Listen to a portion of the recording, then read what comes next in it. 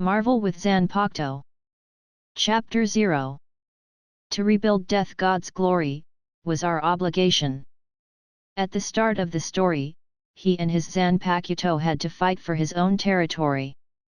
The Lord of Hell, Mephisto? Playing with people's hearts, you might need to learn more from me. Necromancer? Let me test the might of Ryūjin Jakka. Iron Man, Tony Stark? Come, it just happened that I am in need of technical support in the technological development department. Laud, who inherited the will of Soul King, crossed into Marvel World and decided to become the biggest behind-the-scenes manipulator. When Laud ruled the three major organizations of the Wandenreich, Noches, and Seireitei, and looking at the entire universe, he could not help but sigh with emotion. In fact, at the beginning, I just wanted to live. Chapter 1, Shinigami. United States, New York. This metropolis is known as the center of the world. In addition to the bustling streets and the dazzling light, there were also some hidden dark corners. And the Hell's Kitchen located in Manhattan was precisely such a place hidden under the sun, where fish and dragons mixed together. This was a gathering place for countless gangsters and criminals. Even the government and the police were unwilling to or could not manage the areas that were beyond their jurisdiction. The day belonged to justice, the night belonged to evil, and this sentence was the best description of Hell Kitchen. But in the past few days, something strange had happened in the kitchen of Hell, causing these lawless people to be terrified. "Hey, Jack!" a black man said to the black man next to him, "Have you heard? Recently, there seems to be a killer who specializes in picking on gangsters." "Of course, Bob." Jack shrunk his neck and looked around. Then, he lowered his voice and whispered, "My uncle saw with his own eyes the corpses of more than 100 people from Sky Dragon Gang." Hiss! Bob sucked in a breath of cold air and couldn't help but wrap his coat around himself. He shrank his neck and asked, "Really? Don't lie to me. Did your uncle really see it?" "Of course." Jack patted his chest and promised, "My uncle is from the Penguin Gang. At that time, several of them saw it. After my uncle came back, he was so scared that he had nightmares for several nights." Bob's eyes lit up. He immediately became interested and asked, "Tell me, what did your uncle see?" "This. My uncle won't let me tell anyone. If he finds out, he will break my legs." Jack hesitated. "Hey, brother." Bob was a little afraid. He forcefully hugged Jack and said, "I won't tell anyone. Don't worry, I will treat you to a drink tonight. How about it?" "Then. All right." Jack, whose mind was full of bars and young ladies, instantly threw his uncle's warning to the back of his mind and whispered in Bob's ear, "My uncle said that the one who slaughtered the Sky Dragon Gang is not a human, but a monster." "Monster?" Bob was stunned when he heard that. Then, his face turned a little ugly. "I treat you as a brother. Do you take me as a fool? Where did this monster come from? Is your uncle an illusion caused by sucking powder?" "No, I didn't lie to you. There really is a monster," Jack anxiously explained. "Impossible." Bob snorted and pushed Jack away. "You wanted to trick me into drinking, so you deliberately made up a monster." "Jack, I am so disappointed in you." "It's true, Bob." Jack saw that someone didn't believe him and immediately stretched out 3 fingers, swearing with a serious face, "I can swear to God that my uncle has really seen a monster." Bob still did not believe it. He said disdainfully, "Jack, we are no longer a child. I don't believe those ridiculous bedtime stories. Also, tell your uncle to drugless." "Fuck." Jack scolded angrily, "My uncle did not drug any powder. There really is a monster. Is that so?" Bob crossed his arms in front of his chest and said impatiently, "I don't believe it. There can't be monsters in this world. If there really is one, then let it come to me. Do you see my fist? I will beat him until he kneels down and calls me daddy." "Hey!" Bob sighed for a long time, only to find that Jack did not speak. Instead, he looked at him with horror. "Jack, what's wrong with you?" Bob was a little confused, thinking that he should not be so timid. "Bob! You! Behind you!" Jack was full of horror at this moment. His pupils dilated, and his entire body shook like a sieve, as if he had seen something terrifying. "Behind me?" There was a trace of doubt on Bob's face. Then, he slowly turned his head, and his expression gradually froze. What replaced it was fear. What entered Bob's eyes was a terrifying mask that was as white as bone ash and looked like a wild beast. Immediately following that were a pair of dark and empty eyes. They were so dark that it seemed as if they could devour souls. Its body was as tall as 5 or 6 floors. There was a fist-sized circular hole in its chest, and its 2 arms were abnormally thick and huge. It looked like an extremely mutated giant ape. Pu. Bob could even feel the air current that the monster was spewing out from under the mask, as well as a pungent smell of blood. It really was a monster. Jack was not lying. His uncle really saw a monster. Bob's pupils suddenly contracted, and his legs trembled wildly. He almost could not stand steadily. "Human!" Bob only had time to curse when he saw the terrifying monster open its bloody mouth at him. Poochie! Blood splattered everywhere, and blood and flesh were mangled. The white-masked monster's gums squirmed and chewed, and a scene of swallowing a living person appeared on the scene. Poor Bob! The moment it was set up, it was instantly met with retribution. From this, it could be seen that it was best to be honest and not stand casually. "Bob!" Jack's heart trembled and he was so scared that he almost collapsed to the ground. His face was full of fear. After swallowing Bob, the white-masked monster seemed to be unsatisfied. It looked at Jack, who was already scared to death, with its greedy red eyes. "Help!" Under the threat of death, Jack finally gathered his courage and ran out, shouting for help as he ran. "Roar!" The white-masked monster roared and raised his hand to slap him. Whoosh whoosh whoosh! 5 huge fingers swept through the air, suddenly raising a violent gale that surged towards Jack like a huge wave. Ah! Jack's small body was like a leaf in the gale, and in an instant, he was sent flying and then heavily smashed into the wall. Bang! Jack spat out a mouthful of blood. He felt dizzy. His internal organs were about to be shattered. He could not muster any strength. Boom! Boom! Boom! Under the moonlight and the night sky, the huge masked monster looked extremely terrifying.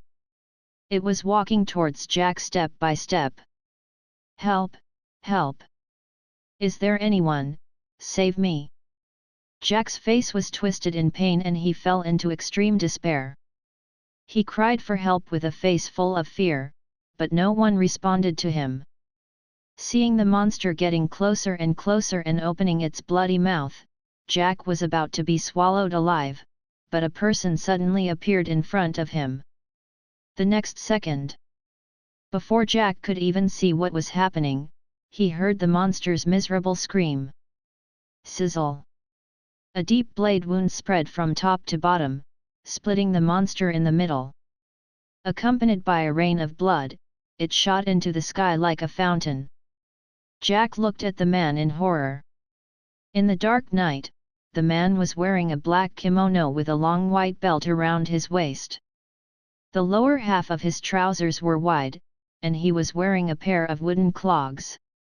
That person had an Asian face, a head of light silver short hair. Under the moonlight, it was slightly reflecting light, making him look a bit sacred. His blue eyes were extremely deep, as if they contained the sea of stars. He had a high nose bridge, thin lips, and his eyebrows were like swords that were slanted to his temples. You? Who are you? Jack's eyes were wide open, his mouth wide open. That white masked monster had actually been killed by this man with a single slash. So strong. He didn't even see the process of this person's attack clearly. You can call me Death God. Under the moonlight, Lord, who was dressed in a black kimono, had a gentle smile on his lips, like a sacred angel. Chapter 2, Akoros, Shinso. Death God. Jack widened his eyes and shrunk towards the corner of the wall in horror. You are the god of death? Are you going to take away my soul? In the traditional culture of America, death god should be dressed in a black robe, holding a huge sickle, and then taking away the soul of the dead, bringing the horrible image of being punished in hell. On the contrary, it was Laud. Light silver hair, deep blue eyes like the sea, and the gentle smile that hung at the corner of his mouth at that moment. No matter how one looked at it, he did not look like a god of death, but more like an angel, apart from having no wings. Laud could not help but laugh. He shook his head and said, "Don't worry, I don't understand that kind of death god, and I won't take your soul." I don't know why. Jack saw Laud's gentle smile, and perhaps he was infected. His fear gradually subsided, and his heart calmed down a little. "Thank you for saving me," Jack said gratefully. If not for this mysterious person, he would probably have become like Bob and become the monster's food. When he thought about how he would be cruelly eaten by that monster just now, Jack felt his legs go soft and his crotch became a little moist. "No need to thank me." Laud put on a gentle smile and said lightly, "Can you still move? If you can, then hurry up and leave this place." Leave. At first, Jack was still a little confused, but he heard a creepy roar. Roar.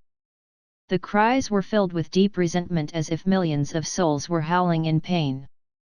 Jack was so scared that he hugged his head and cried, and he could not help but wet his pants. The moonlight was suddenly shrouded in shadows. Jack subconsciously looked up and saw several white masked monsters falling from the sky. Boom boom boom boom. These white masked monsters were about the same size as the ape monster from before. They were almost 3 or 4 stories tall, and the style and shape of the masks were different. 1, 2, 3, a total of 6 hollows. Laud's expression was calm as he said indifferently, "So many have been born at once. It looks like Hell's Kitchen is a good place to breed evil." The dead soul's reluctance to part with the modern world, or other obstacles, after years of suffering, or artificial acceleration, finally transformed into hollow. Coincidentally, the Hell's Kitchen had fulfilled the birth conditions of hollow. What this place lacked the least was the tortured and angered dead soul. Therefore, hollow's birth rate was far higher than in other places. 6 monsters. Jack's heart stopped and his face turned pale. A pool of urine flowed out from his legs. 6. Laud smiled and slowly walked towards the hollow without any fear. "It saves me the trouble of looking for you guys. It can be solved in one go." Clang! Laud slowly pulled out a saber from the scabbard hanging on his waist. But when Jack saw the weapon, he immediately widened his eyes and opened his mouth in surprise. "That is a katana? No. If it were a sword, Wouldn't it be too short? But if it were a dagger, it seemed a bit weird. Although he had seen a katana on TV, Jack had never seen such a short katana that was as long as a dagger. But was this sword really useful? Facing several huge monsters, the man in front of him. Could it be that he was planning to use such a short weapon to kill? No. Impossible. What a ridiculous thing. Jack could not imagine how this man in front of him would use this ridiculous weapon to kill those huge monsters. 1 against 6. Furthermore, he was using a weapon that looked like a toy. No matter how he looked at it, Jack did not think that this man could win. But that man was different. He was clearly at a disadvantage, but he seemed to have victory in his grasp as he confidently walked towards the monsters. Something strange happened. The 6 huge monsters, facing the man, actually showed fear at the same time and took a step back. Yes. They were afraid of that man. I didn't expect that. Lod still had a gentle smile on his face as he walked slowly. You guys are clearly the ones who have the advantage in numbers. With so many hollow, would you still be afraid of me? Yet. They clearly had an overwhelming advantage in numbers, but they clearly felt the great threat of death gradually approaching. 1 step, 3 steps, 10 steps. As the invisible spiritual pressure gradually rose, the young Lod in their eyes became like a tall mountain. The heavy pressure made them almost kneel on the ground. Are you still not going to attack? Lod walked up to the 6 hollows and smiled. If you don't make a move, you might not have a chance. Roar. As if stimulated by death, the 6 hollow eyes turned red, and a tyrannical aura swept all around, emitting a heaven-shaking roar. Kill. Hollow, who had the face of a shark, was the first to rush out. Sharp bone fins flicked out from his arms, and like 2 indestructible divine weapons, they instantly cut through the air and slashed towards Lod's waist. Swoosh! The fin-shaped bone sword slashed horizontally, cutting through the air like water. However, seeing that Lod was still smiling, he calmly tapped his toes lightly on the ground. Dang dash!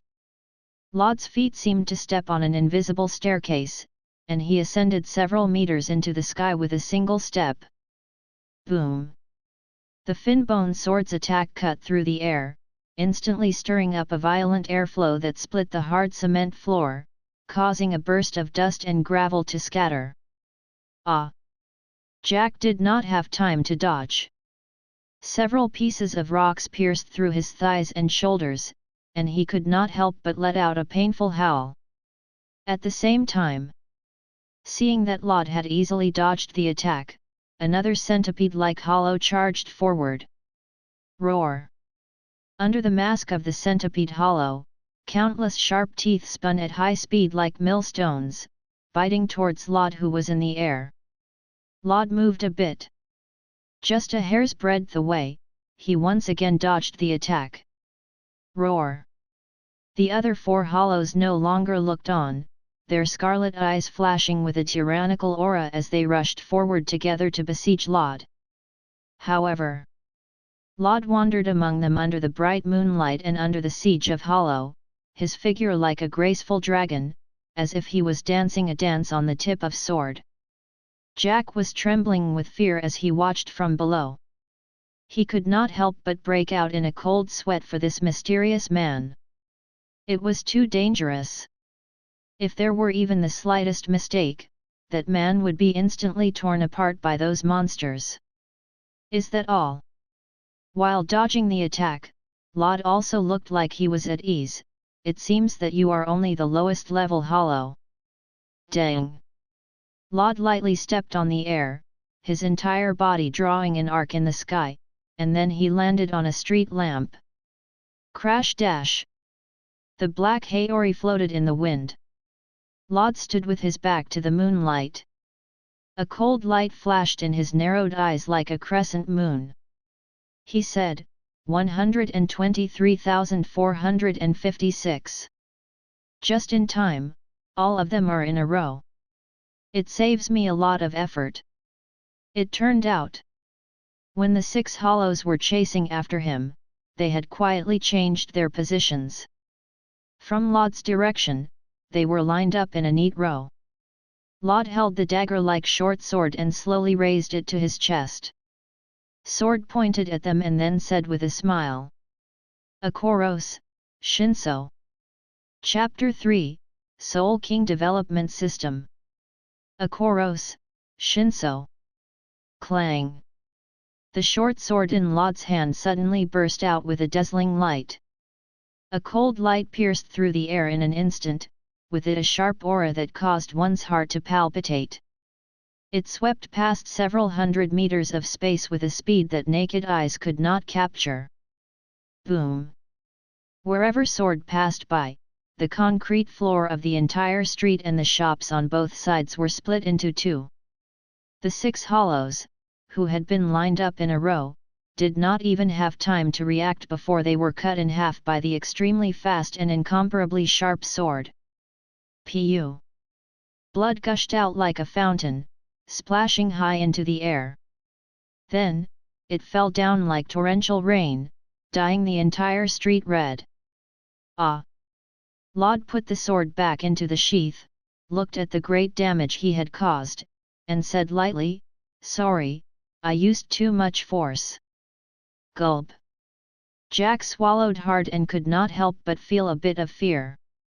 What happened tonight was far beyond his imagination, and it even caused the world view he had created for more than 20 years to collapse. So, there was really a god in this world. When Jack came back to his senses, he found that the mysterious man had disappeared. Just like when he came, he had disappeared without a trace. It's over. Jack lay limply on the ground, his eyes lifeless as he looked at the streets. Queens. In front of an unknown grocery store, Lod suddenly appeared. He pushed open the wooden door and slowly stepped inside. Although this grocery store wasn't big and there weren't many people coming here, it was the best hidden location, and it was the only place he could stay in this strange world. After arriving behind the counter in the store, there was a long bench with a corpse that looked exactly like Lod lying on it. That was his corpse. Lod, who was in Death God's state, was usually unable to be seen by humans, nor could he communicate with society normally. Death God could disguise himself as a human and move about in the modern world as the carrier of the soul. It was an important prop. Who? After entering the remains, Lod stretched and lay on the bench, letting out a sigh of relief. Although it had been more than a year since he transmigrated to Marvel World and became Death God, he was still used to the days when he had a physical body. In the state of soul, Lod could not enjoy delicious food. After all, this was the Marvel World, and there was no Soul Society and Technological Development Department. This Jigai was not made by him, but from his golden finger, Soul King Development System. This system was actually a Bleach mobile game that Lod played in his previous life. After following him to the Marvel World, for some reason, it became a system. The function of this so-called Soul King Development System was actually very simple. There were roughly 3 parts of the lucky draw, the store, and the mission. The first was a lucky draw. As the name implied, there was no need to explain too much. Everyone understood this function, but this system needed a soul. For example, if he found a dead soul and did a soul burial or killed a hollow who had fallen like today, he would obtain souls. Then, according to the quality of their souls, they could be divided into 3 grades, upper, middle, and lower. The second was the store. The system opened a special store every month. It could use the soul to buy some rare items, ZANPAKUTOU, and even the characters in the original work. The third was a mission. The system would issue out some missions from time to time, and it could decide whether or not to accept the mission based on his situation and difficulty. After completing the mission, he would receive a generous reward. For example, his shinso was actually a zanpakuto who had been rewarded to him after completing the mission of Death God Awakening a year ago when he had just transmigrated. Overall, the system was realistic. If you want to become stronger, you can only search for the soul, whether good or evil, just by looking at the quality. The soul was just a form of currency. Lod rubbed his temples and said, 1,000 low-grade souls, I finally have enough.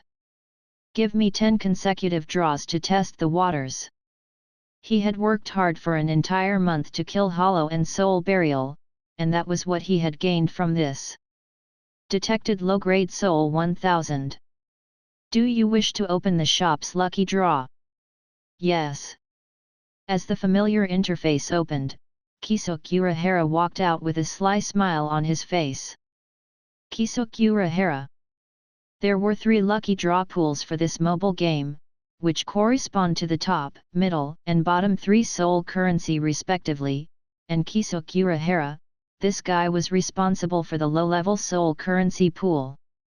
Lod had reason to suspect that the producer of the mobile game had definitely added private goods. Otherwise, why would he choose an uncle? They should choose a beautiful girl. Although he was complaining, Lod was still looking forward to this lucky draw. It was not easy to save up 1,000 souls after several months. Please. Lod put his palms together and closed his eyes to pray, give me something more powerful. Clang! Along with a flash of golden light, 10 transparent cards appeared in Lod's retina. White, low-level spiritual pearl, 5. Blue, White Strike Experience Book 1. Blue, Sword Path Experience Book *1. Purple, Shunpo Skill Book, Void Cicada. Purple, Sword Deo Skill Book, Sword Pressure. White, Shinigami Women's Association 125, Summer Swimsuit Magazine. Purple, Hakuta Skill Book, Single Bone. Gold, Hagyaku, Broken Fragments, 5/10,000. Golden, Urahara's Secret Training Grounds, include Restoration Hot Springs. Gold, Zanpakuto, Senbonzakura, Shikai. 3 gold and 3 purple. Lod's breathing quickened, and his eyes widened. He could not believe that he had drawn it out himself.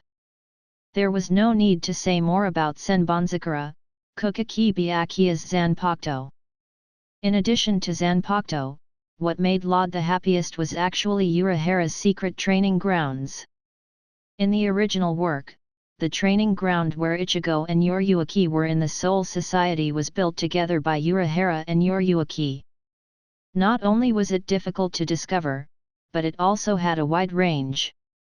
There was also a healing hot spring, which was exactly what Lod needed the most at the moment. As for the Hagyaku fragments, Lod was too lazy to pay attention to it. This thing was rare, but it was too difficult to gather. There were a total of 10,000 fragments. How long would it take to gather them? The other items were also not bad. 3 skill books could make up for the problem of his lack of skills. The worst was the low-level spiritual pearl. With his current strength, the increase in spiritual power would be minimal. Also, Shinigami Women's Association 125, Summer Swimsuit Magazine? Although he was very embarrassed, Lod felt that the magazine was quite good. It recorded all of the Shinigami Women's Association's members in swimsuits. It was simply profitable. This time, he had earned a lot from 10 consecutive draws. Lod said impatiently, "System, check personal information." Host, Lod Carl. Bloodline, Death God. Spiritual Pressure Level 6, 5th Seated Officer, 5,000/50,000. Shikai, Shinso, Senbonzakura. Bankai, unlocked. Zanjutsu level 4, 1,000/5,000 sword pressure. Hakuta level 4, 1,000/5,000 single bone. Ho-ho level 4, 1,000/5,000 cicada shell. Kido, level 4, 1,000/5,000, proficient in Kido below number 40, Bakud number 61, 6 rods prison of light. Hollow transformation, unlocked. Full bring technique, unlocked. Holy text, unlocked. Skills, unlocked. Soul, 0.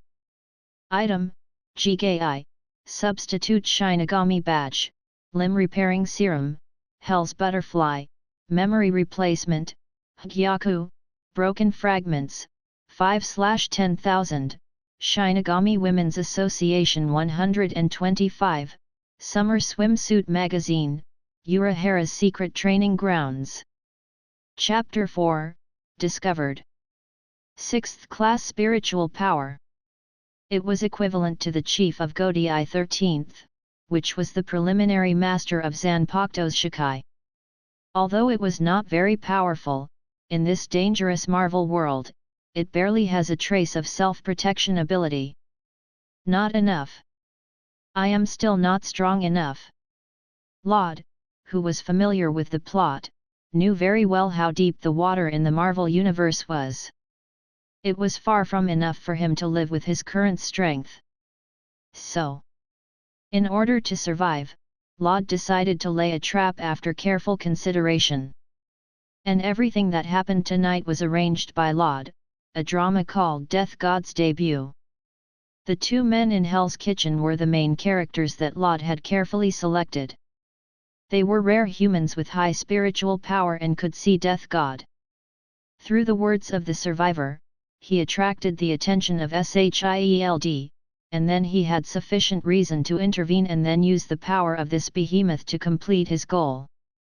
With the personality and control of the soy egg, presumably, it would never allow an inexplicable death god to suddenly appear under the nose. S.H.I.E.L.D. Laud lay on the bench, thinking about what had happened before, and his lips curled into a smile. Let me borrow your strength. In fact, when he first transmigrated, Laud was like the other transmigrators, planning to secretly accumulate strength and wait for the time when his wings were fully developed before appearing in public. However, things went contrary to their wishes.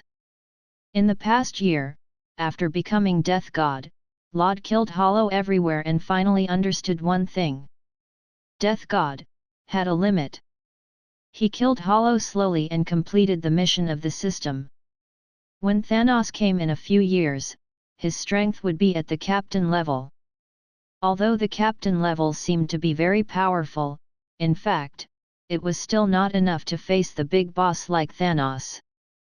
The existence of big boss level absolutely would crush the captain level, so he had to become stronger, or even surpass the boundary of Death God. But time waits for no one. No matter how hard he worked alone, it was impossible for him to reach the big boss level in several years. Therefore, borrowing the strength of others was the best choice for him so far. Apart from that, there was also another reason. In fact, there was another important reason.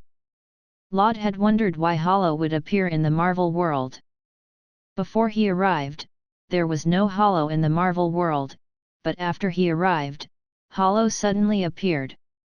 It was very strange, wasn't it? He was clearly in the Marvel, and the ownership of the soul after death is controlled by one of the 5 great gods of creation, death. Then why did these Hollow appear?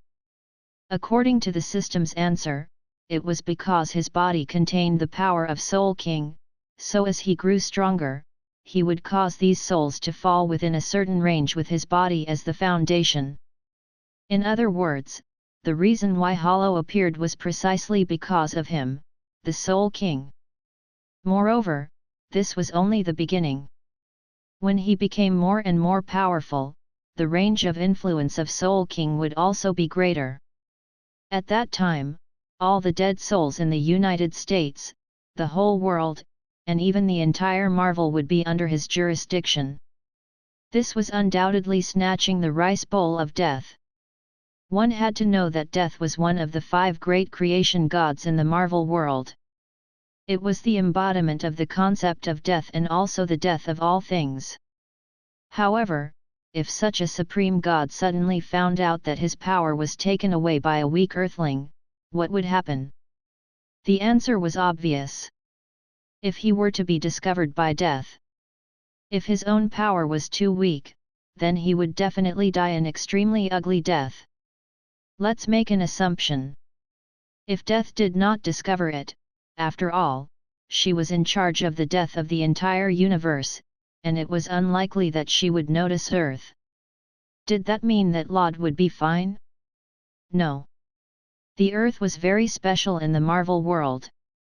Even if death did not pay attention to this place, there was still a very terrifying enemy in front of Lod. Hell. One of them was the Lord of Hell, Mephisto, who could also take charge of the dead souls on the earth, and Lod, who was Death God, had the authority to oppose him. In other words, regardless of whether he was willing or not, as long as he's still a Death God, he had to face the Lord of Hell, Mephisto, and death. Perhaps this was the so-called, if one wanted to wear a crown, one must carry the weight. Lod, who had inherited the Soul King, was not their match in the first place.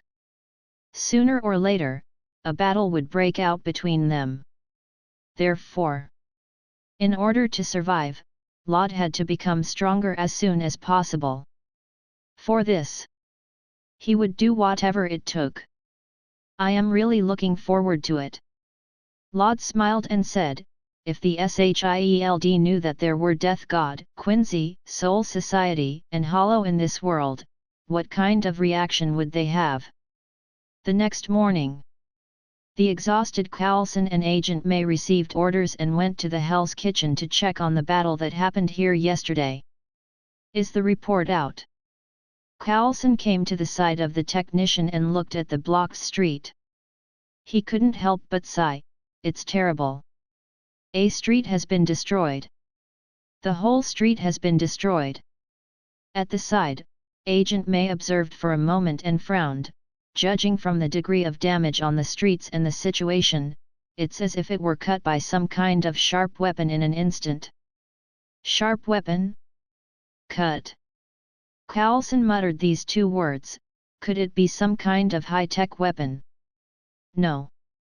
A technician came over and said, from the situation at the scene, there is no high-level energy residue. In other words, it is not caused by high-tech weapons. It's strange. Coulson bent down and carefully looked at the damage on the street. He asked doubtfully, these cuts are very smooth. It's like, they were cut by a sword. Sword? May laughed. Don't joke around. This street is more than 180 meters long. What sword could be this long? Woo. Coulson was silent, his eyes flashing with inexplicable light. Don't come to a conclusion too early. May, you have to know this abnormal situation. It is not the first time we have seen it. May did not object to this. Another technician said, by the way, we checked the surveillance and found that there was another survivor here last night. Oh. Coulson raised his eyebrows and said in surprise, there are survivors? Great, maybe we can get something out of him. I hope so. May shrugged and said, however, I don't have much hope for this. After all, such survivors are usually useless. In a sealed interrogation room, Jack, who was still in the hospital, was taken away by a group of men in black who claimed to be from the FBI. Then, they came all the way here. Who are you? Jack was tied to a chair and shouted in a panic, "Where is this place? Why are you arresting me? Let me out." "Good morning, Mr. Jack." Carlson was wearing a suit. He slowly sat opposite Jack and said, "I have a few questions that I need to ask. I hope you can cooperate well." "Who are you?" Jack struggled and shouted angrily, "Let me out. This is illegal." Carlson crossed his arms in front of his chest and smiled, "Mr. Jack, please don't panic. We are the FBI. We only brought you here to ask a few questions." "Fuck." Jack cursed, "So what if it's the FBI? I won't answer you. I want to sue you for illegal detention." "Please do as you please." Carlson calmly picked up a piece of material and scanned it. Jack Morse, male, 22 years old. He is an outer member of the Penguin Gang. He was in prison for 3 months because of a fight. After he came out, he participated in activities such as selling degrade goods and kidnapping people. Am I right? You. Jack was shocked, speechless. Carlson put down the materials and said lightly, "According to these charges, Mr. Jack, you will be sentenced. But if you are willing to cooperate, I can pretend that nothing happened and let you go." "Really? Really?" Jack subconsciously swallowed his saliva. "Really? Let's go." Carlson crossed his arms in front of his chest and said calmly, "After all, there are too many hooligans like you. Capturing you is not within the jurisdiction of the FBI. Of course, the premise is that you are willing to cooperate with us." "I will cooperate. I will cooperate." Jack stopped struggling and said with a pale face, "What do you want to ask?" "I can tell you." "Very good. Mr. Jack." Carlson smiled, "Trust is the foundation of cooperation between us. It seems that you already understand. Then, please tell me what happened last night." "Last night?" A trace of fear flashed through Jack's eyes, and he subconsciously trembled. "Last night. I saw Death God." Carlson, who came out of the interrogation room, had an extremely serious expression. He passed through numerous checkpoints and arrived at the highest level of the SHIELD. "Director." Carlson came to the director's office and said seriously, "I have something very important to report to you." "Again?" Nick Fury, the director of the SHIELD, turned his chair and rubbed his temples with his fingers.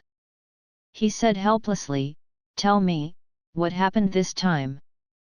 "Last night, a battle happened in Hell's Kitchen in Manhattan and destroyed one of the streets.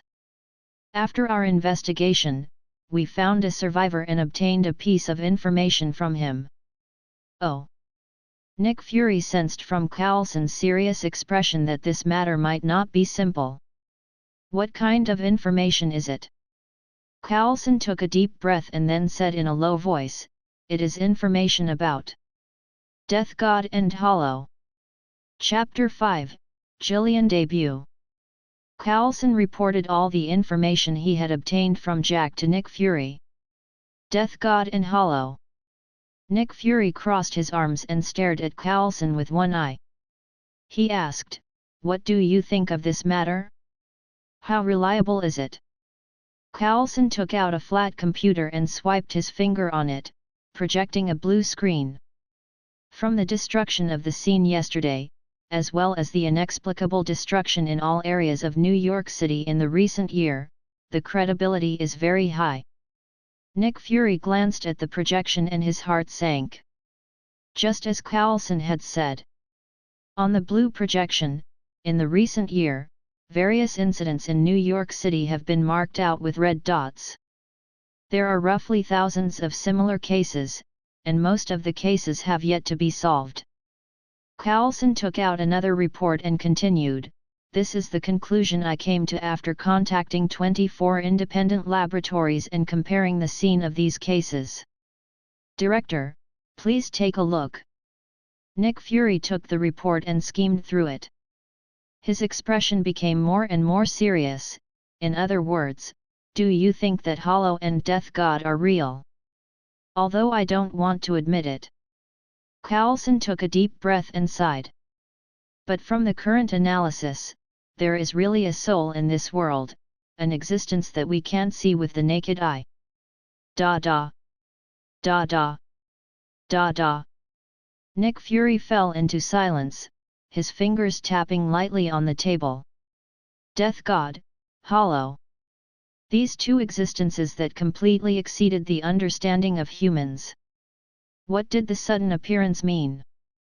Nick Fury, who had been in a high position for a long time and was in charge of SHIELD and knew most of the secrets in the world, felt deeply uneasy when faced with this situation that was beyond his control. After a long time, Nick Fury stopped tapping and his eyes revealed a solemn look. From today onwards, lock down the matter regarding Death God and set up the files. Your rank is top secret. Your authority has been raised to level 8 and you are in charge of investigating this matter. Level 8 agent? Carlson was slightly shocked. There were no more than 10 agents of this level in the entire SHIELD. Level 8 agent needed to be extremely loyal. Moreover, he had worked for SHIELD for more than 10 years. During this period, there was no bad record. Moreover, every one of them was almost at the level of an elder. Moreover, once he reached level 8 agent, he could already start to touch upon some internal top secret information. Okay. Carlson pressed down the surprise in his heart and answered briefly. There is still a little. Nick Fury continued, this matter must be carried out in the dark. Do not leak it out. Report to me directly if anything happens. Yes. Carlson nodded and turned to leave. After Carlson left, Nick Fury lay on the chair and picked up another report on the table. He sighed, is it Italy? What a troubled time. Report, top secret. Agent could not read it unless it was a level 9. The contents of the investigation were located in Rome, Christ's Holy Mother Cathedral. The famous sculpture building, the Mouth of Truth. Within it, an underground hole was found. It was about the size of a football field. There was a sculpture in the center. The carbon element test was born about 100,000 years ago. Description: this sculpture is shaped like a pillar. It is about 5 meters wide and 10 meters tall. There are ancient patterns drawn on it as well as 3 unknown humanoid creatures. They have the special ability to absorb blood. The reason has yet to be found out. In reality, the words that came out of the FBI, not a single one of them was true. Not only was Jack not released, but he was even coerced by Carlson to participate in this mission. Of course, Carlson promised Jack that once he completed the mission, not only would he be exempted from his previous criminal record, but he would also be able to arrange a decent job and a generous reward for him. Although the method was simple, it was never outdated. No one could refuse freedom, just like no one could refuse a bathtub that could massage. Jack naturally agreed. Out of the many cases regarding Death God, Jack was the only witness, and he could see the existence of Hollow and Death God.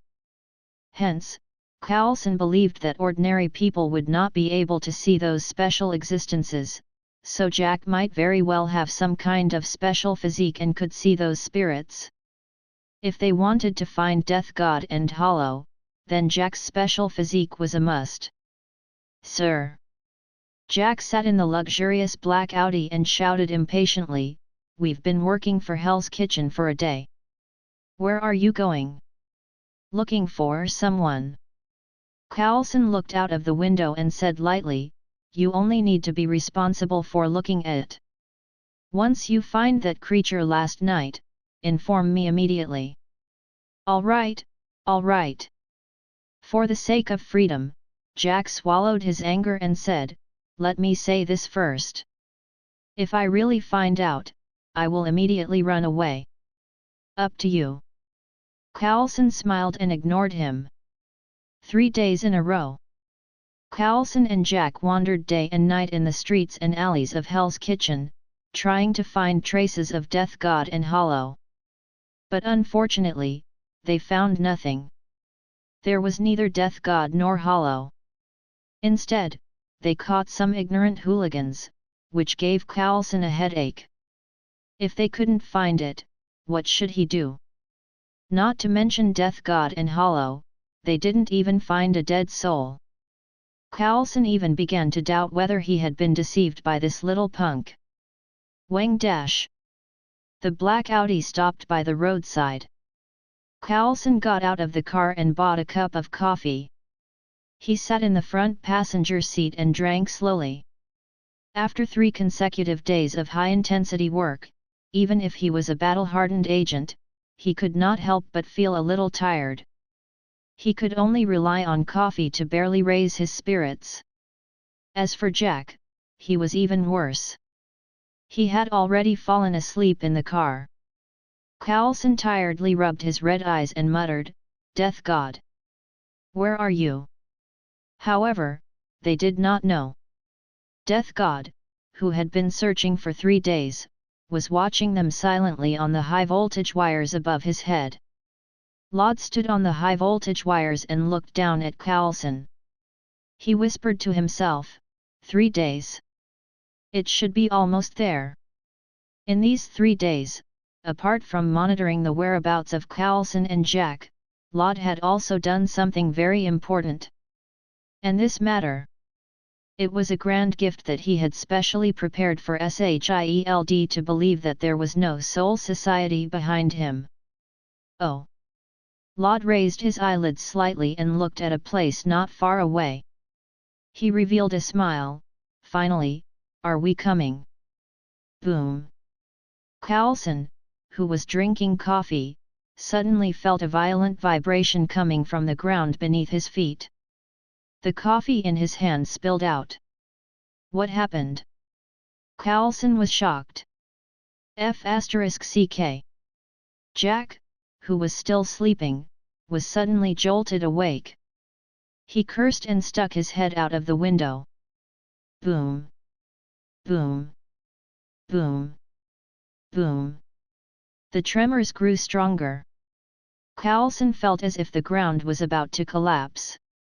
200 to 300 meters in front of them, huge footprints appeared on the asphalt road that was continuously collapsing. Monster! It's a monster! Jack's pupils shrank in an instant. He tore his throat and screamed hysterically. Monster? Coulson's heart trembled. He followed Jack's gaze but did not see anything. Then, Coulson seemed to have thought of something. He quickly grabbed Jack by the collar and shouted, Tell me, is that it? Yes, yes, yes. Jack was so scared that he was out of his mind. He stuttered subconsciously, It's coming. It's too big. It's even taller than a building. Buzz. Coulson's heart twitched. A chill ran from his feet to his head. It was actually a hollow that was taller than a building. From Jack's perspective, it was 100 meters tall, with a black and slender body, a white mask with a long nose, and 2 scarlet pupils. Big Hollow, Jillian. A high-quality hollow that could only be born after devouring over 100 of its kind. This huge Jillianan was a prop that Lod had specially picked out for today's appearance after careful selection. Chapter 6, Novice Village's Chief. Big Hollow, Jillian. A high-level hollow that could only be born after swallowing hundreds of his own kind. In addition to its huge body size and the powerful spiritual power that was equivalent to Death God in middle level, seated officer, it could also use a special technique, Zero. This was a type of laser flash that concentrated spiritual power to a high degree. Its explosive power was enough to instantly flatten a street, comparable to a cruise-type missile. Generally speaking, if one wanted to deal with Hollow, who was at the level of Jillian, at the very least, it would have to be the lieutenant of the 13th Division. But this Jillian was different. In order to ensure the success of the first debut, Laud deliberately restricted the strength of this hollow during the fusion process. In other words, the strength of this big hollow was not even comparable to some lower-level hollow. It was just an empty shell. However, although it had already been restricted, it was still a high-level hollow after all. It was almost impossible to defeat it with just the current human. It was just the beginning. The powerful spiritual power, as well as the terrifying pressure, came like landslides and tsunamis, setting off rolling waves of air. The asphalt road seemed to be lifted up by an invisible big hand. In the air, it was torn apart by the violent wind and turned into broken stones. Bang bang bang! The high-rise buildings on both sides of the street were shattered, the electric poles and high-pressure wires on the side of the road were cut off by spiritual power in an instant. Even the experienced old agent, Carlson, could not help but feel fear in his heart when facing such an invisible unknown existence. He even had the thought of retreating. This is Hollow. The hairs on Carlson's body stood on end. He felt that every nerve in his brain was screaming at him hysterically. Although it could not be seen with the naked eye, the fear that came from the depths of his soul, as well as the shouting of his cells and nerves, all told Carlson the horror of that monster. Jack screamed in horror and tried to escape, but Carlson grabbed him and pressed him on the passenger seat. "Don't move!" Carlson held Jack down with one hand and started the car with the other. He shouted, "I can't see it. You will be my eyes and tell me where it is." The more dangerous the situation was, the calmer Carlson's mind became. Jack could not die. The only person he could see Hollow was the key to resolving this matter, so nothing must happen to him. "Sit tight!" Carlson roared, and then stepped heavily on the accelerator. Boom! The black Audi with its four wheels rubbing against the ground, and the whole car suddenly turned around and rushed out. Fuck dash dash! The huge reaction force caused Jack to hit the windproof glass, almost causing his nose to be flattened. "Is it still there?" Carlson shouted. "Yes." Jack looked back and shouted in fear, It is right above our heads." "What?" Before Carlson could react, he felt the world spin and the whole car was overturned by a huge force.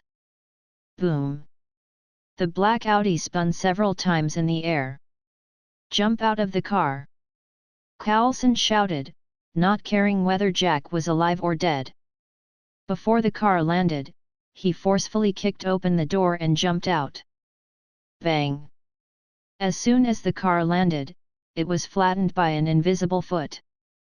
The whole body of the car was twisted and deformed, as thin as a piece of paper. Hiss!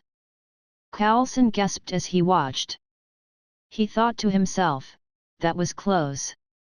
If not for my quick reaction just now, I'm afraid I would have turned into a lump of meat by now. But in the next second, when he saw the blood flowing out of the car, the joyful expression on Carlson's face froze instantly. Jack was dead. However, when he thought about it carefully, even a well-trained agent like him had only managed to escape in the nick of time, let alone Jack, who was just an ordinary person. "It's over." Carlson suddenly felt cold all over and his face turned green. Without Jack's help, he was now like a blind man. Not to mention completing the mission, even surviving seemed like an extravagant hope. Boom! The ground shook violently, and there were 2 huge footprints on the cement road. They were less than 10 meters away from Carlson. It's coming! Carlson bit the tip of his tongue and forced himself to wake up. He took out his pistol and aimed at the direction of the footprints, firing several shots in a row. Bang! Bang! Bang! Bang! Bang! Bang! Bang! Bang! Bang! Bang! It wasn't until the clip was finished that Carlson gasped for breath and stared straight ahead. Is it dead? Seeing that there was no movement for a long time, Carlson felt a little relieved. Just as he was about to put away his pistol and check it out, he suddenly felt his body tighten. In the next second, 5 transparent finger marks suddenly appeared on Carlson's body. It was as if an invisible palm was holding his entire body in the palm of his hand. Bang dash! A terrifying power suddenly surged from all directions and continuously squeezed towards the center, causing the bones and muscles in Carlson's entire body to emit a horrifying shattering sound. Ah! All the bones and muscles in his body were being squeezed, causing Carlson's face to be extremely distorted, and he couldn't help but howl in pain. Roar! Big Hollow Jian let out a sharp scream, and under his white long nose mask, his eyes that were filled with violence flashed with red light. Ah! Carlson screamed in pain. Blood oozed out from all parts of his body, making him look like he was bleeding from his 7 orifices. Carlson, who was in extreme pain, was in a daze. However, he felt as if his eyes had lit up.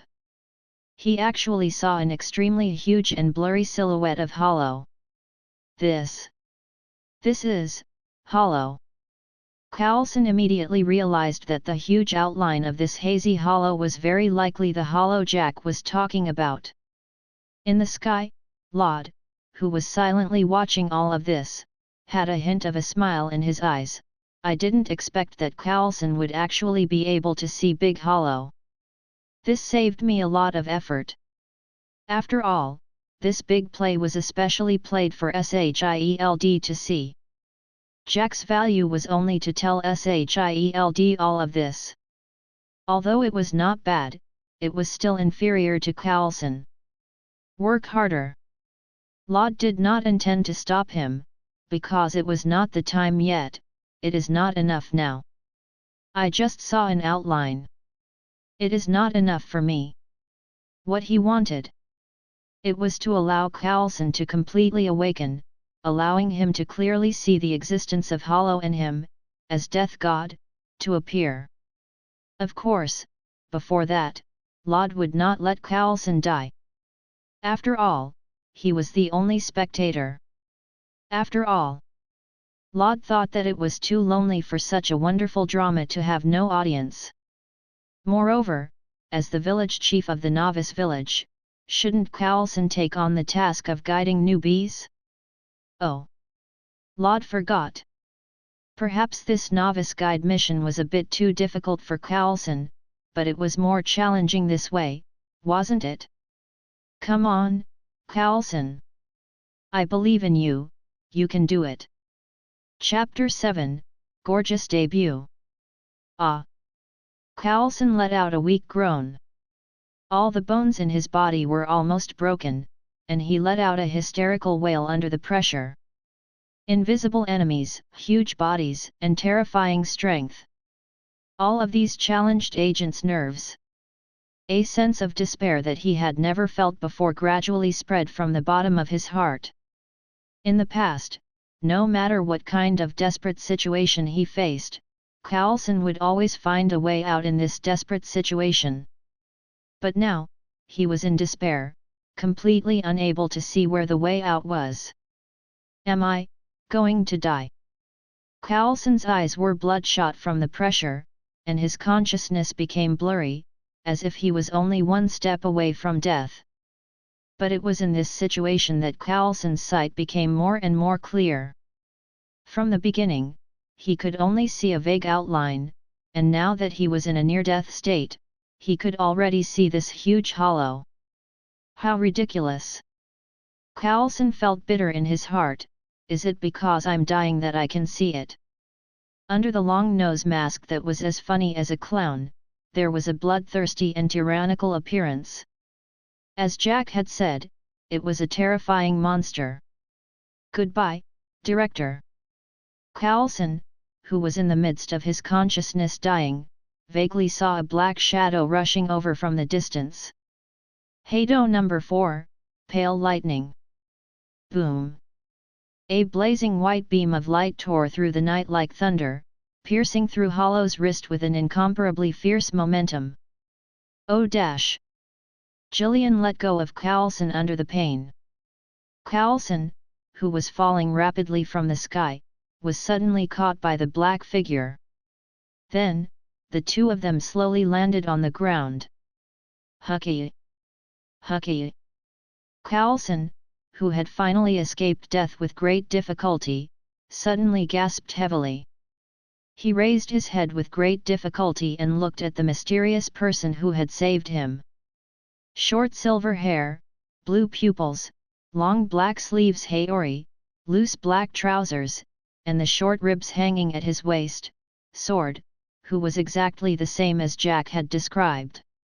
Tay! Death God! Coulson was shocked. You! Are you Death God? Hey! Laud raised his eyebrows and pretended to ask, You actually know of Death God's existence? He was indeed Death God. Hearing Laud admit it, Coulson was shocked again and hurriedly said, I learned it from Jack. It was the man you saved that day. We have been looking for you. Looking for me? Laud continued to act, You should be humans. Why are you looking for me, Death God? Coulson coughed a few mouthfuls of blood, and then Hollow said weakly, We have a lot of things to ask you, such as Hollow and Death God, or how long you have been here. Roar! A loud roar interrupted the two. An apologetic look appeared on Laud's face.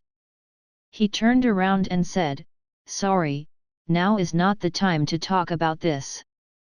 Let me kill this Big Hollow first. Big Hollow! Hearing this, Coulson was stunned. Then, he looked at the huge monster and thought to himself, This is indeed a Big Hollow. Roar! The moment Big Hollow saw Laud, it was as if he had seen an enemy, and he erupted with crazy, bloodthirsty killing intent. The hundreds of fellow clansmen that it had devoured, and the countless fragments of vengeful souls, there was still a deep hatred for this man. It was him. It was this man who imprisoned them, who were still humans, in a deep underground cave, forcing their souls to mutate and eventually degenerate into Hollow. Kill you.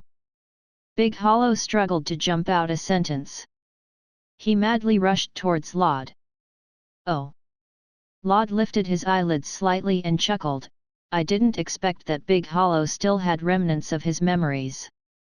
It seems that it hasn't completely fallen yet. Kill you. Swoosh! Big Hollow raised a large, slender, pale hand, and 5 sharp nails suddenly slashed across, causing ripples in the air. Be careful. Dodge! Coulson's heart tightened. Seeing that Laud was still in place, he was so scared that he loudly reminded him to dodge. Don't worry about it. Laud was still calm. Under Coulson's frightened gaze, he slowly raised his right hand, It's just that this level is not enough to make me move. Bakuto number 61, 6 rods prison of light. The moment his voice fell, 6 rays of light appeared and shot out like 6 stars, locking the hollow. This scene caused Coulson's eyes to widen, and his jaw almost hit the ground. He said in shock, "What is this? Magic? Witchcraft? Or qigong?" "No." Laud put down his hand and explained, "This is Kido, only a part of the high-level curse technique that Death God can use." Coulson was stunned. "Kido? High-level curse technique?" Roar. Hollow was bound by 6 rods prison of light. No matter how much he struggled, he could not move. He could only let out an incompetent roar. The scarlet light in his eyes became more and more intense. Buzz. Hollow opened his mouth under the mask. Rays of dazzling red light gathered in front of his mouth, accompanied by terrifying energy fluctuations. F***CK. When Coulson saw this familiar scene, his heart immediately twitched. This can't be an energy weapon, right? Zero. Seeing the gathering red light, Laud was slightly shocked. "You actually learned this technique?" He didn't expect this low-level fusion monster to actually learn it. "But it's fine." Laud sneered and said, "Just in time, let's test the waters." "Yeah, Lord." Mask of flesh and bone, flutter of wings, yea who bears the name of man. Truth and temperance, upon this sinless wall of dreams unleash but slightly the wrath of your claws. Heido number 33, Pale Fire Crash. Roar. The completely chanted had completed, spiritual power rushed out from the palm of Laud's hand, a blue dragon roared and rushed out. The two finished storing up power at the same time. The two attacks collided, erupting with a deafening explosion. Rumble. The street collapsed in an instant, and the visible wind howled. Huge rocks and debris of buildings were thrown high into the air. Was this the battle between Death God and Hollow? Coulson looked at the ruins in front of him, as if he had been bombarded by cruise missiles. His heart could not help but be full of seriousness. As expected of Zero. In the smoke and dust, Laud stepped on the air of Hollow. His figure was a little embarrassed, and his face showed a touch of helplessness, not easy to defeat at Kido under 40. However, this was also expected. After all, he was only a 6th rank spiritual power, which was equivalent to the last rank officer. After he reaches captain level power, he could even kill this kind of big Hollow just by relying on spiritual pressure. Roar. Big Hollow roared, and the visible spiritual power current boiled, causing the surrounding space to shake, forcibly breaking 6 rods prison of light's shackles. Was. Laud lowered his eyes. The commotion just now was big enough. Your mission has been completed. Now, you can die in peace. The short ribs on his waist were unsheathed, and the silver sword blade reflected a penetrating cold light under the moonlight. A Koros, Shinso. A silver light suddenly flashed. Accompanied by the incomparably sharp sword, it streaked several times at the speed of sound, and Hollow's roar stopped abruptly. Clang! Laud put the sword back into the sheath. A huge head broke and fell heavily to the ground. Jillian died. Chapter 8, Restrain. With just a sword, he had instantly killed a terrifying monster that was over 100 meters tall and possessed the destructive power of a cruise missile. Coulson was horrified. Death God. It was an individual creature that was far more terrifying than Hollow. It was even more difficult to deal with than the humans with special abilities he had encountered before. Powerful individual strength, unknown magic methods, and soul. From that angle, it seemed that this death god in front of him was not an existence that Seireitei could currently control. For a moment, Coulson fell into silence. He didn't know what kind of attitude he should use to represent Seireitei and the human race to face such an unknown and terrifying existence. As a professional agent of Seireitei, Carlson deeply understood one thing. If there was no limit to the power, it would inevitably lead to a great disaster. The world was chaotic, it had two sides, justice and evil opposing each other, but neither was indispensable. Absolute justice was not advisable, and neither was absolute evil. They felt that Seireitei's existence was responsible for mediating between the two. Just like those superheroes who had their own old enemies and supervillains, Seireitei eliminate evil. They only hoped to stabilize the balance between the two. But now, the balance was broken. The sudden appearance of Death God, a term that they had never heard of, broke the balance of the world. Just as Lod was about to turn around and leave, he was stopped by Carlson, who was behind him. "Wait, this Mr. Death God." Carlson endured the pain all over his body and struggled to get up from the ground. "My name is Philip Carlson. I am agent from the Strategic Homeland Intervention, Enforcement and Logistics Division. On behalf of the United States and mankind, I express my sincere gratitude to you for eliminating this monster." This string of English words stunned Lod for a few seconds, and then he said with a strange face, "You said you are, what is this? You can also call it Seireitei, Mr. Death God." Carlson showed a look of indifference. After all, Seireitei's full name was the same as Da Vinci's. Carlson had never seen someone who could completely remember the name of their organization. "All right, Seireitei." Lod nodded slightly. Then, he smiled warmly and said, "You don't have to thank me. Why are you looking for me?" Seeing that the other party was so easy to talk to and seemed to be very friendly, Carlson immediately let out a sigh of relief. After thinking about it for a while, he said, "It's like this, Mr. Death God. Our Seireitei has always been dedicated to protecting humans, eliminating all dangers and abnormal situations. Therefore, we want to ask you a few questions about the large monsters just now. Do you think it's okay?" "I refuse." Lod looked indifferent and smiled slightly. "It doesn't matter if it's Seireitei or human. What does it have to do with me? You guard the living, we guard the dead. That's all." Carlson choked for a moment. As Death God had said, one was protecting the living, and the other was protecting the dead. There was no need to contact between the two, so why should the other answer his question? But this was not the result that Fury wanted, nor was it the result he wanted. Carlson continued, "I don't think so, Mr. Death God." "Oh." Lod raised his eyebrows, and a trace of impatience flashed through his blue eyes. "Then what do you think should be done?" "Shit." Carlson saw very clearly that this Death God was clearly impatient. However, due to his duties, Carlson had no choice but to bite the bullet and say, "Forgive me for being blunt, Mr. Death God. You just said that there is no connection between us, but the monster that appeared today has obviously threatened us. This..." Lod hesitated slightly, a hint of helplessness and anger appearing on his face.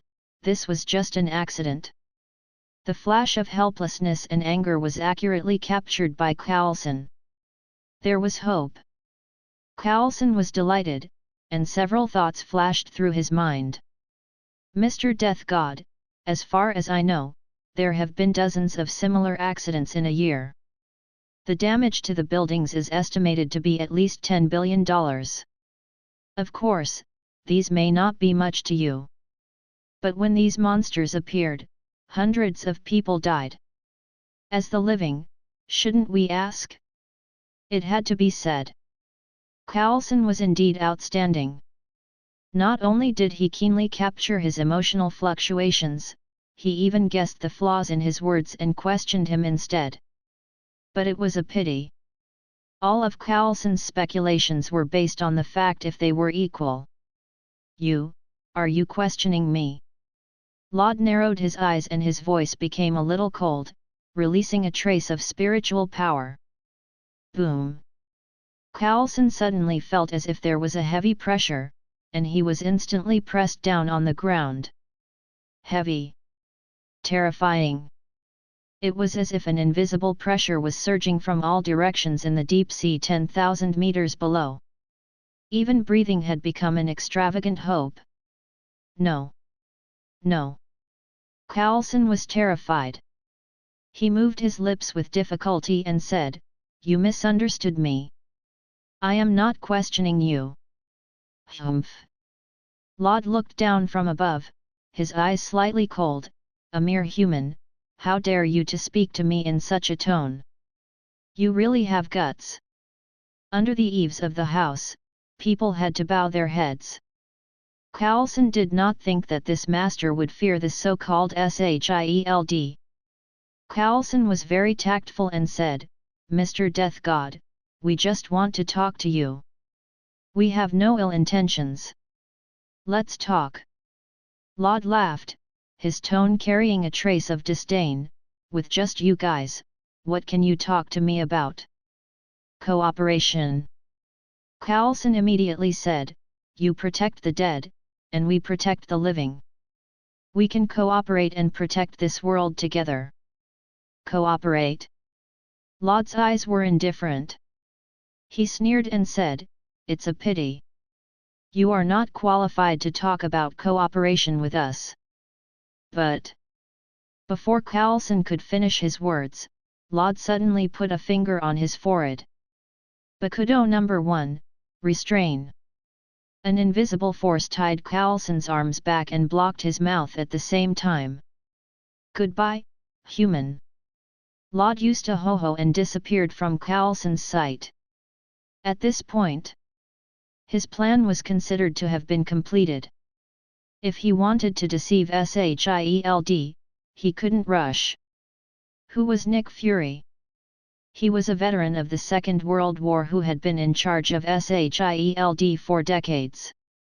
He was meticulous and suspicious. He was extremely tough and had participated in most secret plans. Someone once commented that no one could guess what was going on in the brain of this soy egg. No one knew who he trusted. No one even knew if the person standing in front of them was really Nick Fury. In the face of such a cunning person, Laud had to be careful and not give himself away. So, if he wanted that suspicious soy egg to believe that there were really Death God and Soul Society in the world, then his attitude and arrogance could not be too low. He had to show the mystery of an ancient organization that had been passed down for thousands of years, as well as the powerful and terrifying strength. Humans were like this. The harder it was to obtain something, the more they would treasure it. Things were like this, and so were humans. Chapter 9, Despair. Shield Headquarters.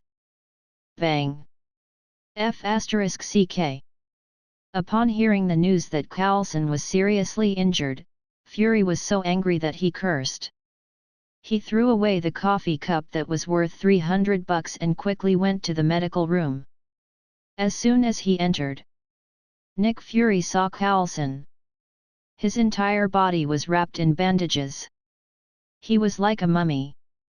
Only his eyes were exposed, and he lay motionless on the bed. "How are you?" Seeing that Coulson was still alive, Nick Fury breathed a sigh of relief. Although he was the director of Shield, he had the Security Council above him, and there were spies planted by others. There were not many people who could be called confidants. And Coulson happened to be one of them. If he lost because of this mission, Fury would be distressed to death. "Don't worry, Director." Coulson moved his eyes and said in a hoarse voice, "I'm fine. I just broke some bones, but the mission failed." "Some bones?" Nick Fury looked serious and comforted. "It doesn't matter if you fail the mission. It's good that you live. You still have a chance in the future." Although Coulson said it casually, the truth was that the situation was much more complicated. On the way to the medical room, Fury had seen the medical report about Coulson. It could be said to be shocking. All the bones and muscles in the body were squeezed by external forces, causing more than 50 of the bones to break. There were even several ribs puncturing his organs, causing serious damage. Logically speaking, with such a serious injury, it was impossible for Coulson to survive. If he persisted until the rescue personnel arrived, he would die from the bleeding of his internal organs. However, the strange thing was that Coulson was still alive. It was as if there was a magical force protecting Coulson's damaged internal organs, and it was repairing his injured organization at an extremely slow speed, allowing him to persist until the rescue personnel arrived. A miracle. With the current human scientific and technological methods, this could only be called a miracle. Nick Fury guessed that the reason why Coulson was not dead might be related to the mysterious death god. Rest well. I will leave the task to someone else. Nick Fury comforted Coulson and returned to his office. Although Coulson was seriously injured, he still submitted a report. There was a detailed description of this matter and a part of speculation about Death God. Nick Fury picked up the report and carefully browsed through it. Level, Top Secret, Level 8. Code, Death God. Sex, Male. Age, 25 to 30. Appearance, short silver hair, blue pupils, East Asian, attached to a person like a picture. Character, gentle on the surface, very arrogant on the inside, and has disdain and contempt for humans. Special ability, by chanting a specific syllable, release some magic ability called Keto. Currently known to 3 types.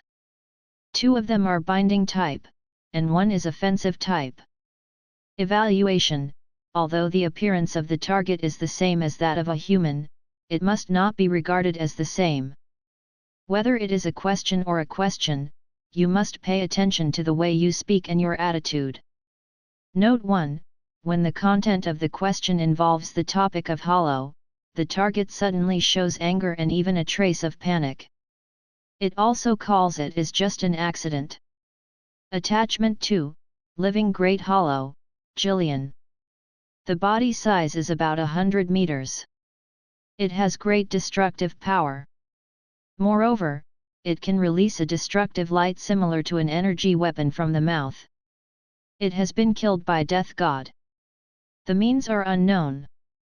It had to be said that Coulson could become the confidant of Furyui.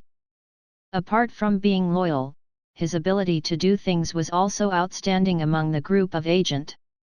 Just the content of this report was enough to prove 1 or 2 things. Nick Fury put down the report. After pondering for a moment, he picked up the phone beside him. Inform Natasha to come back as soon as possible. I have a very important task for her. Urahara's shop. This store finally had a name. It was personally mentioned by Laud 3 days ago.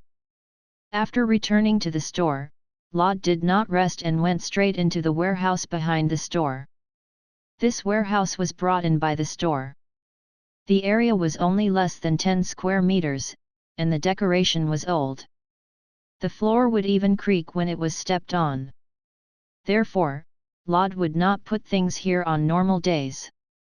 Walking to the center of the room, Laud squatted down and lifted up a new floor. It was an extremely deep hole. Laud did not hesitate and directly jumped down from the hole. After dozens of seconds of falling, Laud was suddenly enlightened and came to a huge empty environment. There were high and low mountain rocks, thick green vegetation, and a hot spring.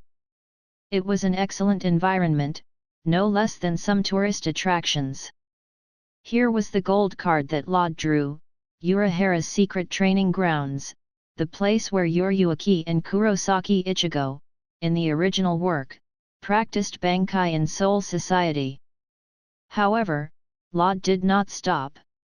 Instead, he went straight to a direction, ho. He arrived in front of a huge cave. This cave was located on the ground. It was about 5 meters in diameter. It went straight down for nearly 100 meters. The surrounding rock walls were extremely smooth. There were no protrusions or tools for climbing. Ah! Help! No! Don't! Standing outside the cave, one could vaguely hear someone screaming for help from below. Laud jumped down from the top of the cave and arrived at the bottom of the cave. The light in the deepest cave had almost completely disappeared. There was only the purest darkness and no sound. In this special secluded environment, it was enough to drive a person crazy. Although the environment here was very dark, Laud, who was already death god, was completely unaffected by this. A blonde youth with tied limbs was lying on the ground like a corpse. What was worth noting was that on the chest of the blonde youth, there was an extended chain, and the front end of the chain was cut off. It was a causality chain. When a person was alive, the chain would connect the soul and the body. After a person died, the chain would disappear. But if the causality chain was forcibly cut off by an external force, the soul would be eroded by the chain. In the end, there were only two endings left for the soul. Or, become death god. Or, become hollow. Save! Save me! The moment the blonde youth saw Laud, his eyes revealed a wisp of resentment, but then it turned into indescribable fear. This man was called Morrison, the boss of the dragon gang who was destroyed by Laud. When he was alive, he had committed all sorts of crimes. Just like the other members of the dragon gang, his soul was forcefully dragged out by Laud. After the karma chain in front of his chest was cut off, he was locked under this cave called the Abyss of Despair. The soul that was in the Abyss of Despair gradually became hollow as time passed. The previous hollow was born in the Abyss of Despair. After hundreds of spirits fell, they killed each other and devoured each other. I beg you! Morrison cried and knelt on the ground, begging Laud, I don't want to become that kind of monster. I beg you to save me. But it was a pity. Although Laud had pity, he would not abuse it on this kind of person. In any case, it was a waste for this kind of person to live. It was better to contribute to him after death. People were born with a certain value. In Laud's eyes, the value of these scum was to become his test subject. Chapter 10, Scatter, Senbonzakura. Don't worry. Laud smiled. Soon, you will become like them. As soon as he finished his words, Morrison suddenly froze. He lowered his head and looked at the karma chain in front of his chest. The chains were wriggling. The chains that should have been dead seemed to have life at this moment. Catchy catchy catchy. The chain seemed to suddenly come alive, giving birth to countless small mouths full of sharp teeth, greedily and crazily gnawing at the chain, making a sound that made one's teeth ache. The last erosion. It came more violently than ever before. Ah! Don't! Stop! Stop right now! Morrison's expression became extremely terrified as he screamed hysterically.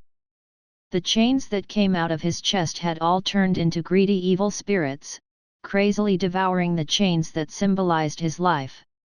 In the past few days, Morrison witnessed countless times that his subordinates had turned into a monster covered in a white mask with a huge hole in its chest after the chains on its chest had been eroded away. Save me! Please, save me! Ah, you, demon! Morrison screamed in pain and wailed, his eyes full of resentment. Ugh! Morrison's body curled up in pain, and a black hole was torn in the spot where his chest was locked. Then, streams of white liquid gushed out of his ears, nose, throat, mouth, and eyes, covering his face like a mask. Oh! Seeing this situation, not only did Lod not stop it, he instead said with a pleasantly surprised face, "It has clearly begun to fall, but the soul can still remain intact." According to common sense, when a whole spirit falls into hollow, the process should be that the soul is scattered and then reconstructed somewhere. In the end, the face will form a white mask representing hollow, and there is a hole in the chest area. But Morrison was different. The process of his fall was the exact opposite. First, the white mask and hole that symbolized hollow appeared, but his soul was still intact. This meant that Morrison was still resisting. He still had a glimmer of hope, which was to find his own Zanpakuto in his inner world, and then turn into Death God to reverse the process of hollow's transformation. Not bad. Lod nodded with satisfaction, thinking that there was finally a top-grade test subject. Why didn't you stop him? Because there was no need. Ah! Morrison was still screaming in pain. His soul had been covered by most of the white liquid, and the white mask that symbolized hollow on his face became clearer and clearer. Boom! There was a violent noise at the bottom of the pit, and a strong wind roared. Lod quietly stood in place and then looked at the place where the smoke was lingering. "Let me see what you have become." Buzz! The spirit particles that were spread all over the atmosphere suddenly became boiling like boiling water. Oh la la! The explosive Ryūjin blew away the smoke and dust. Morrison was wearing the same Death God outfit as Lod, and there was a standard Zanpakuto in his hand. Lod raised his eyelids slightly and revealed a smile. "You really became a Death God." The Death God outfit and Zanpakuto. These two things that marked Death God's identity undoubtedly proved that Morrison had successfully survived Hollow's transformation and became the real Death God. This is the feeling of power. Morrison went into a brief trance. Feeling the power gushing out of his body, he immediately roared angrily, "I will kill you!" Bang! With just a gentle stomp, the ground suddenly cracked, and Morrison rushed over like a cannonball. "Die for me, demon!" Morrison's sword slashed at Lod, his mind filled with the pleasure of revenge. Sword slashed down. However, what hit him was not Lod, but a light coat. Ho ho, cicada shell. Death God's high-level footwork could allow him to escape an attack if he abandoned a coat. It was somewhat similar to the ninja's substitution technique. Disappeared. Morrison was shocked. He found that Lod had already stood behind him. Go to hell! Morrison suddenly turned around and used all his strength to attack Lod. Ding dash! The sharp blade of sword was easily caught by Lod with two slender fingers. This is impossible. Morrison could not believe that he could not move sword's blade even after using all his strength. There is no need to be surprised. Lod caught sword's blade with two fingers. He still had a smile on his face and said calmly, "Because the gap between you and me is far greater than you think." One had to know that Death God's battle was actually spiritual power's battle. Morrison was just a rookie who had just become Death God. His spiritual power had barely reached the 10th rank, so how could he fight against him, a 6th rank spiritual power? I don't believe it. Morrison's eyes were blood red as he roared, "The gap can't be so big. Absolutely impossible." Ah! Morrison's blood vessels burst out all over his body. He used all his strength to barely pull sword out of Lod's hand and then slashed without any order. "Die for me! Die for me!" However, Morrison, who had no actual combat experience, was not only disorganized but also inferior to the hooligans on the street. He had even completely lost his mind. How could he hit Laud? Let's end it. Laud felt a little bored. He had thought that Morrison would be able to unleash his Zanpakuto, but he had not expected that his power was just to this extent. Scatter. Senbonzakura. Laud held Zanpakuto upside down and slowly let go of his hand. When his Zanpakuto fell, Sword's blade actually turned into pieces of cherry blossoms that drifted away like a pink ocean, surrounding him. What is this? Morrison's eyes were a little blank. He was attracted by the dancing cherry blossoms in the sky and subconsciously murmured, "So beautiful." But he did not know that beautiful things were often accompanied by great danger. Although Senbonzakura looked very beautiful, in fact, those cherry blossoms were made up of thousands of sword blades. Fall. Laud stretched out his slender fingers and slowly closed them. Whoosh! The pink sakura sea whistled over and instantly drowned Morrison. Thousands of cherry blossoms formed by Sword's blade were like a meat grinder, slicing apart Morrison's skin and bones. In a flash, the scattered cherry blossoms returned and condensed into a sword blade. Morrison's entire body was covered in Sword's mouth, standing there like a bloody man. "Morrison, allow me to thank you." Laud quietly looked at Morrison, who was about to disappear, and said lightly, "It is precisely because you have become Death God that you are able to provide me with a medium-quality soul. So, all of this was arranged by you." Morrison, who was on the verge of death, said weakly as his eyes gradually slackened. "Yes, all of this was arranged." Whether it was Hollow or Death God, the final result of Morrison's fall was no different to Laud. The outcome had already been decided before it even began. Morrison's efforts and struggles were nothing more than a show of entertainment in Laud's eyes. "Tell me." Morrison held his last breath and roared at the man who was still smiling.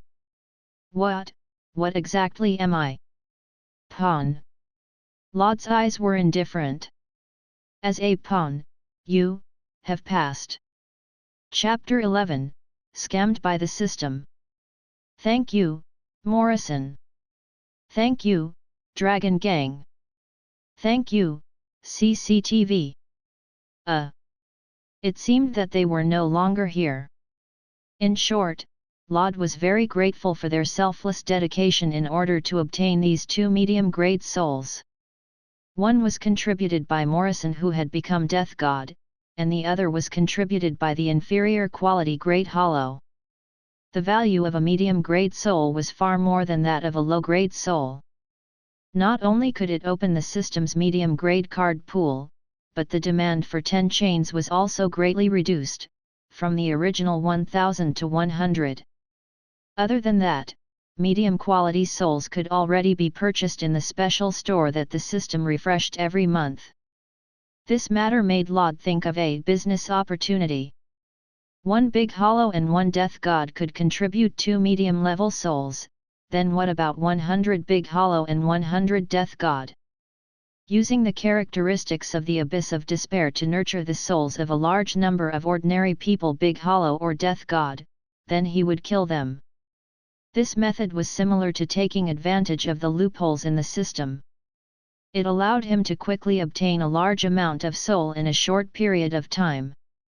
If he could increase the scope a few more times, it would not be a problem for him to become big boss, right? But after thinking about it, Laud still held back. Although this idea was very tempting, the risk was far greater than the benefits. Did he really think that the Sorcerer Supreme was blind? There were not many souls that disappeared this time. Compared to the people who died every day on Earth, the Sorcerer Supreme would not notice. But if this continued, as the range expanded and the number of souls disappeared increased, it would attract the attention of the Sorcerer Supreme. Going up against the Sorcerer Supreme? Sorry. But Laud did not have the guts to do so now. Not to mention him, even in the entire universe, how many people would dare to go against Sorcerer Supreme? Odin and Thanos, who were also Big Boss, and even the monarch of the Dark Dimension, Dormammu, would retreat 3 feet when facing the Earth that the Sorcerer Supreme was in charge of. They all chose to wait for Sorcerer Supreme to die before invading. From this, it could be seen how terrifying Sorcerer Supreme's deterrence was. To sum it up, underhanded technique was the way of the king. Although he understood the reason, Laud still felt a little regretful. After all, that was a large amount of souls. Forget it, forget it. Laud shook his head and expelled the messy thoughts. Then, he rubbed his hands.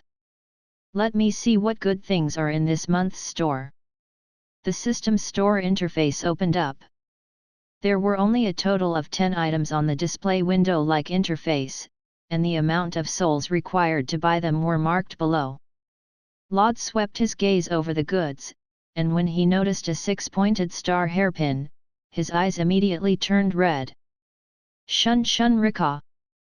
This is one of the most bug abilities in all of Death God ability, a terrible ability that can rewrite reality.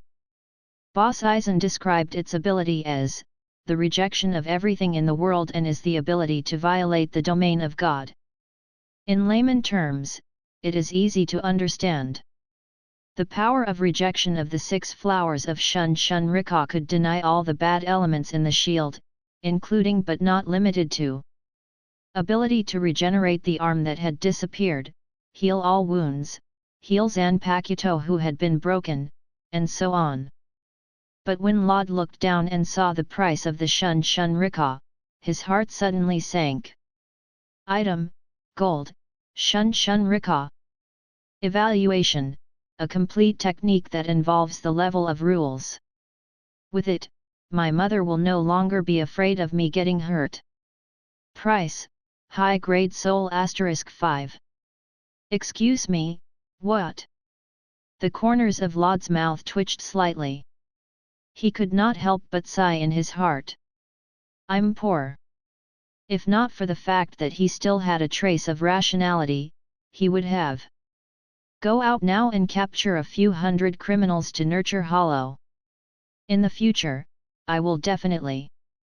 Laud could only comfort himself in his heart, such as bread, milk, and so on and so forth.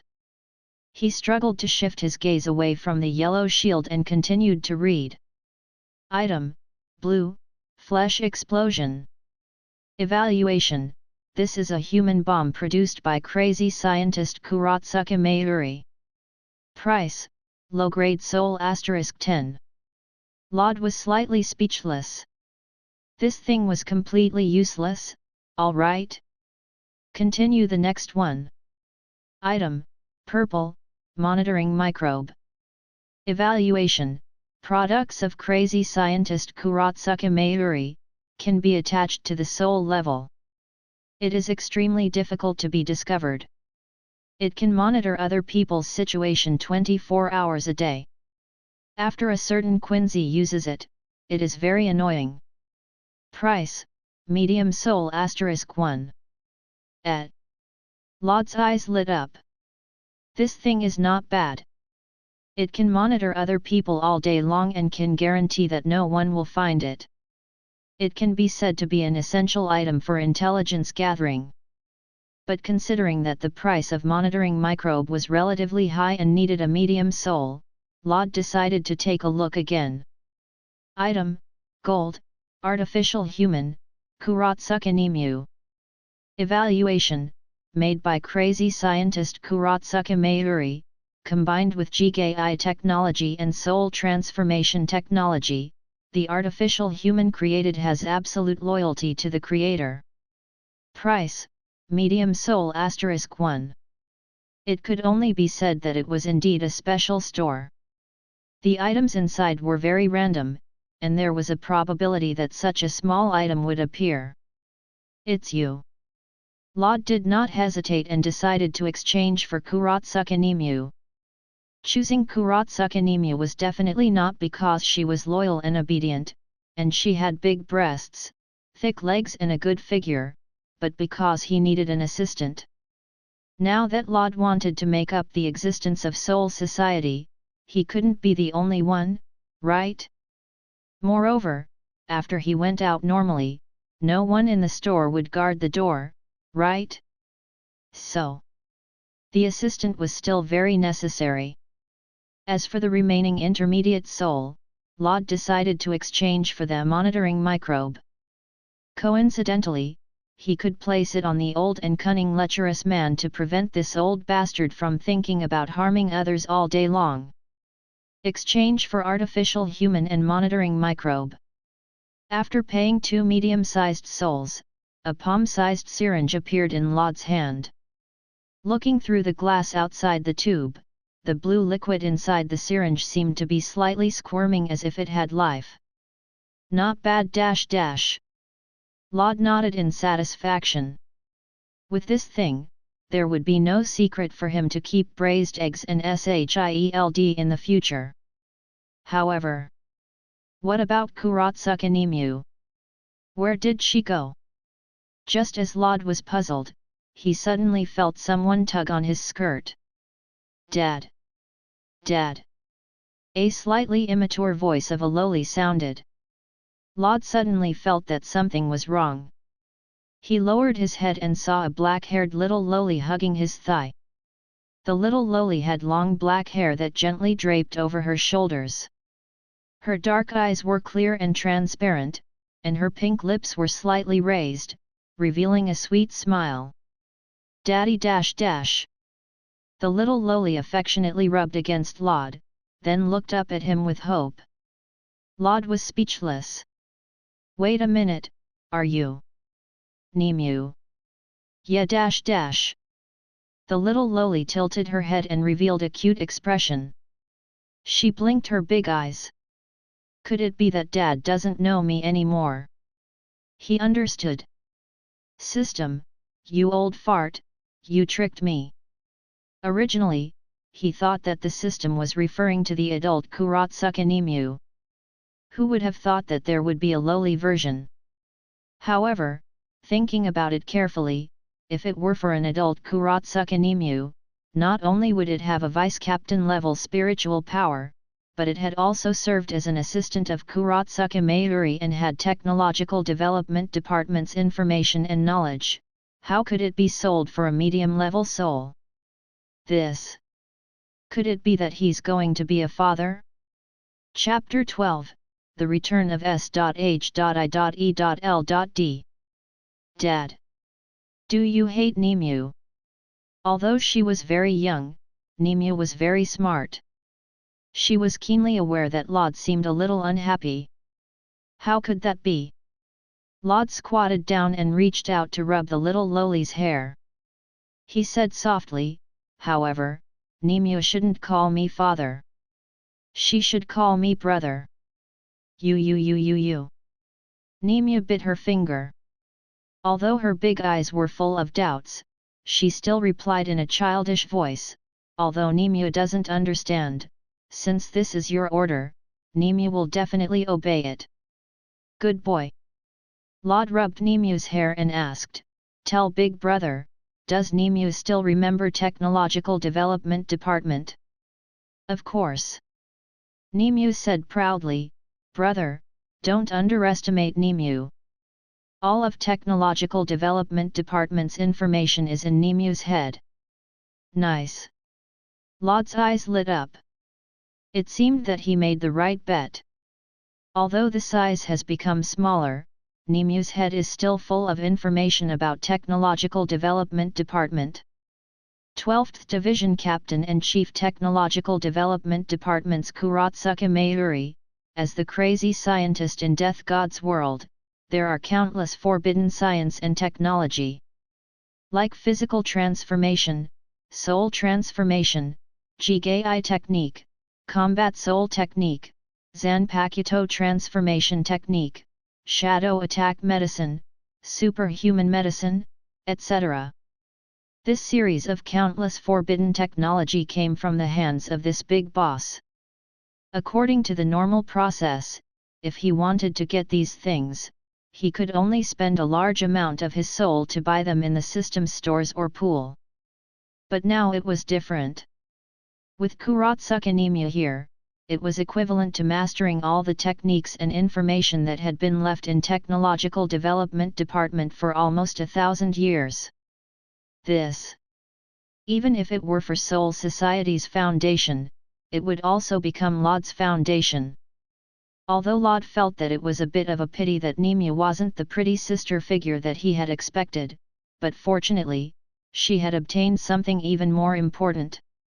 This wave could be considered a small loss.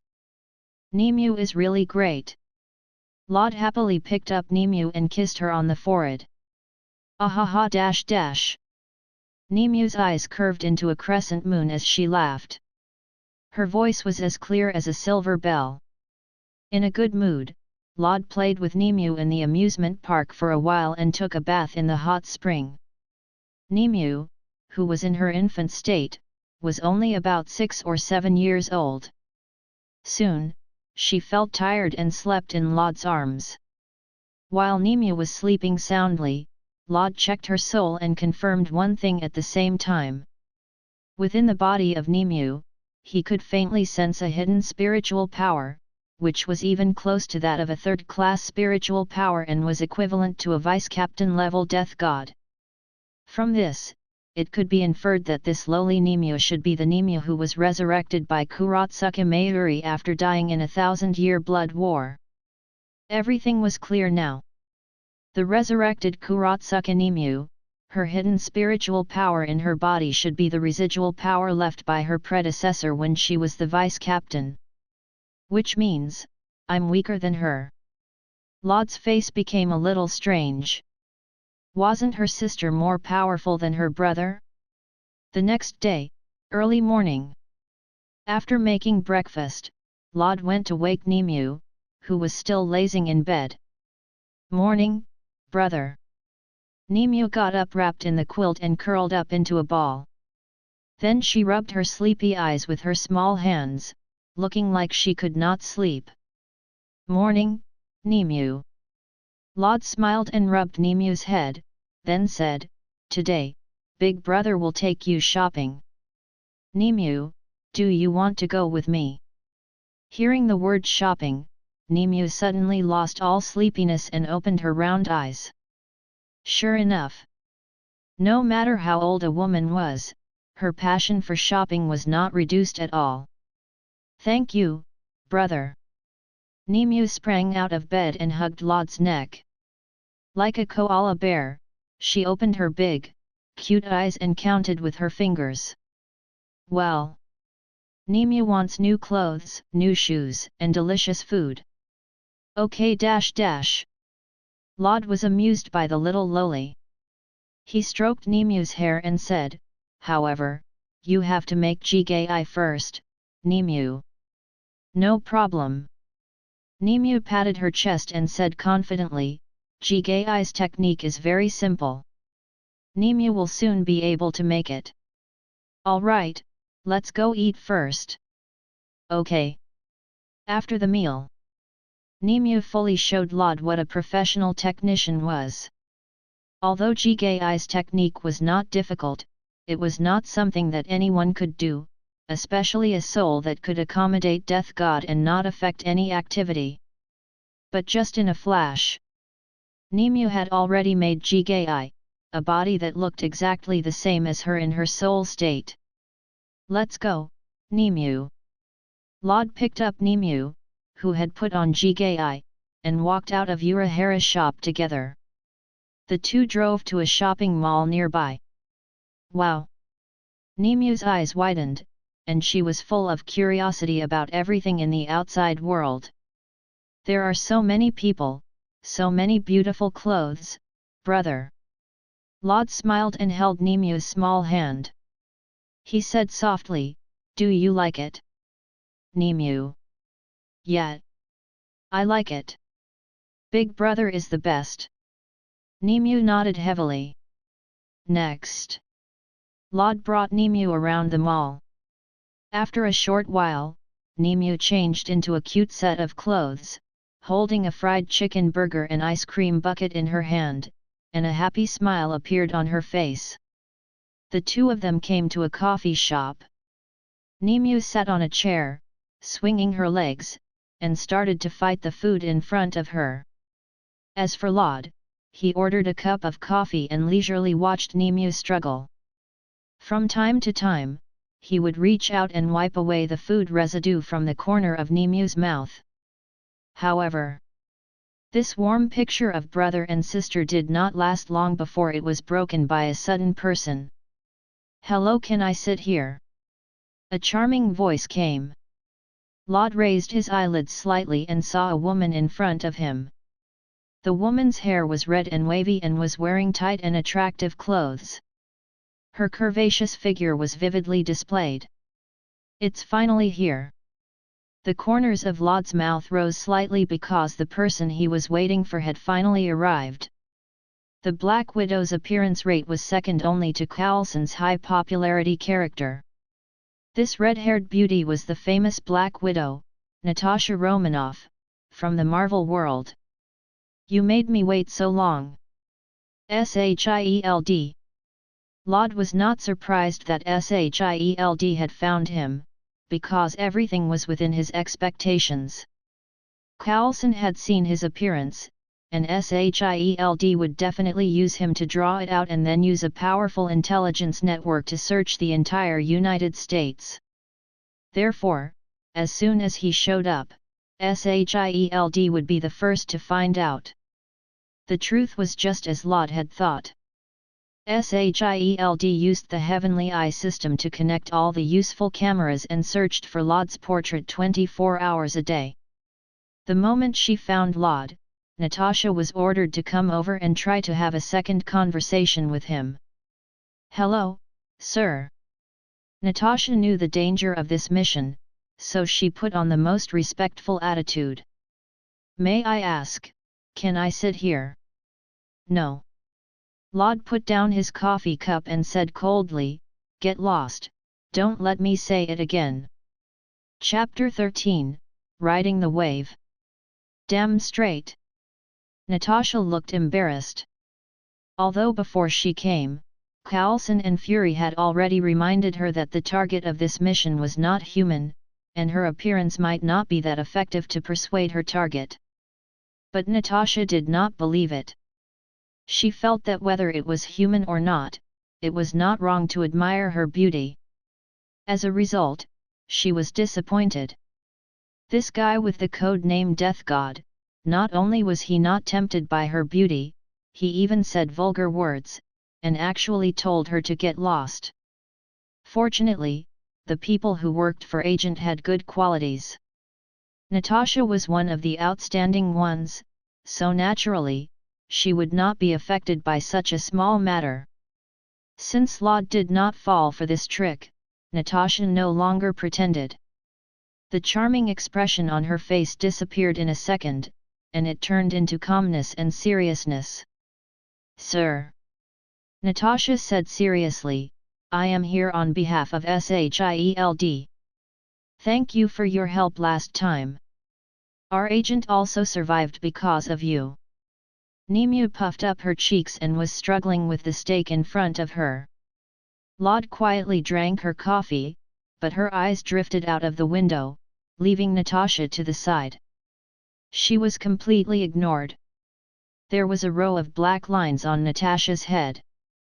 If not for the fact that she couldn't beat him, she would have used the scissors to crush his head. After a while, Laud finally finished her coffee, and Nimue also finished her meal. The plates on the table piled up like a mountain. It could be seen how big this little girl's appetite was. As for Natasha, she stood here for a full hour. What a jerk! Bastard! Natasha had already cursed this man who didn't care about her and treated her as if she didn't exist for almost 10,000 times in her heart. Although she wanted to curse him to death in her heart, Natasha still maintained a smile on her face. From time to time, she would look at little Nimue with a pitiful look. "Brother!" Nimue's heart softened for a moment. He reached out and tugged at Laud's sleeve, whispering, "I felt bad for that big sister." Why don't you let her sit down? Goodness gracious! Lod praised Nemu in his heart and then seemed to compromise. He glanced at Natasha and said coldly, "Since my sister is pleading for you, then sit down and talk." Humph! Natasha felt relieved. Seeing that she had passed the first test, she looked at little Nemu who was pleading for her with gratitude. From now on, it was the main topic. Lod noticed that the crowd around the restaurant had been quietly replaced by Agent, who was SHIELD. Not only that, under Natasha's long red hair, there was a communication device in her ear. Interesting. The corners of Lod's lips curved up slightly. This should be the first time he had crossed paths, right? Natasha pretended to tidy up her hair, but in fact, she tapped twice in her ear, indicating that the conversation could officially begin. At the same time, across the earphone, SHIELD gathered dozens of elites. Among them, there were experts in charge of negotiations, doctors who were proficient in psychology, experts in micro-expressions psychology, psychologists, experts in logic analysis, and so on. Nick Fury crossed his hands and sat in front of everyone. A cunning look flashed in his single eye. Finally, he appeared, Death God. Through the comparison data of the portrait, they borrowed the Heavenly Eye system and searched almost the entire United States before finding traces of this man. Come on. Nick Fury narrowed his eyes slightly and said in his heart, "Let me take a look. What kind of secret is this so-called Death God hiding?" "Hello, Mr. Death God." Natasha sat down steadily and stared at Lod. "Let me introduce myself first. My code name is Black Widow, and I am one of Agent of SHIELD. As a representative, I am here to have a conversation with you." "It doesn't matter." One of Lod's hands landed on the table, and his other hand propped up his cheek. He said lazily, "Tell me, why are you looking for me?" Natasha sorted out her thoughts and said, "It's like this, Mr. Death God. In order to protect the human race better, we just want to form a good partnership with you. Cooperate?" There was a hint of disdain in Lod's eyes as he tapped his index finger on the table. "Only when the foundations of both sides are on the same level can we call it cooperation. What do you think?" "That's right." Natasha nodded and said, "But I think that as long as we can help each other, it can be called cooperation." "Very interesting." Lod remained expressionless and continued, "Then tell me, with your strength, what can you help me with?" "Anything. Although you are very strong, please believe me. This is a human society after all." Natasha held her head high and said confidently, "We, SHIELD, have the strongest technology on this planet. As long as you ask a question, we will definitely solve it for you. All of my problems." Lod deliberately sneered and scoffed, "How can you help me when you can't even see hollow?" "You are wrong." Natasha smiled and took out an instrument from her bosom and handed it to Lod. "Please look at this. Although we can't see hollow, we can already accurately locate hollow through the scanning of this instrument." Lod was shocked in his heart, but his face was still calm. After taking the instrument and looking at it, his eyelids jumped fiercely. "Awesome!" As expected of SHIELD. In just a few days, SHIELD had already made the instrument to detect hollow. Meanwhile, on SHIELD's side, after the joint analysis of several experts, they suggested, "He is wavering. Quick, continue to suppress him. Don't give him time to react."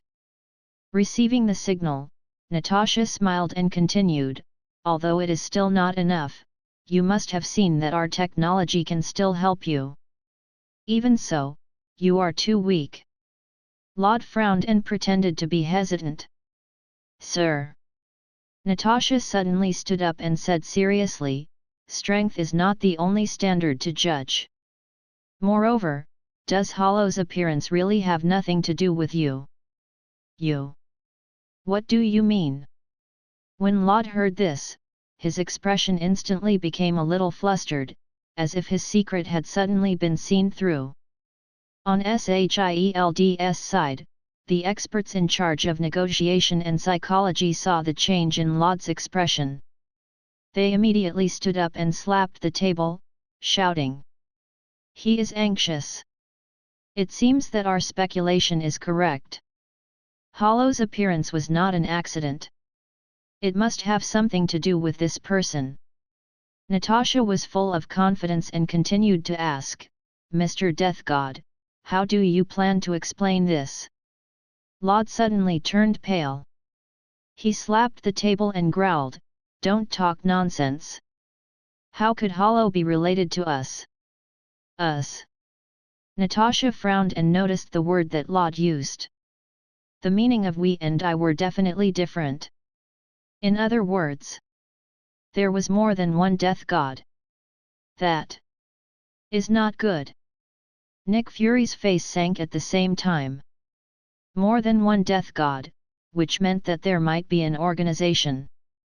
Natasha put away the shock in her heart and probed, according to our big data, in the 50 continents of the United States, only one area of New York City has Hollow. Is it really an accident? Besides, we are really worried. Natasha sighed pitifully. You? What are you worried about? Lod sneered. Of course I'm worried about you. A hint of worry appeared on Natasha's face. Hollow is so terrifying. You are facing him alone. If something happens one day, wouldn't we humans be finished? Lod snorted coldly. Don't worry. Even if I die, there will still be people who will replace me. Hey! Natasha covered her sexy red lips and said in surprise, someone else came? Isn't Death God alone? Of course not. Lod pretended to be impatient and said, are you stupid? How can I be the only Death God? Then, is there a lot of Death God? Of course. Then where are they? They are at Soul Society. Well done. Nick Fury, who was far away from Shield, wished he could give her a hug. This information was too important. Soul Society. It turned out that Death God was not alone, but an organization called Soul Society. Easy. The corners of Natasha's mouth rose slightly. It seemed that her skills had not regressed. It was too easy to get Death God's words. On the other hand, although Lod, who was told by, looked livid on the surface, as if he had said something wrong. But in fact, he was about to laugh to death. The Black Widow and Nick Fury thought that their goading was very effective, but in fact, it was all within Lod's expectations. In a reasonable way, they revealed Soul Society's news to Shield. People like Nick Fury, who was a wily old fox, would only believe in the information they had obtained, right? This wave of Shield was on the 5th floor, and Lod was in the atmosphere. He's riding this wave. Chapter 14, The Shivering S.H.I.E.L.D. Mr. Death God. Natasha stroked the hair on her temples. Since we are all protecting the safety of mankind, why can't we join forces? TCH. Lod hesitated for a moment, and an unnatural expression seemed to appear on his face. And this hesitant expression, as well as the fear that flashed through his eyes, was all seen by Natasha, who was sitting opposite him. Is he afraid? Natasha narrowed her eyes slightly. It was obvious that this man was tempted, but for some unknown reason, he dared not cooperate with them. What was the reason? What was this Death God afraid of? Mr. Death God? Natasha decided to ask, Mr. Death God, although we don't know what you are hesitating about, if there is a problem, maybe you can ask us. We can help you think of a way. What do you think? A hint of struggle flashed across Laud's face. Laud's hesitation and complicated expression made Child's people more convinced that they could get words out of Death God. Mr. Death God. Natasha stepped forward and said in a low voice, Please trust us. We just want to protect the world better. We will never leak your information. But Laud was still a little hesitant and fearful. Natasha suddenly sighed and said with a sad face, In fact, we are eager to cooperate with you. In addition to the idea of protecting the world, there is one more thing that we have not told you. What is it? Laud raised his eyebrows and asked. It is an enemy of ours. Natasha said seriously, They have been opposing us since the Second World War. They have secretly conducted large-scale human experiments just to let the war sweep the world again. Laud's eyelids twitched. He had already thought of who she was referring to. Sure enough, the next second, Natasha said, that evil organization is called Hydra. They are the lifelong enemies of Child. Recently, we have received news that they have discovered the existence of Hollow. What a surprise! Laud was almost fell for that deception. Child was going to suffer retribution sooner or later, didn't they? For the sake of the world not being destroyed, for the continuation and safety of humanity. Natasha said with a serious look, Mr. Death God, I urgently ask you to cooperate with us. Exaggerated. Laud was a little speechless. This Child really has no conscience. In order to deceive him, they even pulled out the Hydra. Please. Natasha spoke sincerely, her eyes full of tears. She looked like a great spirit who sacrificed himself for the human race. I have no choice. Laud went down the slope with a helpless look on his face. He sighed and said, But as a death god, contacting human beings without permission is strictly prohibited by the Soul Society. Once found out, I will be imprisoned. Natasha's expression suddenly became a little cold. From this seemingly simple words, Child analyzed a lot of information. Firstly, Soul Society strictly prohibited any form of contact between Death God and human beings. Secondly, Soul Society had laws. From the above 2 points, Soul Society seemed to be more inclined to a country of than the organization, with strict order and laws. Natasha.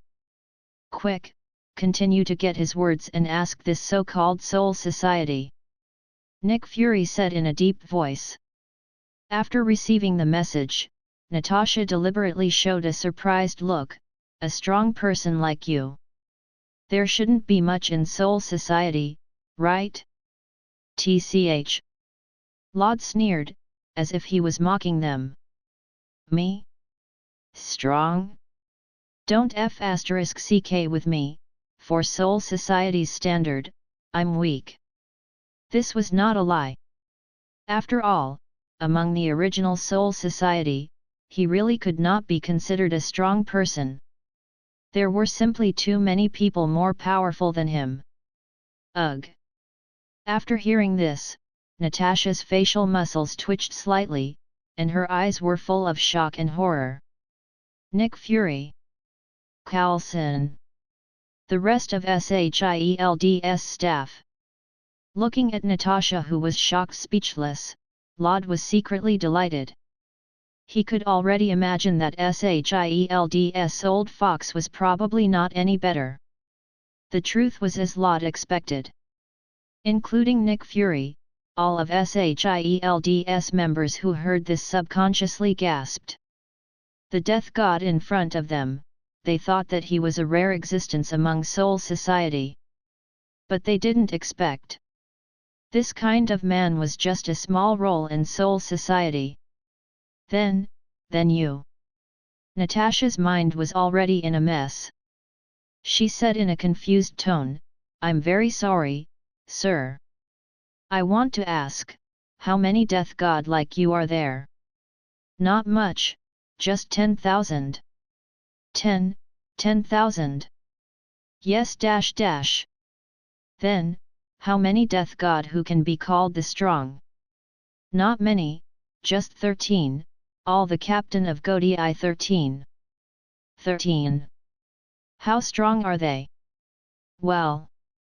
Laud pondered for a moment, then pointed to himself and said, "Death god like me, they only need one look to shock me to death with their spiritual power." "Are you kidding me?" Natasha swallowed her saliva and expressed her disbelief. There were actually tens of thousands of people like him in soul society? "No." Laud said with a very serious expression, "Godii 13 is an important force to protect soul society. Every captain is an expert who has been tempered for hundreds of years, and will be recorded in the entire millennium history of soul society." "Hundreds of years?" Natasha was stunned and then asked subconsciously, "Can I ask? How old are you this year?" 270 years old. Laud took a sip of coffee and said calmly, "Of course. Compared to those captains, I'm still too young." Natasha gritted her teeth with strong force. "Death god? Is there no lifespan limit?" Laud looked at Natasha with a strange expression. "Death god is in charge of death. How can there be a lifespan limit?" Looking at his eyes, Natasha knew that she had asked a very stupid question.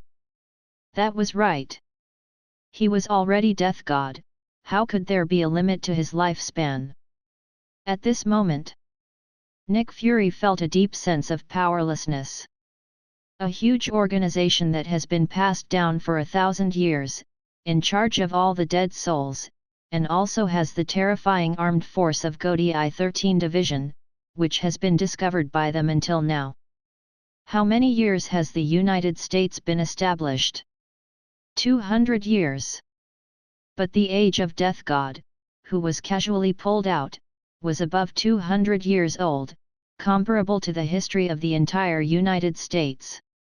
In comparison, Seireitei had only been established for a few decades. Even if he had grasped some future technology, he was simply as laughable as a child in the face of such a colossus that had existed for over 1,000 years. Although Laud looked serious on the surface, he was actually secretly delighted in his heart. Right. That's it, ask more. At this moment, if he could materialize his heart, he would definitely be a sinister and cunning fox. The current Shield was like a mouse. He was being attracted by the cheese that Laud had thrown down, and then unknowingly, step by step, he walked into the trap that he had already set up. The more he knew, the more he felt fear towards the unknown soul society. Chapter 15, The Punisher. Fear originated from the unknown. Humans feared death, so they placed their hopes on Hollow's intangible belief, hoping that they could enter heaven after death. But when they learned that there was another world after death, their mood immediately became gloomy. The place where humans would go after death was neither heaven nor hell, but a place called Soul Society. There was no god or demon there. There was only Death God. Tell me. Nick Fury's already dark face also turned a little darker as his gaze swept over the group of experts. Is what he said true or false? In the office surrounded by soundproof glass, the most authoritative experts in the world, psychology, crime, micro-expressions, and negotiation, were gathered.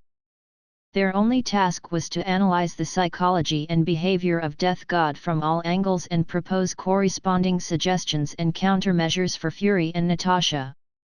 But now, The faces of all the experts seemed to be covered with a layer of white ash, as pale as a corpse. They looked at each other, at each other. The world's top experts were unable to say a word for a long time. Speak. Nick Fury was enraged.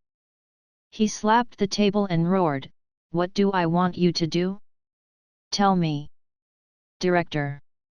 One of the more daring experts braced himself and said, "According to our analysis, the credibility of what Death God said is more than 80%. 80%? Nick Fury's face twitched violently. Wasn't this equivalent to telling him that it was 100%? Thinking about the huge organization that had been around for thousands of years behind that Death God, Nick Fury felt a chill run down his spine. Nonsense. Nick Fury narrowed his eyes and tapped his knuckles on the table. He said faintly, "Natasha, try to continue talking about Hydra. Let's see if we can change his mind." Hydra? The organization that was already defeated by him. Nick Fury sneered in his heart. It was just an organization that had been destroyed by Seireitei a long time ago. He could say whatever he wanted.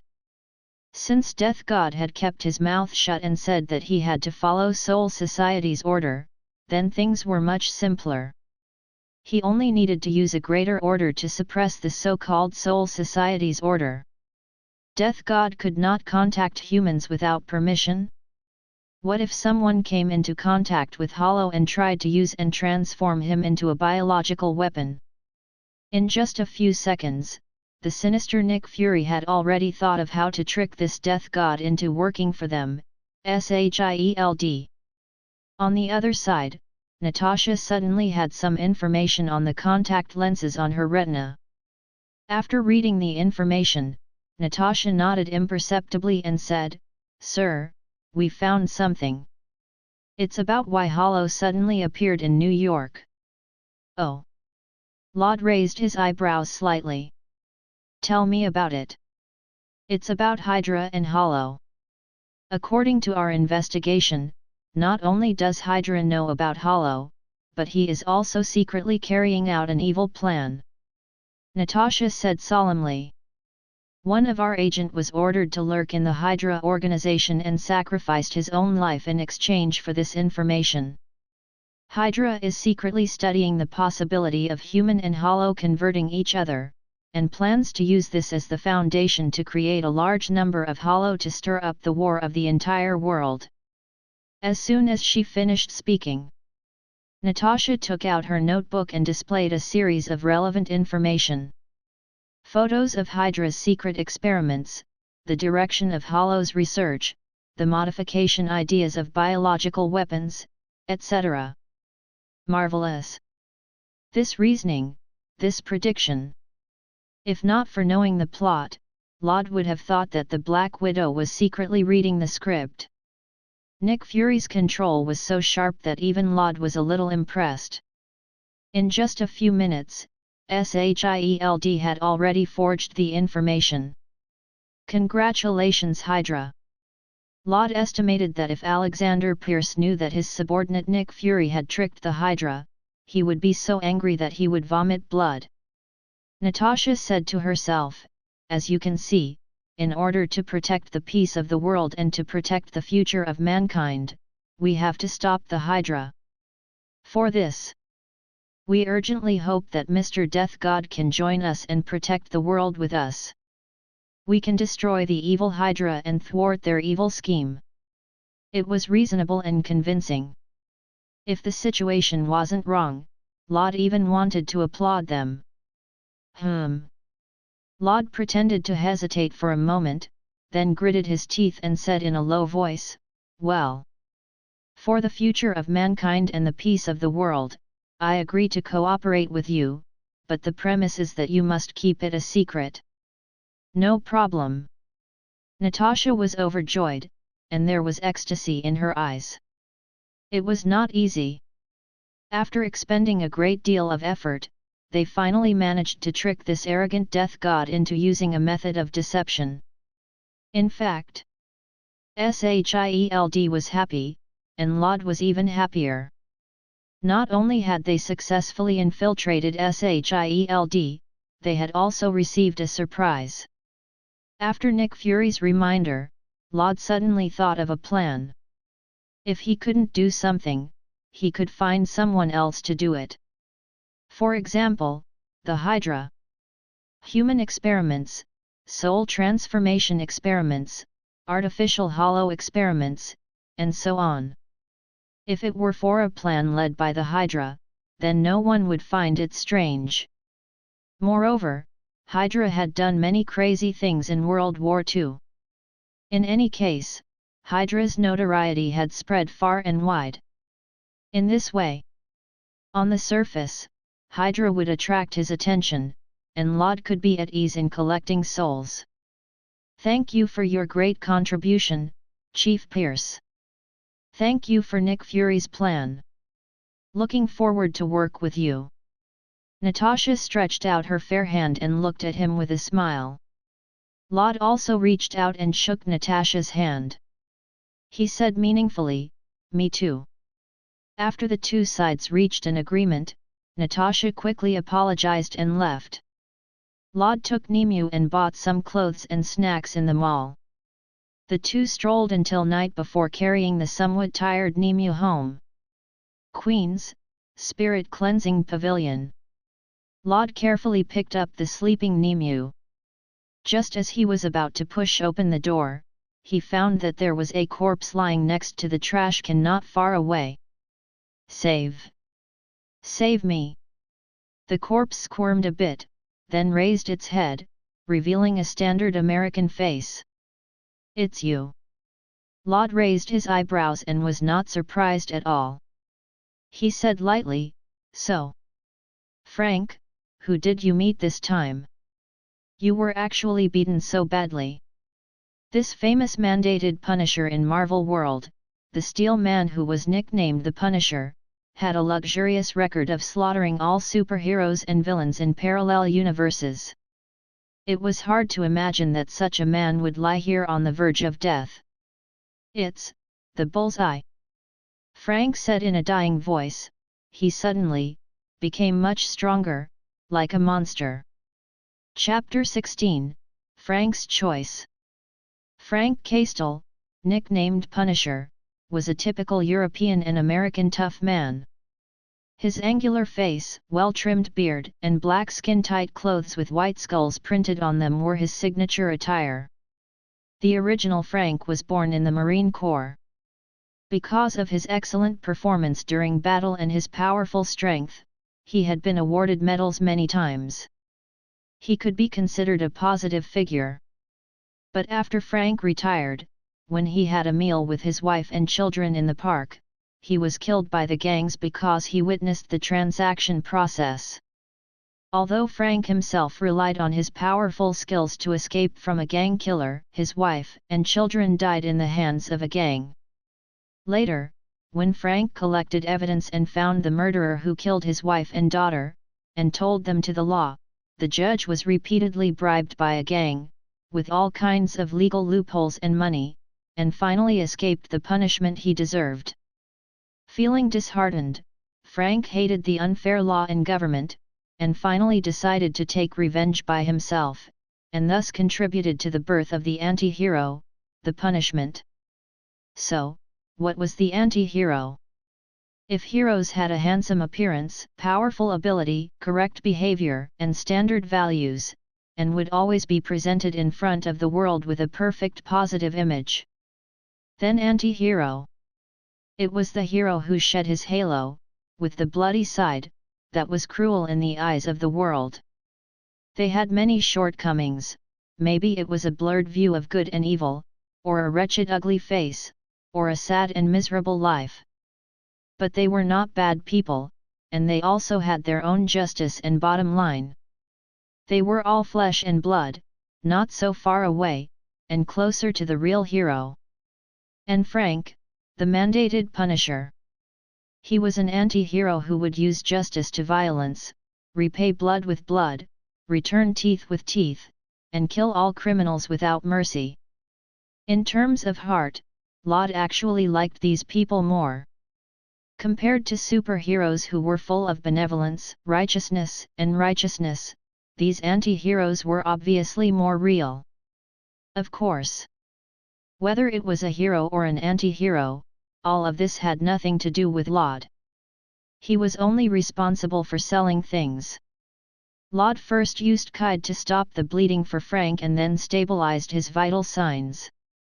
He grabbed Frank's arm and dragged him back to the store like a dead dog. Frank himself expressed no objection to Laud's violent behavior. The premise was that if Frank could still protest. Speaking of which, Frank was also an old customer of this store. From a certain point of view, Frank should be one of the shareholders of this store.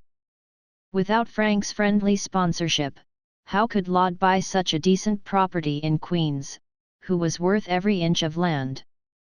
Therefore, if it were for someone else lying here, Laud would definitely rather die outside than bring him back to the store. Wow! As soon as he opened Frank's clothes, Laud couldn't help but frown. There were many places like abdomen and shoulder that were torn apart by firearms. The left leg was forcibly torn off from the root. This could be seen from the remaining flocule-shaped muscles. Moreover, the bones of the right arm were broken in reverse. The ribs of the chest also had signs of collapsing from the attack of a heavy object. After reading it, Laud couldn't help but sigh, this guy's vitality is really f***ing tenacious. If it were for anyone else, they would probably die 10 times just from bleeding and pain. The reason why Frank was still alive was partly due to his abnormal physique and superhuman willpower, but also because of Laud's goods. The main business of the Spirit Cleansing Pavilion, in addition to treating external injuries, was also selling him from time to time after he was extracted from the system.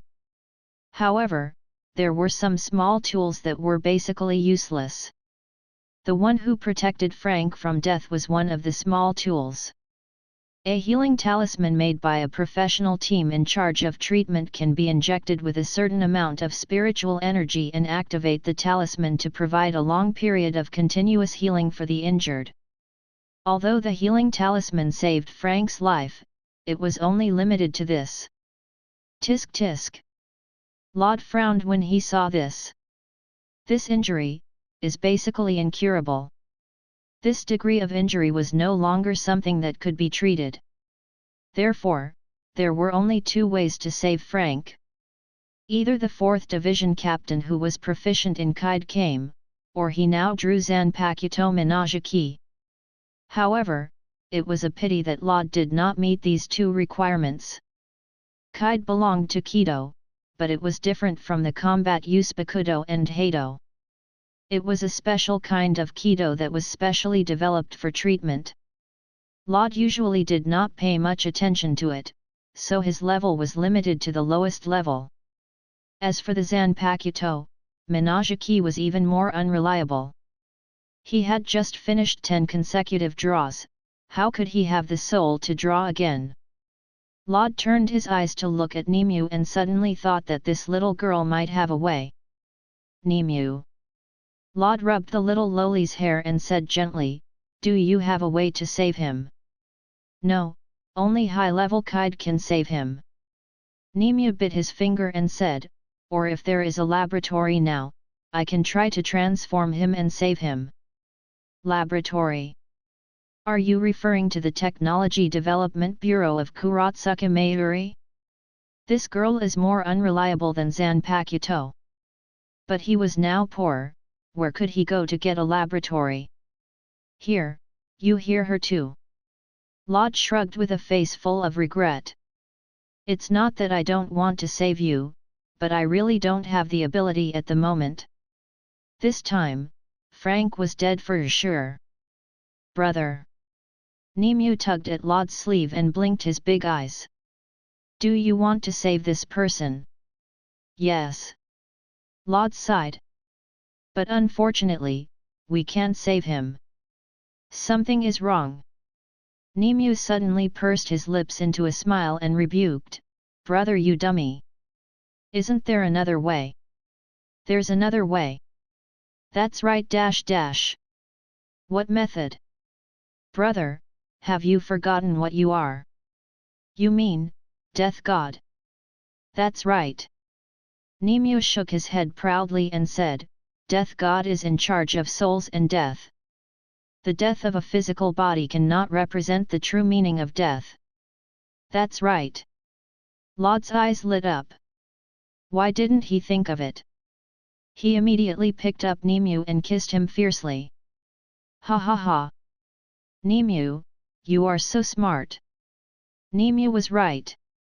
If he wanted to save Frank, there was another way, which was to make him Death God, and also win over Frank.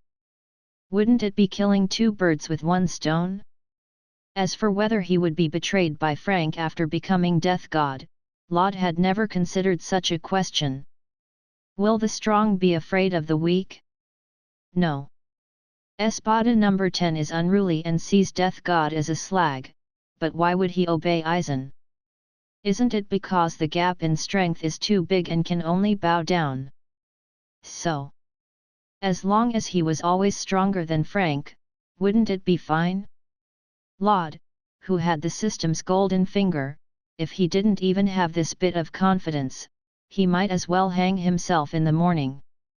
In the future, how would he be able to contact death? Laud expressed his anticipation. He hoped that after becoming Death God, the Punisher would be able to bring something different to this chaotic world. Chapter 17, Man Under the Abyss of Despair. He would do as he said. Moreover, Frank's breathing gradually weakened. If he delayed any longer, he was afraid that it would really be too late. Laud carried the dying Frank with one hand and Nimue followed closely behind. The two of them arrived at the secret space below the spirit cleansing pavilion. Before officially letting Frank become Death God, he still needed to ask for his opinion. If he was unwilling, he naturally would not force it. Because it was in the physical state, his ZANPAKUTOU transformed into a cane with the symbol of Death God printed at the bottom. There is only one use for this thing, which is to push the soul of the living out of the body. In the original work, Rukia and Kisuke Urahara used this method to help the protagonist Kurosaki Ichigo out of the physical state. At this moment, Frank Castle was just about to exhale his last breath. Laud raised his cane to the forehead and then poked it hard. Pop dash! A slightly transparent Frank was instantly pushed out of his body by the cane. There was also a long chain on his chest. Yo! Laud held the cane with both hands and smiled gently. Frank, how do you feel now? Pant pant. Frank knelt on the ground, breathing rapidly, his face was pale. Why, my breathing, it feels so difficult. It's normal. Laud smiled faintly and said, after a living person's soul leaves their body, it's normal for them to have difficulty breathing. There's no need to panic. A living person? Soul? Body? What do you mean? Frank was confused and could not understand the meaning of this string of words. It means. Laud pointed his cane to the side. You are dead, Frank. I'm dead. Frank looked in the direction where the cane pointed and his pupils shrank to the size of a needle. Wait. Laud, is that my body? Not yet. Laud glanced at it and said, however, just wait. From the moment the soul left the body, the time of death of the body would come to a standstill. From now on, there was about 1 or 2 hours before Frank's body would completely die.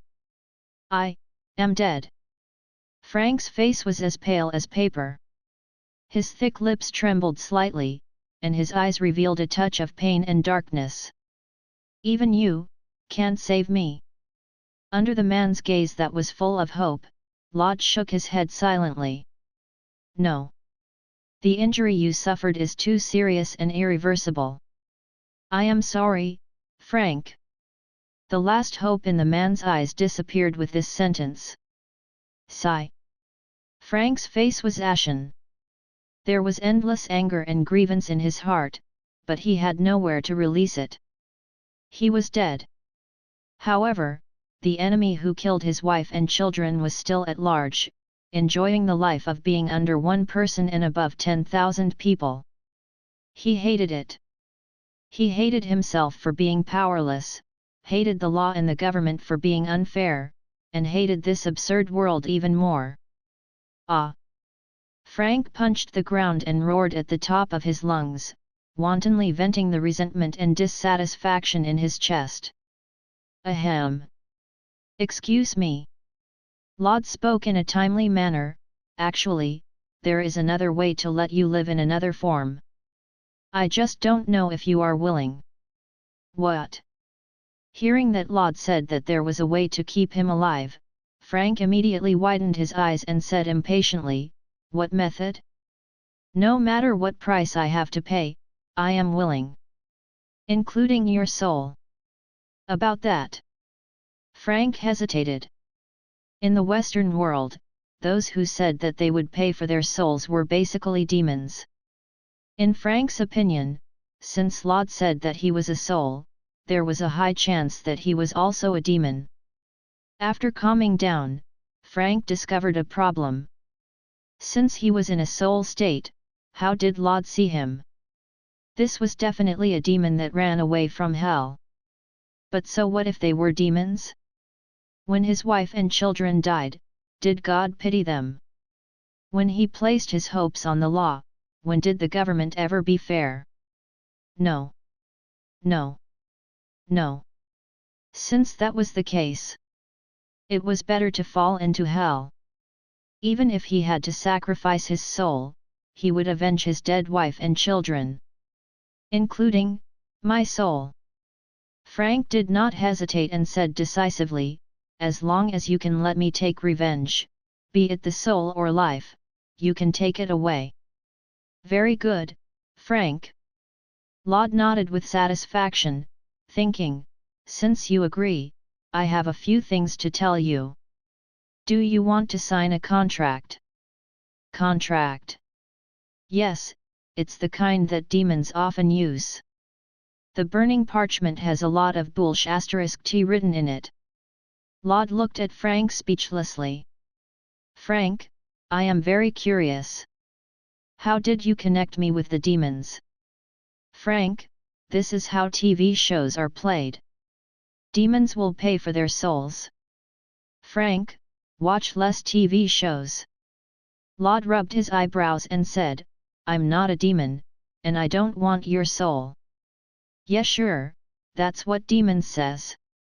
Frank's face was full of an expression that he would never believe. So how do you plan to resurrect me? Do you want to turn me into a demon too?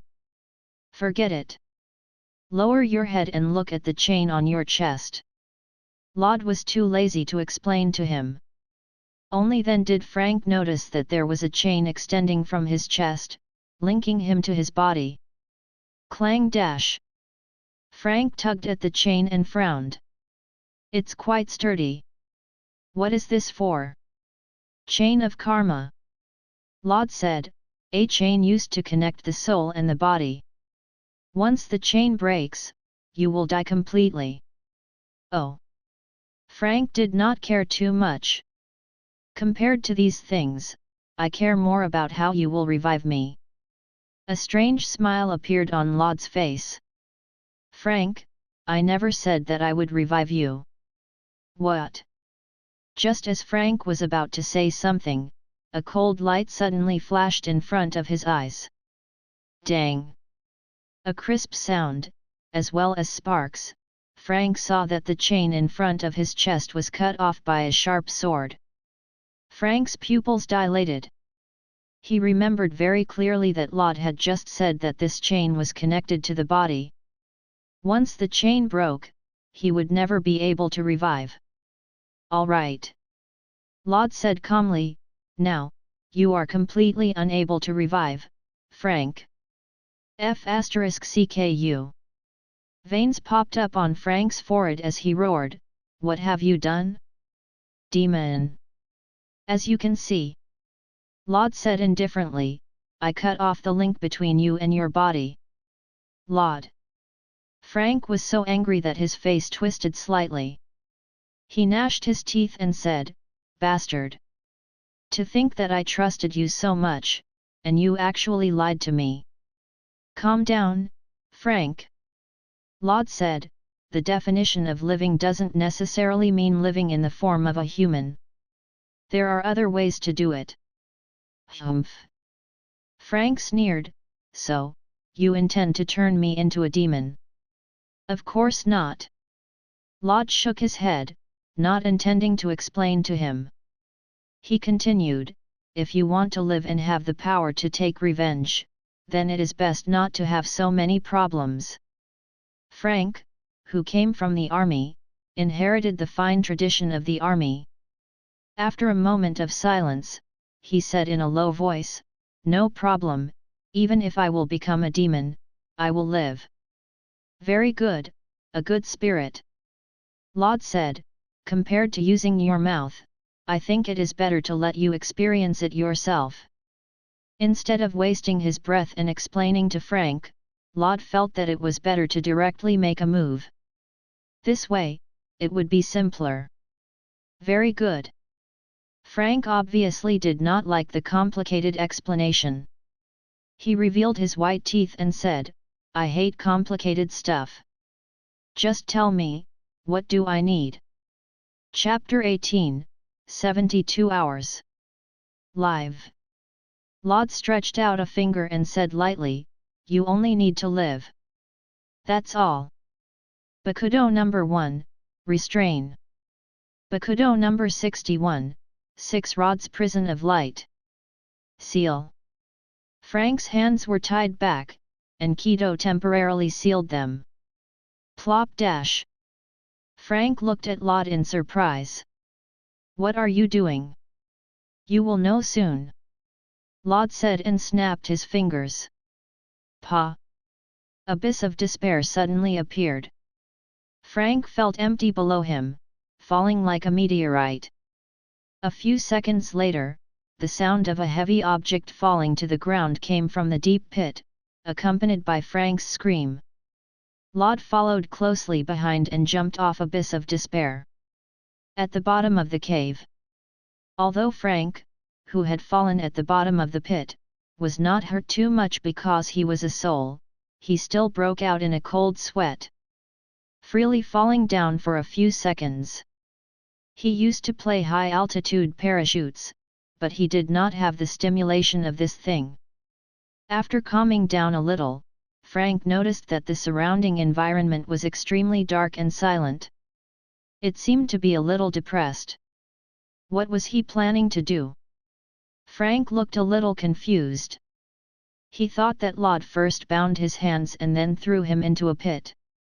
This operation looked a little familiar. Wait a minute. Wasn't this way they treated the captives when they were in Vietnam? Wait. Laud. Frank suddenly had a bad feeling. Looking at Laud in front of him, his eyelids jumped wildly. Don't tell me you want me to crawl out from here. You're pretty sharp, Frank. Laud leaned on his cane and said lightly, I want you to crawl out from here. A cross appeared on Frank's forehead. Are you fucking kidding me? My hands are tied by you. How can I climb out of here? Laud raised his eyebrows slightly. Who is joking with you? I am serious. Laud. Are you f***ing crazy? Frank's forehead was already dripping with sweat. This hole is at least 100 meters deep. How can a human not use his hands to climb up? Laud, then you should stop being a human. Looking at Laud's expression, Frank suddenly felt a chill in his heart. He knew that he was not joking. Are you serious? Frank's tone was full of concern. Of course. Laud nodded and smiled. If you want to live and avenge your wife and children, you have to rely on yourself to climb out of here. What if I can't do it? Frank asked again, what will happen? Will you starve to death in this place? Lod narrowed his eyes and tapped his cane on Frank's chest. His lips moved slightly. Frank, the first erosion is about to begin. First erosion. Just as Frank was about to ask him what he meant, he suddenly felt a sharp pain coming from the depths of his soul. An unimaginable pain. It even made this man, who was known for being iron-blooded and tough, roll on the ground in pain, grinding his teeth. He had tried to take out the remaining bullet fragments in his body when there was no anesthetic, but the pain at that time was beyond everything that he had experienced. The erosion came quickly and left quickly. This. Lod. What is it? Frank and Hollow lay weakly on the ground, looking at Lod with lifeless eyes. The corrosion of the chains. Lod continued, do you remember what I said before? The chains are not only connected to the body and soul, but also to the soul. At the same time, it also symbolizes whether your soul and heart are complete. Under normal circumstances, the speed at which the chains corroded would not be this fast, but in this abyss of despair, the process of the chains eroding would be shortened to 72 hours. Once the chains on your chest are completely eroded, it means that you will lose your heart. Your wife and children, your memories, your past, your experiences, all of these things will disappear. And you will become a monster with no mercy or reason, acting on instinct, and eating the souls of humans. This method is very risky. But Lod has no choice. At present, there is only one way to make ordinary people become death god. Beggar can't be chooser, right? Even if he wanted to learn Rukia's method of injecting death god's strength, Frank's soul wouldn't be able to bear it. Not everyone could become death god. Not everyone could be like Kurosaki Ichigo. Spiritual power, who was born with a huge body, could perfectly withstand death god's power. He could not do this, and Frank was even worse. What if I become a monster? Frank asked. At that time, Lod interrupted him with a cold tone. I will kill you with my own hands. Lod was serious.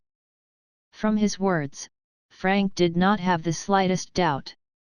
He could even feel the faint killing intent in Lod's eyes. But the strange thing was, Frank did not feel afraid. Instead, his heart became very calm. To him, his wife and children were few and could make him feel warm memories. If even these were to be deprived, then it would be better to die. The Punisher never feared death. He was afraid that his wife and children had not been avenged, and justice had not been served. Thank you, Lod. Frank revealed a set of white teeth, his eyes flashing with fanaticism, and grinned, rather than turning into a monster that doesn't even have memories, it would be better to die in your hands. Frank understood one thing, if he wanted to obtain power, he had to pay the price. And now, this opportunity had come, and he only needed to pay the price of a little. A hint of appreciation appeared in Lod's eyes. He said, good awareness. Since you are ready, I will remind you again. Okay. Frank listened carefully and knew that what Lod said next was very important. Lod continued, the time of erosion is about 72 hours, which is about 3 days. But in fact, it will be determined by individual circumstances, and the last erosion of the chain is far more painful and faster than the sum in front. If you don't want to become a monster, there is only one way to find the power hidden in the depths of your soul that has never been excavated. It may be a person, an animal, or an object. In short, it is the existence of your soul and belief, and the dialogue in your heart with it. Then, call it. It was not good to explain too much, so Laud simply did not explain, only telling Frank some necessary things. As for whether it would succeed or not, it would depend on the will of heaven. I understand. Frank said very calmly, as long as I find the power hidden in the depths of my soul, I can live and obtain the power of revenge, right? Simply put, yes. Laud nodded slightly and then said, I will wait for you up there. I hope you can succeed. Frank, I don't want to kill you with my own hands. Hee. Chapter 19, Pale Justice. It had been 70 hours since Frank entered Abyss of Despair. During this period, Frank tried to climb up countless times, even using his teeth to bite the bulge on the rock wall, just to replace his hands and let him climb a little higher. But even so, Frank's best record only climbed up 2 or 3 meters, and the price was a good tooth. Time is almost up. Laud thought to himself, Frank, don't force me to kill you with my own hands. Abyss of Despair went down. Frank and Hollow lay weakly on the ground, a hint of bitterness on their faces. He had been careless. He had originally thought that, as Laud had said, finding the power hidden in the depths of his soul was very simple. However, after these dozens of hours and countless attempts, Frank was on the verge of despair. There was even a trace of doubt in his heart, thinking that Laud was lying to him. Where was the power hidden in the depths of his soul? In this silent and quiet darkness, Frank had called out countless times, prayed countless times, and even begged, but he had not received a response. Only the chains became shorter under the erosion, and now only the short section of his chest was left. The pain of his soul and the despair in his heart all indicated his ending, and he would disappear like this chain. But Frank was unwilling. His consciousness gradually became hazy, and Frank felt as if he had a dream. In the dream, there were his family, and there were also the dead souls that had died under his hands. These scenes were switched back and forth, like a lantern running on horseback. A cold touch came. Frank opened his eyes and found himself lying in the ruins. It was raining heavily in the grey sky. The raindrops fell on his body, cold and bone-chilling. Frank slowly got up and his eyes were a little confused. Where is this place? This is your inner world. A man in a white trench coat appeared. His appearance was somewhat similar to Frank. You? Who are you? Frank immediately raised his vigilance. All the muscles in his body were tight and ready to fight back at any time. Pitiful, pathetic. Frank, who was in white, said coldly, "How many times do I have to call you to hear my name?" Frank's eyes turned cold. "I've never seen you before. Who are you? Why do you look like me? Can't you tell?" The white-robed Frank sneered, his face showing disdain. "I am you. Frank? You are me." A light flashed in Frank's mind. He suddenly remembered what Laud had said before. He subconsciously asked, "You are the power hidden in my soul that Laud said. You can say that." The white-robed Frank said lightly, "But to be more accurate, it should be the power of Death God that belongs to you." "Great!" Frank's eyes lit up. "Hurry up and give me strength, or I'll turn into a monster." "Give you strength?" "Frank, you might have made a mistake." "What do you mean?" Frank frowned and asked in confusion, "Aren't you my power? Tell me, what do you want?" Frank said coldly. "I." Frank was suddenly stunned and did not know how to answer this question. "Yes. What do I want?" He had never thought about this before and only took revenge with anger. "Destroy all sins." But when Frank asked, Frank suddenly did not know how to answer this question. Frank? Do you remember how many lives fell under your muzzle?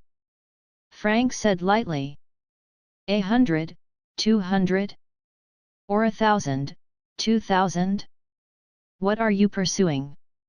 Revenge? Or uphold justice? Or is it just venting his anger? Tell me, Frank. Are you an avenger or a mandated punisher?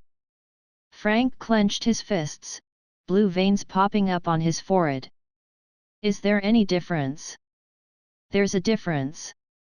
Frank, in white, had a deep gaze. I need to know your answer.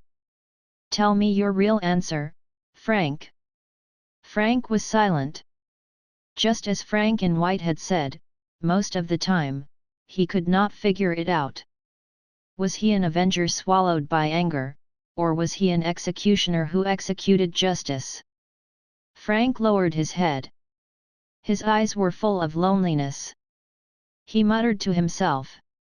I was desperate. I was also disappointed. Every time I thought back to that day, when the sinful bullets pierced their chests, my anger could not be contained. It was even about to swallow my reason. I know very well. As long as there are benefits in this world, then sin will never be eliminated. This is a lonely and endless war. Anger is my bullet. Hatred is my blood. And justice is my belief. Since the law and order cannot be judged, then I will be the one to punish and protect the ridiculous and pale justice. To use violence to suppress violence, to repay blood with blood. This is not revenge. It is punishment. The sinner should be killed. Frank's eyes were red and he roared. The invisible spiritual energy shook and set off a soaring tornado. Remember your belief at this moment. Frank, in white, revealed a smile with a trace of gratification and pity. Call. Frank. Call, my name. Boom. A burning meteor shot into the sky from the bottom of the pit and then quickly fell on the ground. Oh! Laud raised his eyebrows slightly and said with a smile, it seems that you have succeeded, Frank. Frank, who was wearing a black windbreaker, had a huge white skull imprinted on his back, and on his hand was ZANPAKUTOU, who belonged to him alone. Unlike Laud's ZANPAKUTOU, Frank's ZANPAKUTOU was a standard Western knight's sword. This sword had no gorgeous appearance, no gorgeous decorations, just an ordinary and simple sword that could be easily overlooked. This sword. Laud's gaze fell on the knight's sword, and he was slightly surprised in his heart. ZANPAKUTOU was the manifestation of his soul. In other words, the style, appearance, and ability were all related to his soul. However, Frank's ZANPAKUTOU was actually an ordinary Western knight's sword. This was somewhat beyond Laud's expectations. Thank you. After Frank thanked Laud, he turned to look at the sword in his hand and muttered, Is this my power? Congratulations! Laud clapped his hands and said, From today on, you are no longer Frank, but Death God, Frank. Ha! Frank grinned and shook his head. Compared to the title of Death God, I liked the Punisher better. Then the third lesson .. Laud pulled out sword from his cane and pointed it at Frank. Let me see your ZANPAKUTOU ability. Compared to Frank calling Death God, he was more curious about the ability of this seemingly ordinary sword. Good. Frank did not object. He smiled and said, I was almost killed by you. It is not too much for me to unleash my sword, is it? Laud smiled and said, If you can do it. Be careful, Laud. Frank used his rough hand to touch the sword, and his eyes were heavy. He said in a low voice, This is my first time using it.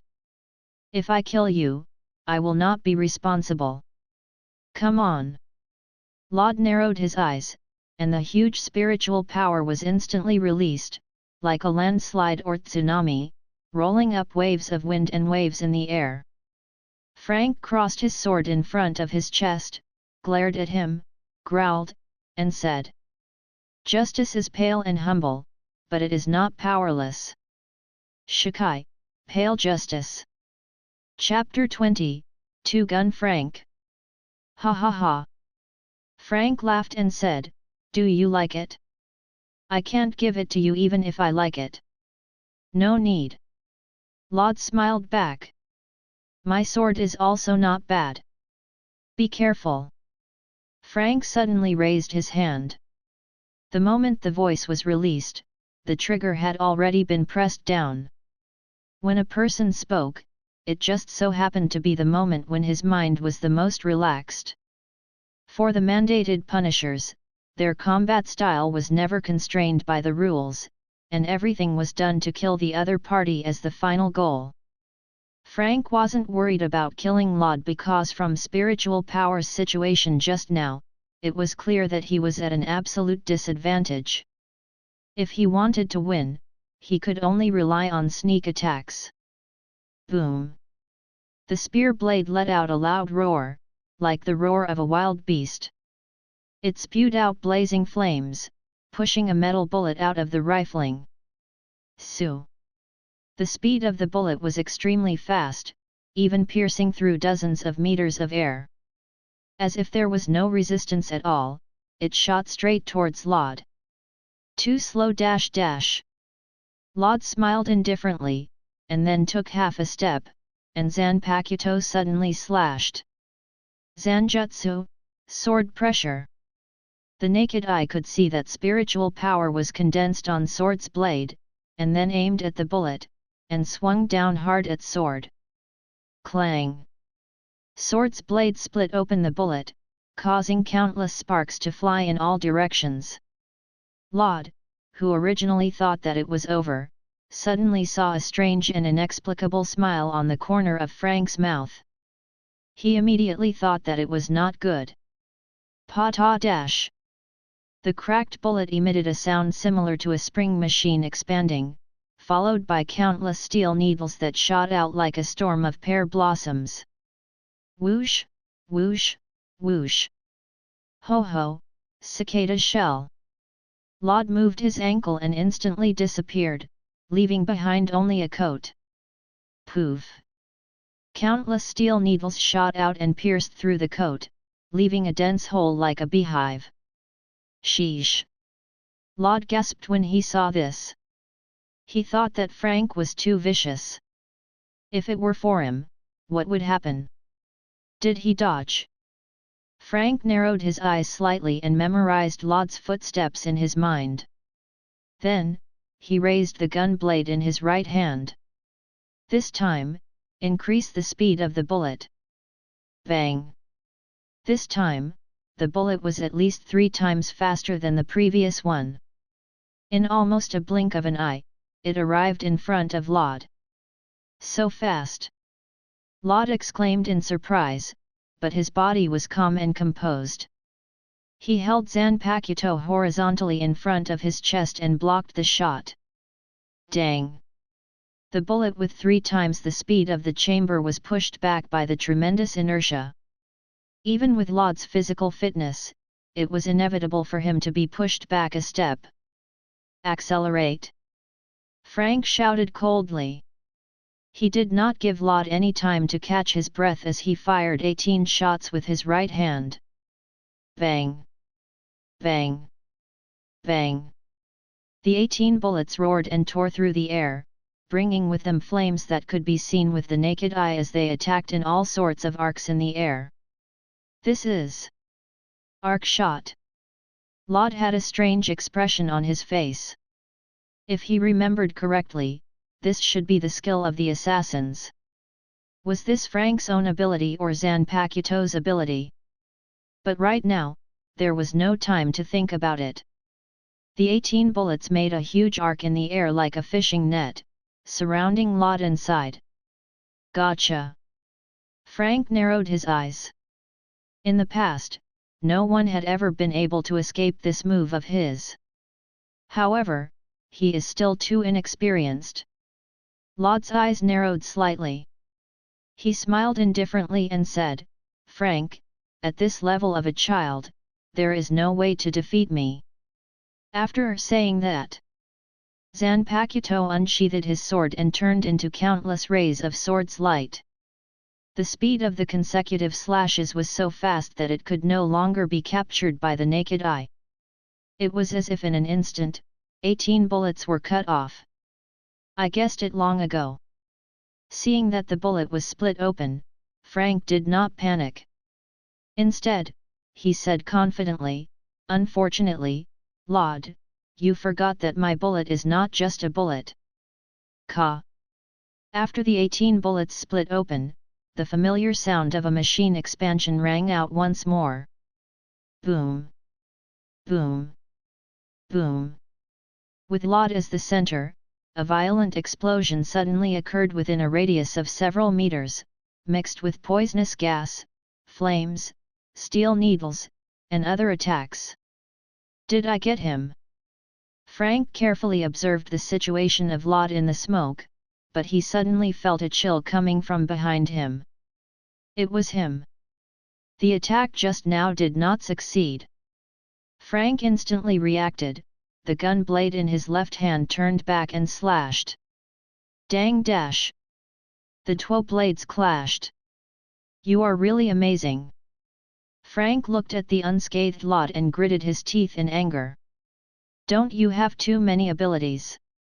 At this moment, Laud did not know whether to laugh or cry. He suddenly had a trace of curiosity towards Frank's Zanpakuto ability. 18 bullets actually had 18 different effects. Could it be that Zanpakuto's ability could change the structure and attributes of the bullets? "You are not half bad either." Frank grinned and said, "You can actually dodge that move." "Thank you for your praise." Laud narrowed his eyes and smiled.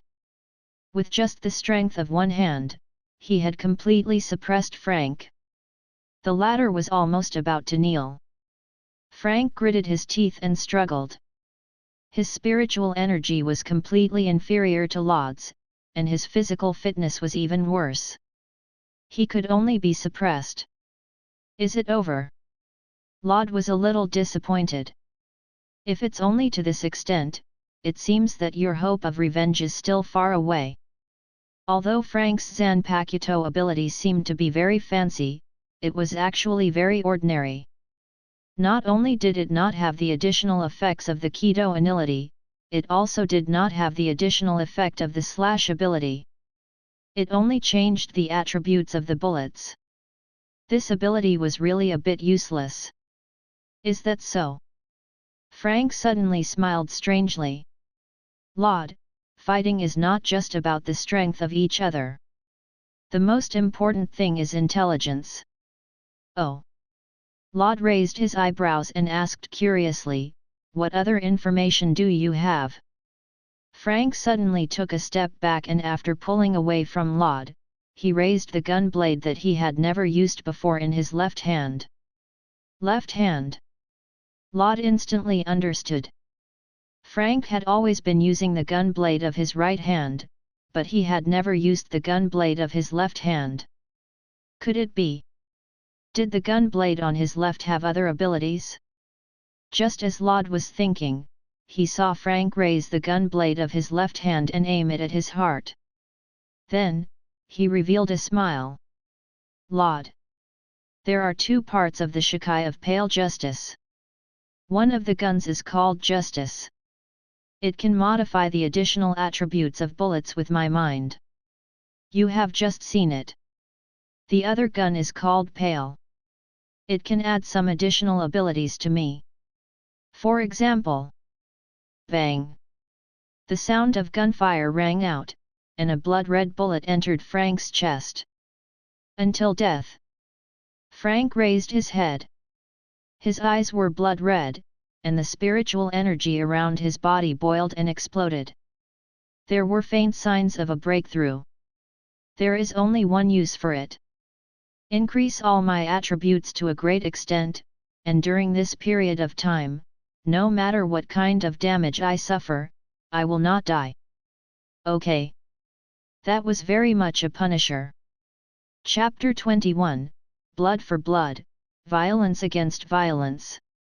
The battle ended very quickly.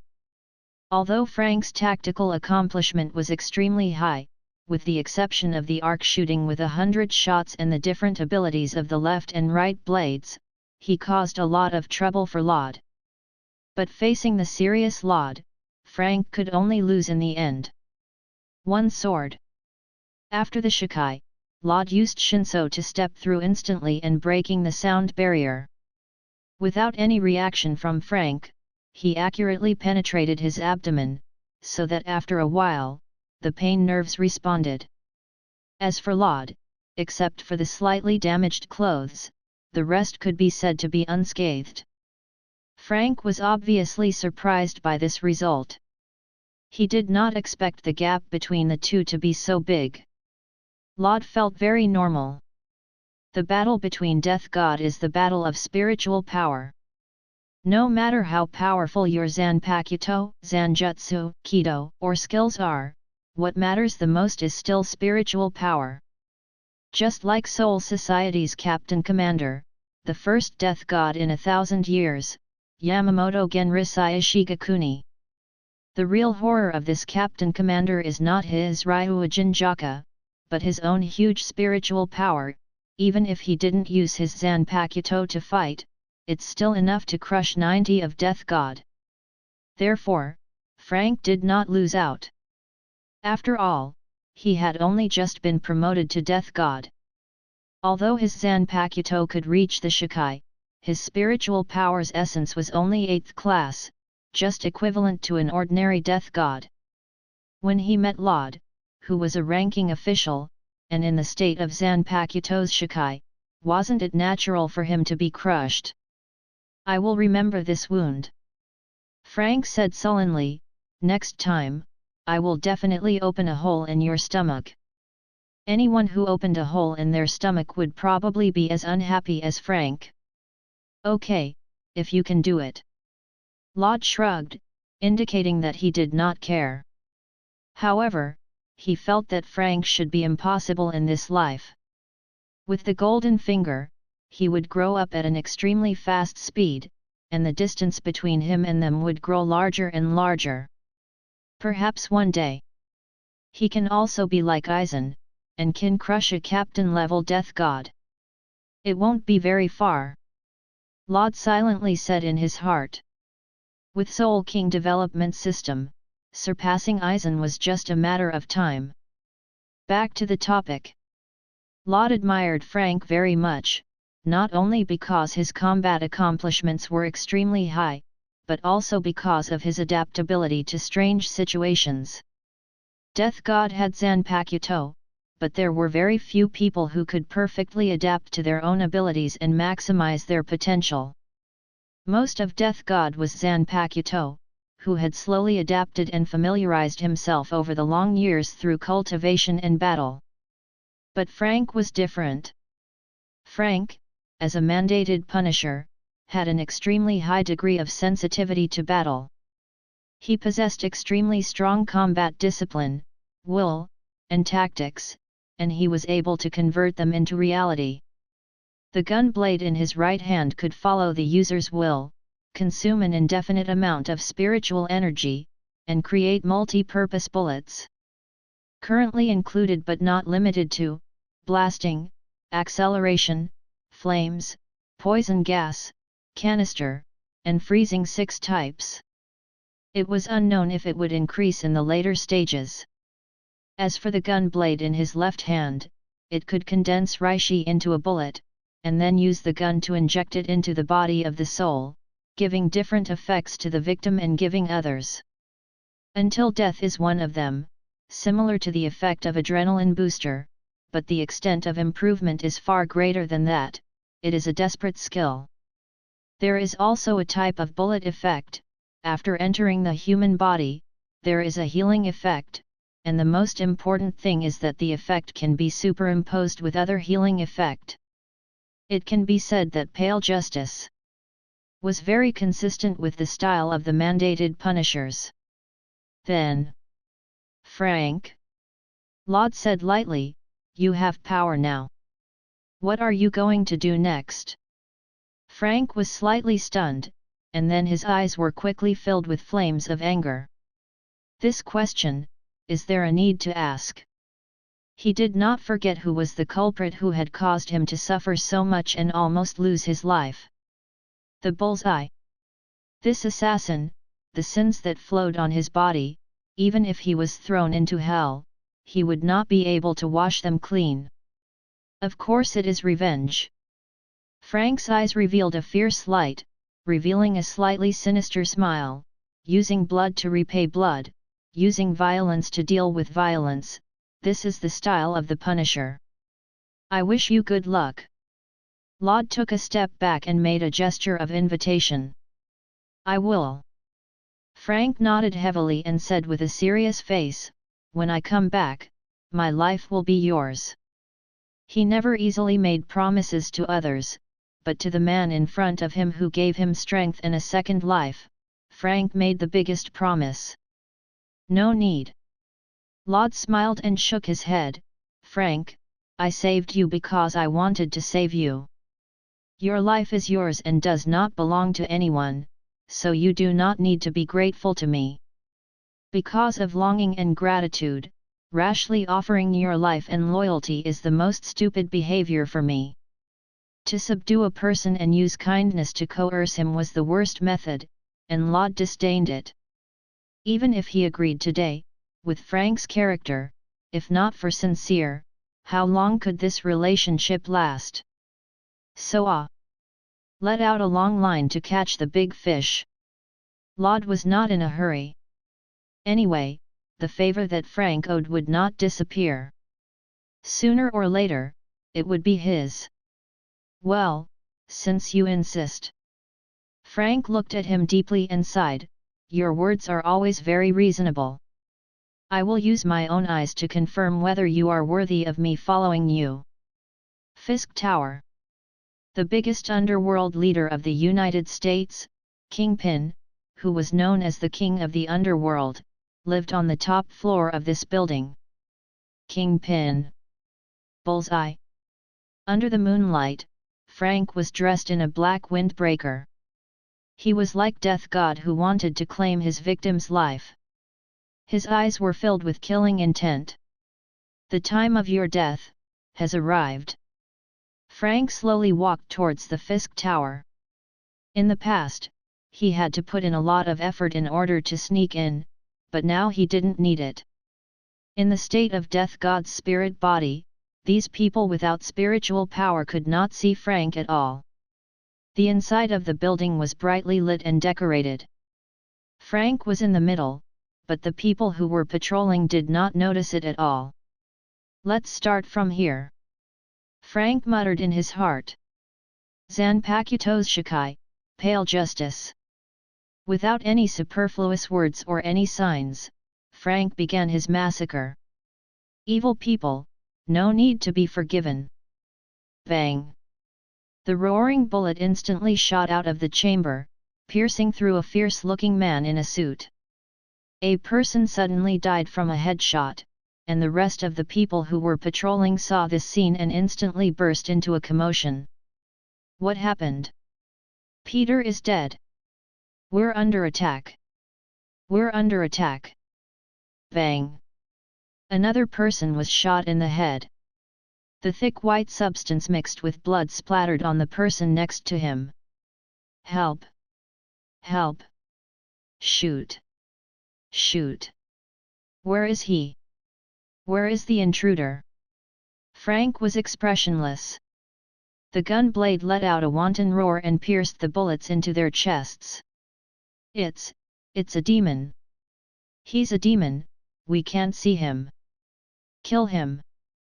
Kill him. Don't kill me. It's not me. In the face of death, all lives were equal. When they stood on the side of sin and bullied the weak, did they also think that they would be destroyed by a stronger force? Obviously, they had never heard of it. Evil should be punished. Frank did not pay any attention to the pleading and crying of these people. He mercilessly pulled the trigger and reaped the lives of these people. Listen. It was the sound of death. Bang! Bang! Bang! The cries and pleading gradually weakened. Frank walked past the blood and corpses and headed towards the top floor of the Fisk Tower. Tonight, the moonlight was really beautiful. Chapter 22, Bullseye. On the top floor of Fisk Tower. In a magnificent office, a fat bald man sat on a soft sofa, his eyes revealing a bit of fierceness. This man's name was Kingpin. He was the emperor of the underworld in New York and even the entire United States. He was born with an evil mind. In the past, Kingpin conducted a massacre on the other gangs and colluded with the current politicians to establish the largest and most ferocious underworld empire. But today, Kingpin was not in a good mood and felt strangely angry. Just now, there was an alarm downstairs. Someone of unknown identity broke in and killed his subordinates. But this was not the point. As the emperor of the underworld, Kingpin had long been used to this kind of thing. Whether it was a superhero or an opponent in the underworld, there were simply too many people who wanted his life. If a superhero did not come one day, he would feel that something was wrong. But no matter which time, Kingpin did not have this strange feeling. It was normal for someone to kill him. But, where was the person? From the moment the first person died, to the death of everyone, Kingpin did not see the shadow of the attacker at all. The surveillance video had been confirmed many times. No matter how many times he slowed down, it was very certain that there was no enemy at all. At first, Kingpin suspected that the other party might be a mutant or a superhero who had a similar ability to stealth. However, the infrared scanning device did not show any body temperature at all. Bastard! In a fit of anger, Kingpin smashed all the monitoring devices, and his eyes showed a trace of ruthlessness. Who is it that wants my life? A monster that could not be found with any detection equipment. Kingpin did not intend to confront him directly. As the saying goes, the leader's life worth as much as 1,000 peasants. The life of an emperor of the underworld was naturally more valuable than the lives of these minions. In the face of such an existence that could not be explained by science, Kingpin decided to abandon them without hesitation and escape alone. But before he escaped, he still needed one person to help him stall this monster. Monsters need to be dealt with by monsters. Bullseye, I'll leave this place to you. There should be no problem, right? Said Kingpin. No problem. From the shadows of the office, a man wearing Bullseye's mask walked out. His tone revealed a hint of excitement. I also want to try how strong I am now, he said. That's good. Kingpin got up from the sofa and walked to the innermost part of the office. A wall full of decorations pressed a hidden mechanism. Rumble. The heavy wall slid to both sides, revealing a circular metal door. As the underworld emperor, having one or two special escape routes was very reasonable and realistic. Kingpin strode into the metal door and entered the password. The heavy metal door and the wall slowly closed. Kingpin quickly left the escape tunnel. He secretly said in his heart, if I find out who you are, I will kill your whole family. He never thought that the person who was killing his subordinates was the Punisher who was seriously injured by Bullseye a few days ago. Now, he had returned. He had transformed into Death God to harvest the evil souls. Bang! The last person fell to the ground, his head pierced by a bullet. His face was filled with unwillingness and fear as he swallowed his last breath. 107. Frank let out a breath, then stepped over the corpse and moved towards the next level. Evil should be punished. In his eyes, no one in the entire Fisk Tower was innocent.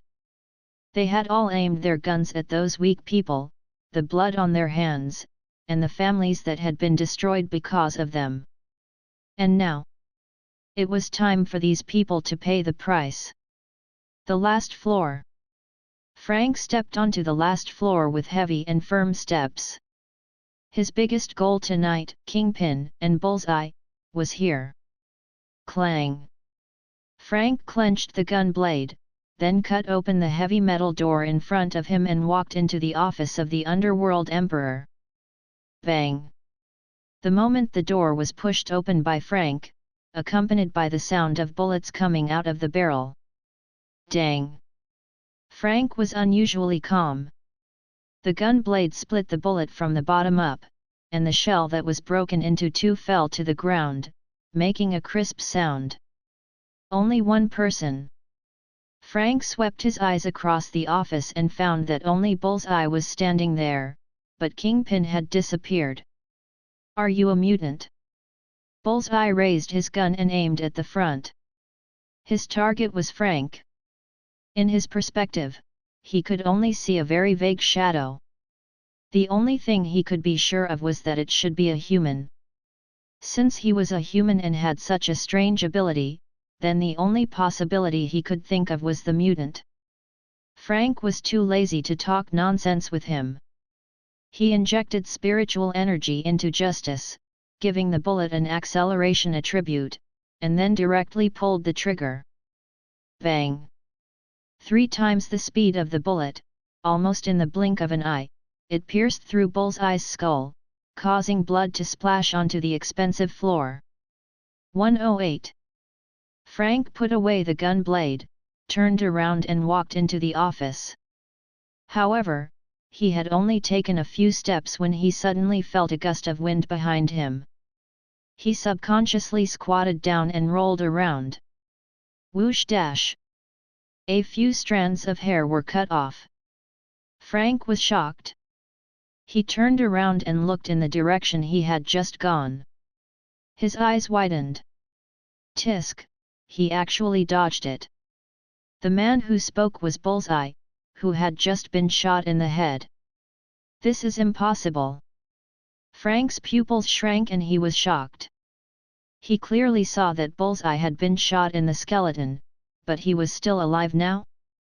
Moreover, not only did Bullseye not die, but the wound left by the bullet on his head had also mysteriously disappeared. Ha ha ha ha! Bullseye seemed to have felt Frank's shock and laughed arrogantly. Are you surprised now? Why do you think I am not dead? What the hell is going on? Frank's mind was in chaos, and he suddenly felt that something was wrong. When he was almost killed, Bullseye suddenly had superhuman reaction speed and could be said to be abnormal physical strength, but he did not show this strange ability. Bang bang bang! Frank pulled the trigger and fired several shots in an instant. He gave the bullets 4 attributes: blasting, fire, freezing, and poisonous gas. Haha, useless, useless, useless. Bullseye laughed wildly and rushed over. Although he could only see a vague shadow, this was enough for professional killers. Puff! The bullet hit Bullseye's body, splashing blood and minced meat, but Bullseye did not retreat at all, and rushed up against the bullet. F***ck. Frank cursed loudly, and fired as he retreated. What the hell is this thing? Before he had a clear understanding of Bullseye's background, he would not choose to rashly approach. The risk of fighting an undying madman in close combat was too great. It's useless. Bullseye laughed maniacally. Do you still not understand? Bullets are useless against me. I have already become a high-level creature with an immortal body. An immortal body? Frank sneered. He never believed that there was an immortal body in this world. This could only mean that the method of destruction was not found. Since one shot can't kill you, then I will blow you into a pile of minced meat. Let's see if you will still live. Chapter 23, Mask and Vampire. An immortal body? Frank's expression did not change, and he even wanted to laugh in his heart. If it were him before, he might have been surprised, but after experiencing the hellish 3 days, the past him has completely gone. Since even Death God could become a reality, then it was not difficult to understand that there was another undying monster. Judging from the battle just now, the explosive effect of a single bullet was not enough to blow Bullseye into a pile of minced meat. Therefore, this time, he did not plan to hold back. He shot with an arc and killed Bullseye in one go. Justice execution. Frank took a deep breath and gave 18 bullets the explosive attribute. This was the limit he could reach at the moment, and then he pulled the trigger heavily. Bang! The grayish-white gun blade spat out flames that symbolized death. Along with the vibration of the air, there was also a loud rumble of firearms. 18 bullets instantly roared out of the chamber. You still don't understand? Bullseye said disdainfully, human bullets are useless to me. Too slow. The speed of the bullet was too slow. If it were foreign the past, Bullseye would never be so arrogant. But ever since he became a perfect creature, there were very few things in this world that could hurt him. His body and perception had been strengthened several times. Even the speed of the bullet was like a movie that had slowed down several times. Dong! As soon as Bullseye stepped on the ground, the expensive tiles immediately broke into pieces, and his speed surpassed the bullets in an instant. His speed was too fast. The bullets seemed to stand still in front of Bullseye, easily avoiding the attack and charging in a straight line in front of Frank. Die! Bullseye's gaze was extremely vicious, and a cruel expression appeared on his face. His finger was like a sharp sword blade as it ruthlessly pierced into Frank's chest. Sizzle! A stream of blood gushed out. Get lost! Frank roared and kicked Bullseye away. At the same time, he took a few steps back. Slurp dash dash! Bullseye licked the blood on his hand and revealed a satisfied expression. Ah, your blood tastes so good, much better than those ordinary humans. Is that so? Frank sneered and said in disgust, then you should taste what your own blood tastes like. What? Just as Bullseye was about to mock him for overestimating his abilities, he discovered that the bullets that had missed had actually made a turn in the air. Bang! Bang! Bang! Bang! Bang! The 18 bullets were like a huge net that wrapped around him, accurately hitting Bullseye. Success! A smile appeared on Frank's face. Although there was an accident during the process, the result was still as he had expected. Is it you? The Punisher. This familiar way of attacking reminded Bullseye of a person who should have died a long time ago. Impossible. Aren't you already dead? Why is it impossible? Frank's voice seemed to come from hell, revealing a breathtaking chill. The hell is empty, so I came back to take you down with me. Impossible. Bullseye could not believe it. At that time, he had personally torn off one of his opponent's legs and fired several shots in succession. It was impossible for a human with such serious injuries to survive. You just said that you are immortal. The corners of Frank's mouth rose slightly, forming a trace of coldness. But I want to know, if you are blown to pieces, will you still be alive? Bastard! Bullseye's pupils suddenly contracted. He was very clear that he was not really immortal, just that he had a recovery ability that far exceeded ordinary people. If he was blown to pieces, he would die without a doubt. I will kill you, Punisher. Just as he took a step forward, Bullseye's face instantly turned pale. He felt that there was a huge amount of energy boiling in his body. 18 explosive bullets exploded in Bullseye's body at the same time, causing the destructive power to increase several times. Damn it! I am a perfect creature. How could I die in the hands of a mere human? Boom! In the midst of the flames and explosions, Bullseye's body was blown into pieces and splashed on the floor of the office. It was disgusting. A perfect creature. Frank sneered, "Sorry, I forgot to tell you. I am Death God." True. As Frank said, any creature that was blown to pieces would definitely not be able to live, unless the creature itself had already broken away from the concept of creature. And Bullseye? He had already reached this step. Within the shattered pieces of meat, a thin strip of meat suddenly extended out, and then as if it had a consciousness, they tangled together. My F***ck. Frank was shocked. What the hell is this monster? Bang! Bang! Bang! Frank fired a few more shots at the meat, but found that it was completely useless. These pieces of meat that had already exploded, after being hit by the bullets, were nothing more than becoming smaller, and it did not affect their regeneration. Feeling the attack, the scattered meat sprouts were like vipers, launching an attack on Frank. F***ck. Frank cursed. He had no choice but to stay away from the meat and shoot at the meat sprouts. There was nothing he could do now. He could only watch as Bullseye revived. Gloop, gloop. The meat sprouts became sticky, gathering the pieces of meat scattered in the living room, and then regenerating at a speed visible to the naked eye. Frank? I want to thank you. Bullseye looked up at the sky and laughed wildly.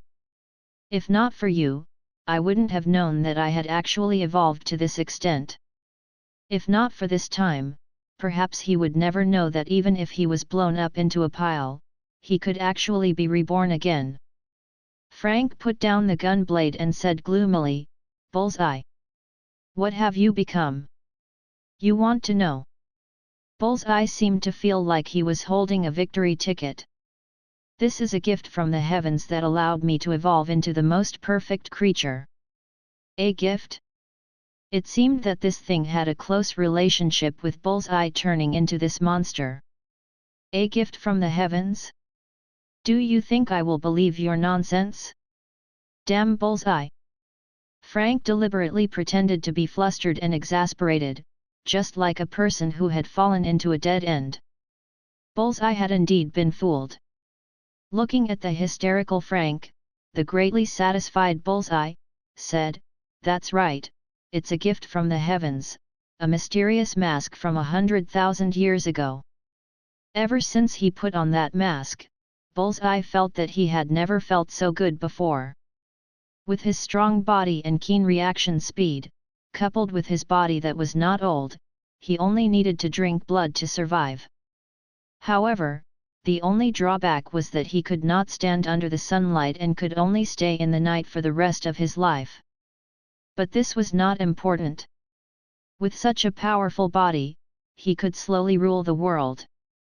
As for Frank, he was just a human. Even if he returned from hell, what could he do to him? Nothing. Relax, Frank. I will suck up every drop of blood in your body and then make you regret going against me in despair and pain. Bullseye walked over with a ferocious smile. His pale skin looked a little strange under the moonlight. Ha ha ha. Frank smiled. What are you laughing at? Bullseye asked with a gloomy face. Vampire.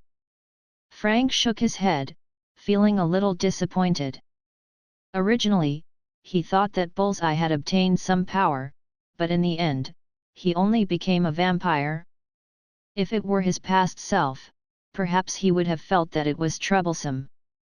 But now it was different. The times have changed. Bullseye, The current him was Death God, who was in charge of the death of most souls. And Zanpakuto's attack would only cause damage to the soul. It would not care whether you were a vampire or not. To some extent, Zanpakuto was even more harmful than sunlight to vampires. Frank did not know about this before, so according to his previous habits, he had been using the bullets of Shikai to fight and did not try to engage in close combat. But if he had known that Bullseye was a vampire, he would have ended the battle immediately when they first met. "Thank you for your information, Bullseye." A cruel sneer appeared on Frank's face. "In return, let me send you to your death. Vampire, right? An undying old man, right? Come, come, come, come. I'll show you something cool." Frank grinned hideously. Combined with the scar on his face, he looked like a villain boss. Chapter 24, Encroaching Danger. "Are you ready?" Frank suddenly said as if he was talking to himself. This feeling was very strange. Right now, there were only the two of them in the entire building, but Frank's tone seemed to be talking to another person. An invisible person. "You have a reinforcement." Bullseye narrowed his eyes slightly, his ears and nose twitching slightly. "Smell? No." Although the smell of blood and the smell of gunpowder was very strong, the physique of a vampire allowed him to distinguish any substance in the air. Any sound? There was none either. Through the sound waves similar to that of a bat, no creature within 100 meters would be able to escape his detection. There was no second person here. The Punisher was trying to trick him. "Still lying to me?" Bullseye licked his lips, a hint of red in his eyes. He laughed and said, "Do you think this little trick can deceive a perfect creature like me? There is no other person here." "You are wrong, Bullseye." Frank raised his eyelids slightly and said lightly, "There is another person here, but you can't see it." The third person was Pale Justice. However, only Frank could see it. "Ready?" Frank, who was wearing a white windbreaker, said indifferently, "Just in time. Let him see my true ability." "Yet." Frank agreed softly, and then his spiritual energy erupted like a volcano. The word of salvation. "Until death. Unparalleled strength until I die." Bang! Bang! Bang! 3 bullets roared out, but their target was not Bullseye, but Frank himself. Bullseye was confused. This was the first time he had seen someone shoot himself. "Ha ha, ha ha." Bullseye couldn't help but laugh wildly. "Are you crazy? Do you think you can't beat me, so you want to kill yourself now? Suicide." Frank smiled contemptuously. These 3 bullets were his real strength. Ah! The veins on Frank's face bulged, as if he was enduring some kind of great pain. His entire skin was as red as a boiled shrimp, emitting hot steam. Violent spiritual energy surged out at the same time, like a storm formed by sword's blade, cutting the expensive tiles and furniture around them into pieces. "Die, Bullseye!" Boom! After a loud shout, Frank stepped on the ground with his right foot. The expensive tiles suddenly cracked, and his whole person was like a cannonball, instantly tearing the air and rushing out. So fast! Bullseye's pupils suddenly contracted. Even with his vampire physique, he could not see Frank's movements clearly. Whoosh! A cold light flashed. Along with the pain coming from his body, Bullseye saw that his arm had been cut off at some point in time. Tch! Ah! This time, the injury was different from all the previous injuries. The heart-wrenching pain was like his soul being torn apart, causing Bullseye to scream uncontrollably. F***ck. You bastard! Next time, I will cut off your head. Frank said. If one looked closely, they would find that Frank was not in a good state. His skin had already shown cracks, and there was blood and sweat oozing out constantly. It was evaporated into smoke by the hot temperature. Obviously, he had given Frank 3 abilities at once. With Frank's current physique, he could not bear it for a long time, so he had to end the battle quickly. Otherwise, before the enemy could be defeated, he would probably fall first. My hand! Under the invasion of the intense pain, Bullseye discovered another terrifying thing. The arm that had been cut off by the Punishers was actually unable to recover. No. To be more precise, it was as if he had never had this arm, and he had been completely cut by the Punishers. What was the most terrifying ability of vampires? Blood-sucking? Of course not. Superhuman perception? Not either. It was an ability that they could not be killed even if it were blown to pieces. But now, the immortal body was broken. This is impossible. Bullseye roared hysterically, I am a perfect creature, how can I be defeated by a human? Goodbye, Bullseye. Frank let out a breath and shot out like a sharp arrow. Then, he bent down like a cheetah. Justice. Execute. Boom.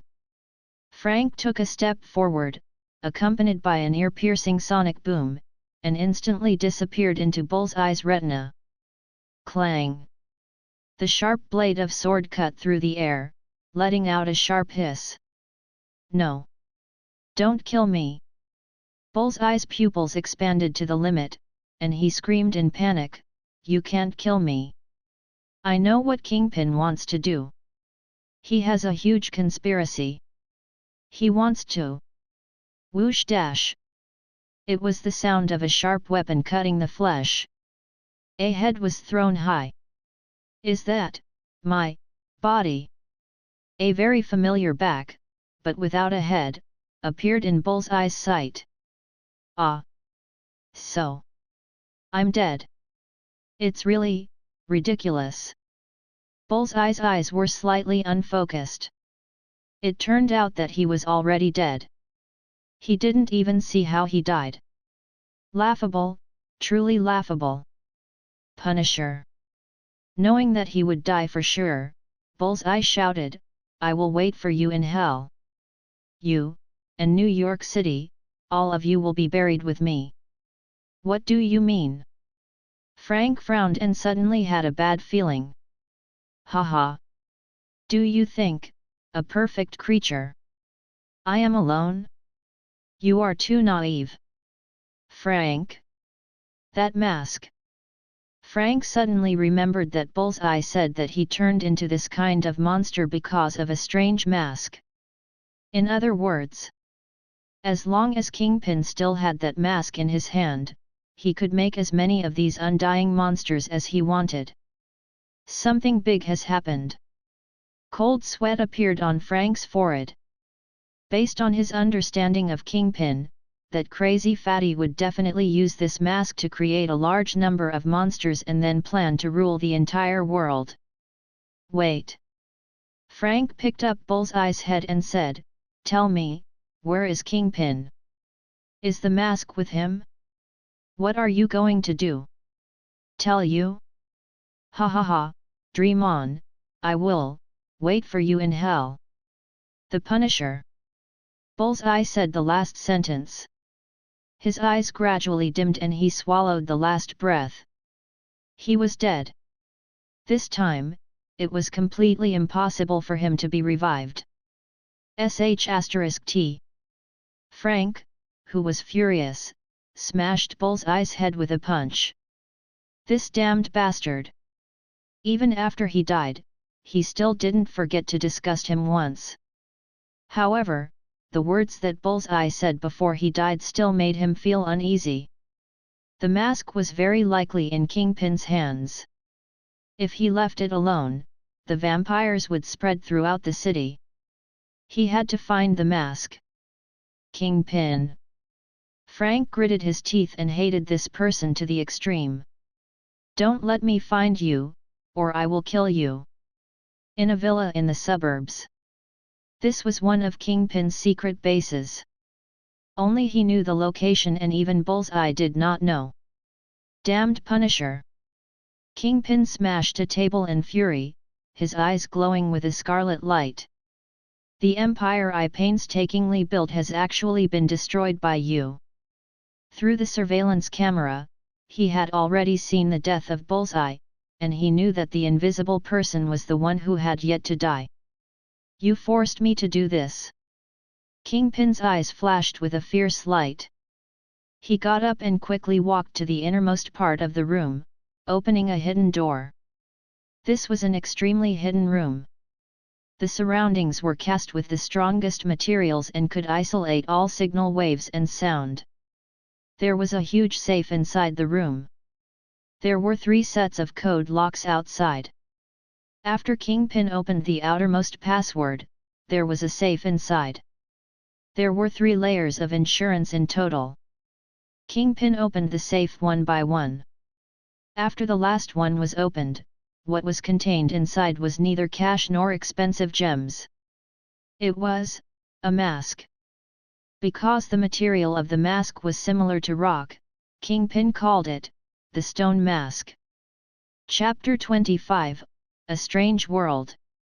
Low-grade soul, 10. Low-grade soul, 10. Low-grade soul, 10. Low-grade soul, 10. Lower soul level 10. Medium soul. The value of an ordinary human soul was 10 soul coins, and the value of killing an ordinary hollow was 100 soul coins. As for the higher level Jillian and Death God, or superheroes or villains, their souls were at least of medium quality. Poor Kingpin. Laud estimated that there should be no survivors in that building. Even if it were for the underworld emperor, losing so many subordinates at once, it must have been very painful. The most pleasant thing in life was to count money. Looking at the soul that kept entering the system, the number that was constantly refreshing. Ah dash! The sound of money was so wonderful. Just like now, if he stayed in the shop and let Frank go out to run errands, he could easily harvest a large amount of souls. Easy, simple. The only thing that made Laud feel that it was a pity was that out of all these people, only one person had dropped a medium-quality soul. Worthless. Damn. After Laud spurned him from the bottom of his heart, he began to count his harvest this time. 1, 10, 100, 1000, 1070 low-grade souls, and 1 middle-grade soul. He had earned a lot. This was a wave of profits. He had worked hard for a long time to accumulate 1000 low-grade souls. If it weren't for Frank, he wouldn't be able to get 1000 low-grade souls and a mid-grade soul in a single night. As expected of the Punisher. Woohoo dash dash! Laud was instantly overjoyed. These souls were enough for him to draw another 10 pulls. But what a pity! For something like today, just doing it once or twice was enough. If he did too much, it would be a big problem. The first step is a success. There was a hint of a smile on the corner of Laud's lips. He lay leisurely on the bench, slowly thinking of a plan. Reviving Frank was the correct choice after all. Just as he had expected, all the people who died at the hands of Frank, the system soul would also be counted on his head. Perhaps in the eyes of the system, Frank belonged to him, just like Nemu. It was probably because the birth of the two of them was inextricably linked to him. Through this harvest, Laud was even more certain of the idea in his heart, that was to establish a force that belonged to him. Not only Soul Society and Death God, but also Hollow. He only needed to live in seclusion behind the scenes and silently control all of this. Now, the first step had succeeded. However, Death God was not enough. He wanted to create an opponent for Frank. Ordinary hollow was definitely not enough. He had to be a strong enough hollow. Well, who should I choose? Laud was very worried about this candidate. At this moment, the door of the spirit cleansing pavilion was pushed open, and Frank walked in with a strong fragrant. "I'm back," Frank said expressionlessly, and there was still a trace of killing intent in his eyes. Before he came over, the smell of perfume had already come. "Did you spray a few bottles of perfume?" Laud's eyelids jumped and he looked at Frank strangely. "Didn't you go out to kill people? Why did you come back with a perfume smell?" Frank rubbed his eyebrows and said, "The smell on my body is a little heavy. I was afraid that I would disturb Nemia when I came back, so I bought a few bottles of perfume to get rid of the smell." Laud was speechless. He didn't expect that the Punisher, who looked so rough and wild on the outside, had a delicate heart. Frank sat down opposite of Laud, looking a little tired. "Do you still have wine? I want to drink some." "Yes." Laud took out a bottle of whiskey from under the counter and threw it to Frank. He asked, "Is your revenge going well?" Pop dash.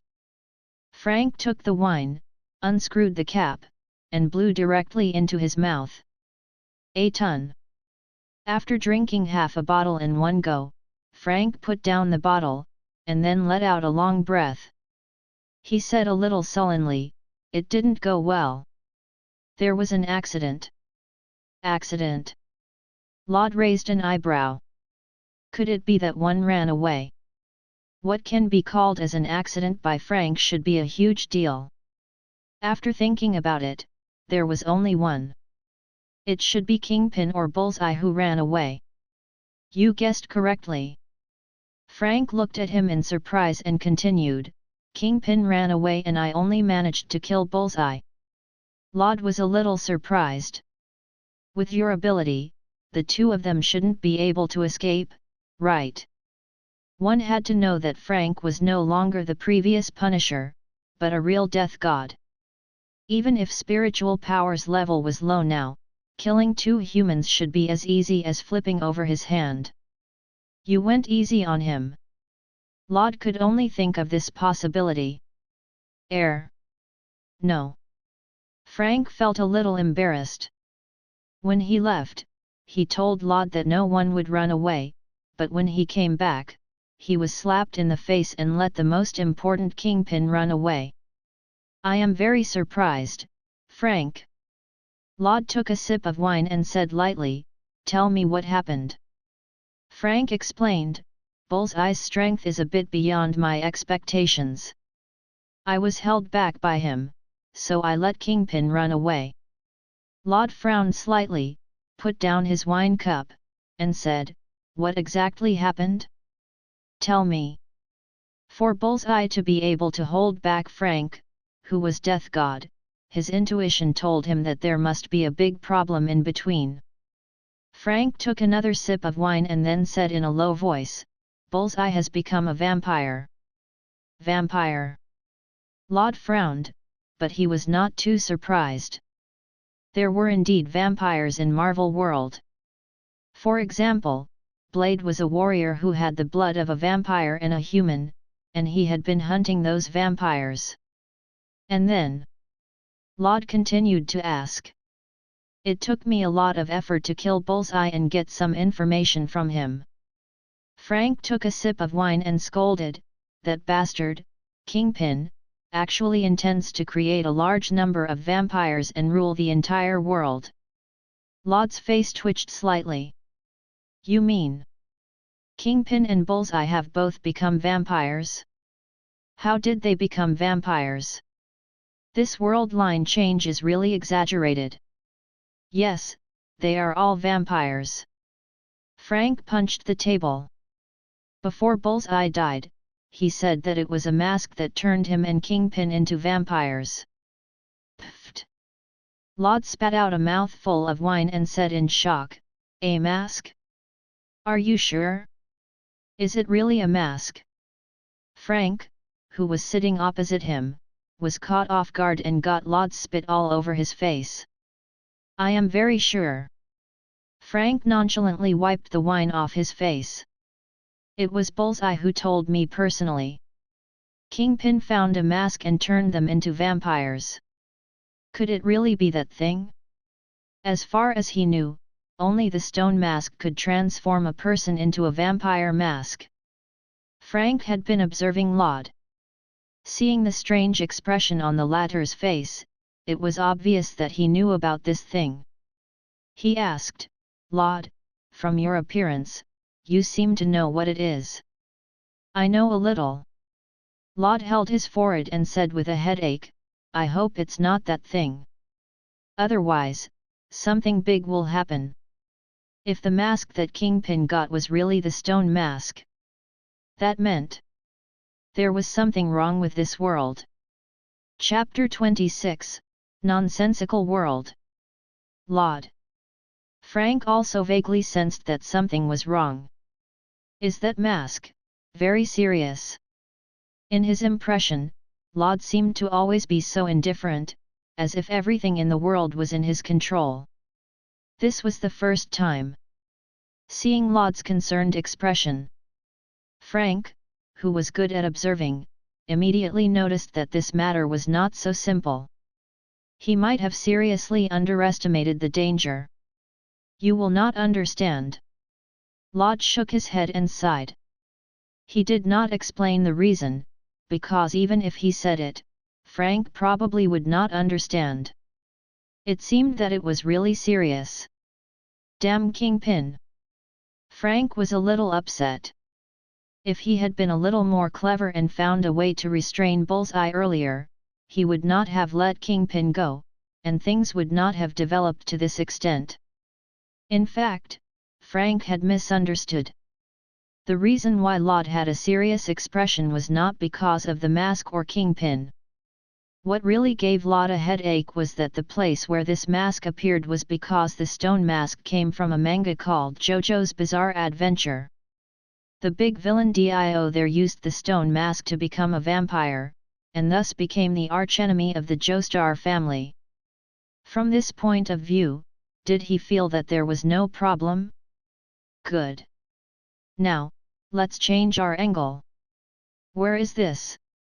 Marvel World. To be more precise, he believed that this was Marvel World.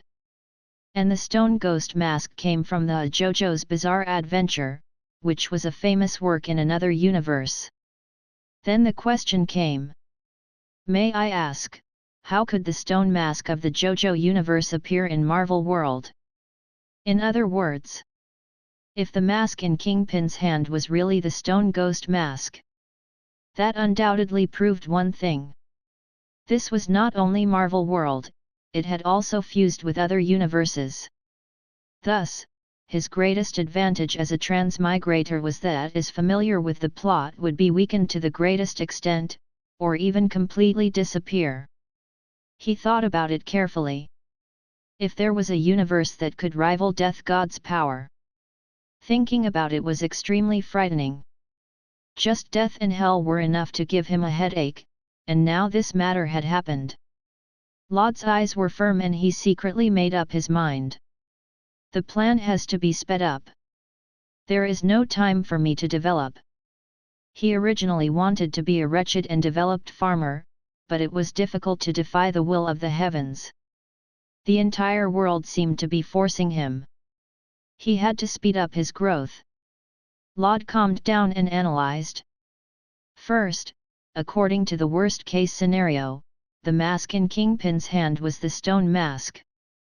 Then Marvel World had obviously merged with the other universes, and the plot would inevitably move towards an uncontrollable direction. All he could do was become stronger before being exposed. Interesting, too interesting. This sudden sense of urgency made Lod feel even more excited, and the muscles all over his body were unconsciously trembling. Frank Laud regained his previous calm and composure. He gently knocked on the table and said, "Since you let Kingpin go, I will leave this matter to you. There should be no problem, right?" Frank glanced at him and narrowed his eyes. The feeling Laud gave him seemed to be a little different. He was still the same person, but for some reason, he seemed to have become more terrifying. Yes, it was terrifying. That kind of bottomless feeling seemed to never be able to guess his thoughts. This kind of feeling, he had only seen it on the one-eyed bastard before. "Don't worry," Frank said in a low voice, "since I let Kingpin go, I will be responsible for this matter to the end." After that, Frank turned around and walked out of the door. He was probably going to find Kingpin. Wait. Laud threw a black pill to Frank. "With this portable Jigai, you can't always maintain your soul state, can you?"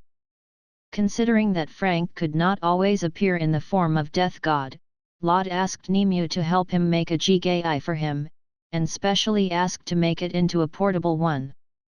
Portable Jigai. Frank pinched the small black pill in his hand and asked curiously, "How do I use this? Do you want me to eat it?" "Ah, didn't I say that?" Laud blinked. "No." Frank was expressionless, and there was only a slight twitch at the corner of his eyes. However, this unreliable situation was not something that could be done in a day or two, and it would get used to it after many times. Laud scratched his head and said in embarrassment, "I'm sorry. I forgot to tell you." He had a lot of things to do these 2 days, so he forgot to give Frank basic knowledge about Death God. The corner of Frank's mouth twitched.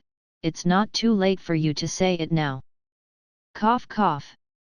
Laud cleared his throat and said, "Jigai is used to make it convenient for Death God to appear in front of a normal person, or to use a tool in an emergency. You can also understand it as a vessel for the soul." Got it. Frank was very smart. He understood the use of this thing as soon as he heard it. He pointed at Laud and asked, "Then your current body is also a Jigai?" "Yes Laud continued, "However, yours is a portable Jigai, which is more advanced than mine. When you use it, you can blow it up like a balloon." Blow like balloon. Frank had a strange look on his face.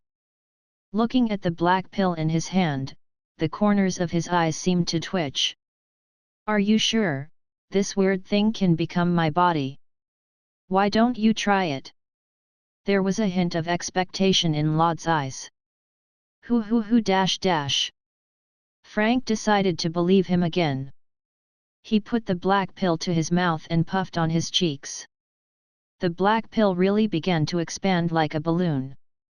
When the balloon expanded to its limit, it suddenly exploded with a bang. Bang dash. After the explosion, the black pill turned into a human body, and the appearance was exactly the same as Frank. However, no matter how he looked at it, Frank felt that it was familiar, and the corner of his mouth twitched. F***ck, isn't this my original body? Laud glanced at it and found that it was true. He immediately cursed in his heart. Not only did the blood on Jigai not dissipate, but there were also several bullet holes on it. It was obvious that the little guy, Nimue, had stolen the materials. "I told you to be a Jigai, but I didn't tell you to turn Frank's body into Jigai." But now that things had come to this, Laud could only give a dry cough. He braced himself and argued, "Isn't this good? It's so convenient to make you a portable one. Anyway, you are Death God now. Just treat it as a waste and use it again." Laud. Frank's eyelids twitched wildly, and his teeth creaked. He now seriously suspected that Laud was doing it on purpose. Hey Frank, calm down. Lod waved his hand and forced a smile. This is a mistake. I promise there won't be another next time. Humph. Frank did not believe it at all. He sneered and said, You said the same thing last time, bastard. Believe me, this is definitely the last time. Lod shrugged. Frank sneered, obviously not believing this sentence. After putting on Jigai, he said, I'm leaving. After I find the mask, I will bring it back. Have a safe journey. Lod picked up the cup and took a sip. He said lightly, I hope you won't disappoint me this time, Frank. Chapter 27, Exciting Gotcha Moment. After seeing Frank off, Lod calmed down and solemnly took out an old yellow calendar from the cabinet. This yellow calendar was not just an ordinary calendar. If he wanted to get this thing in the United States, even he had to put in a lot of effort. Flipping open the yellow calendar, Friday. Luck, above average. Taboo, marriage. Perfect. Lod praised in his heart and then closed the yellow calendar. Wash your hands. Bath. Clean clothes. Burning incense. Praying. Brother. What are you doing? Nimue rubbed his sleepy eyes and saw that Lod seemed to have become strange and was muttering something. Don't talk, Nimue. Lod looked solemn and serious, like a devout believer. I am praying for the power of Emperor Ou. Ou who? Nimue's eyes lit up. What is that? Is it delicious? Pa dash. Lod reached out and patted Nimue's head. He shouted, Don't talk nonsense. Emperor Ou is not meant to be eaten. He is used to worship. Oh. Nimue knows. Nimue puffed up his cheeks in grievance. His big eyes were full of curiosity as he watched Lod continue to talk.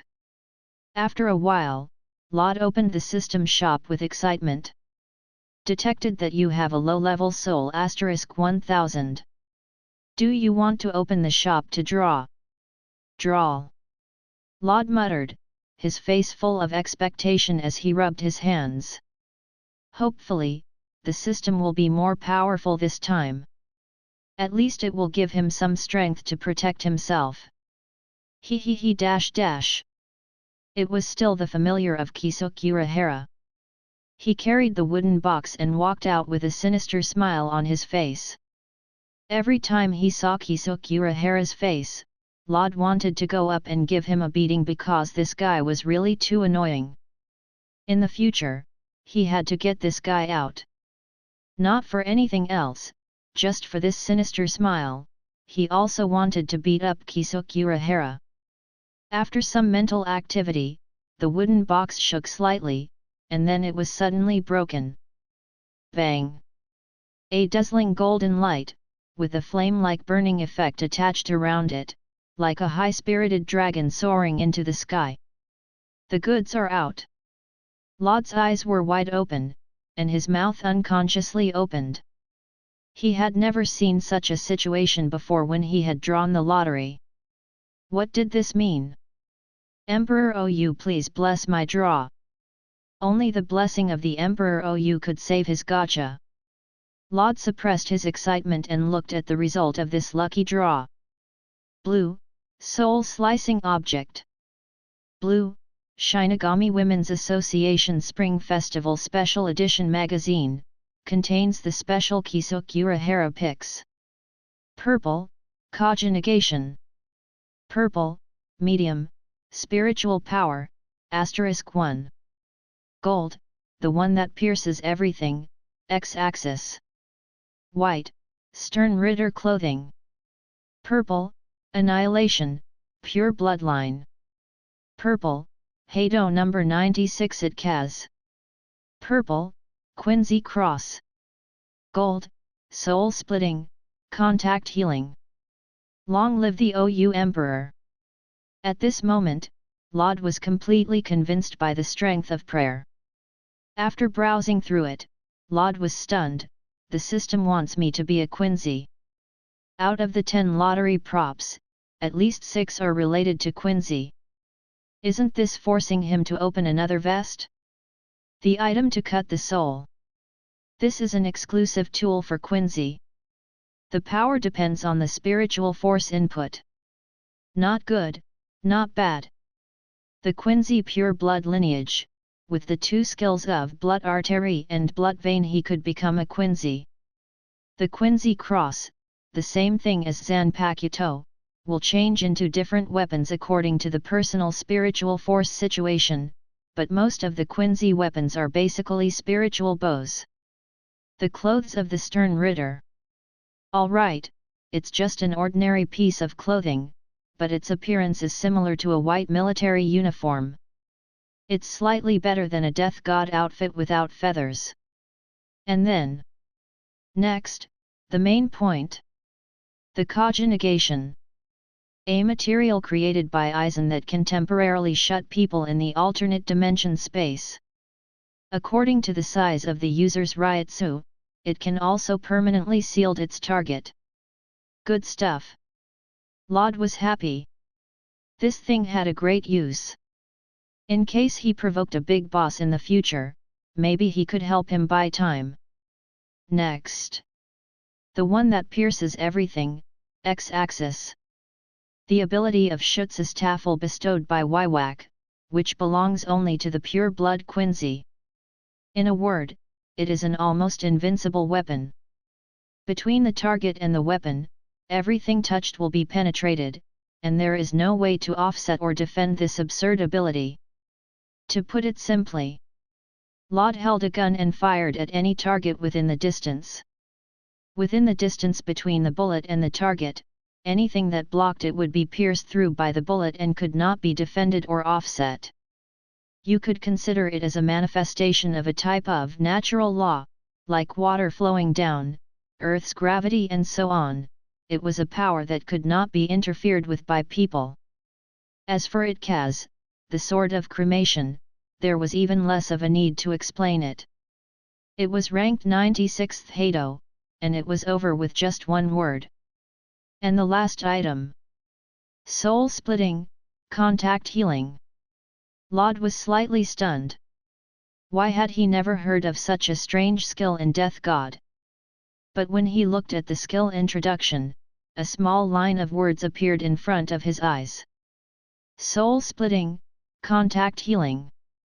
When touching others, a part of the soul can be divided and fill the gap in the soul of the person who touches it, making the psychological or physiological defects gradually heal. When the person who is touched gradually recovers his body and mind, the knowledge, experience, skills, and talent that he has learned will all be recorded in the soul fragment that Laud gave him. Once the soul fragment is withdrawn, the life and soul of the touched will instantly go to death, and it will be impossible to reverse. But the difference from the original work is, every once in a while, Wywak has to recover those scattered souls and swallow the souls of others to survive, otherwise he will return to the weak state of hollow when he was born. But Laud does not need it. He can keep the soul fragments in other people's bodies until he wants to recycle them, and then he can recycle them. This is Wywak's skill. Laud's breathing suddenly became rapid, and his heart unconsciously beat wildly. Wywak, the son of the Soul King, the founder of the Wandenreich, the ancestor of all Quincy and the Schutz's Tafel, the one called the Almighty, was known to wield the power to change the future, and can even be called the strongest character in the entire series. He was the ultimate big boss who provoked 1,000 years blood war with his own strength and almost destroyed the entire Soul Society.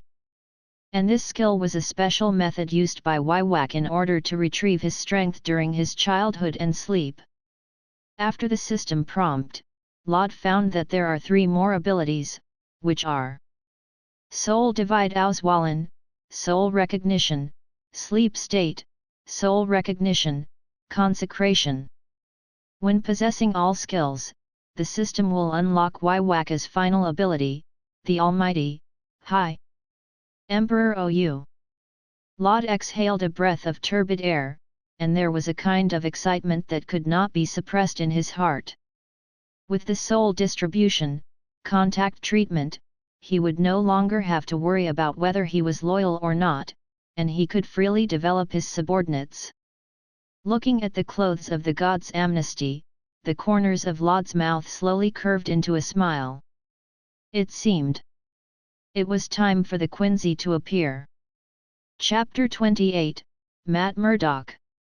The next day, a shocking piece of news made it to the front page of New York City. In one night, the people in Fisk Tower was killed. The chairman, Kingpin, had disappeared and the first fighter under his command, Bullseye, had been dismembered. It was suspected to be caused by his enemy's revenge. The once all-powerful underworld empire was instantly disintegrated. This piece of news was like a tornado that quickly swept through the entire Hell's Kitchen. Kingpin had disappeared. The terrifying man who ruled and governed Hell's Kitchen no longer existed. All the gangs were getting restless. It was located in a law firm of Hell's Kitchen. "Hey Matt, did you see the news in the morning?" A man with golden curly hair who was slightly plump walked to a man with coffee in his hand. The man turned around and said lightly, "Fergie, do you think I can see it?" Although it was indoors, the man was wearing a pair of sunglasses. The bigger sunglasses covered most of the man's face, but judging from the angular outline of his face, he must be quite good-looking. Sorry. Fergie quickly apologized and said with embarrassment, "I almost forgot. You can't see." "It doesn't matter." Matt shook his head slightly. He was already used to this kind of thing. "This is big news." Fergie took a sip of coffee and said a little excitedly, "I promise you will never think of it, Matt." "Big news? I'm a little curious about that." "Tell me about it, Fergie," said Matt.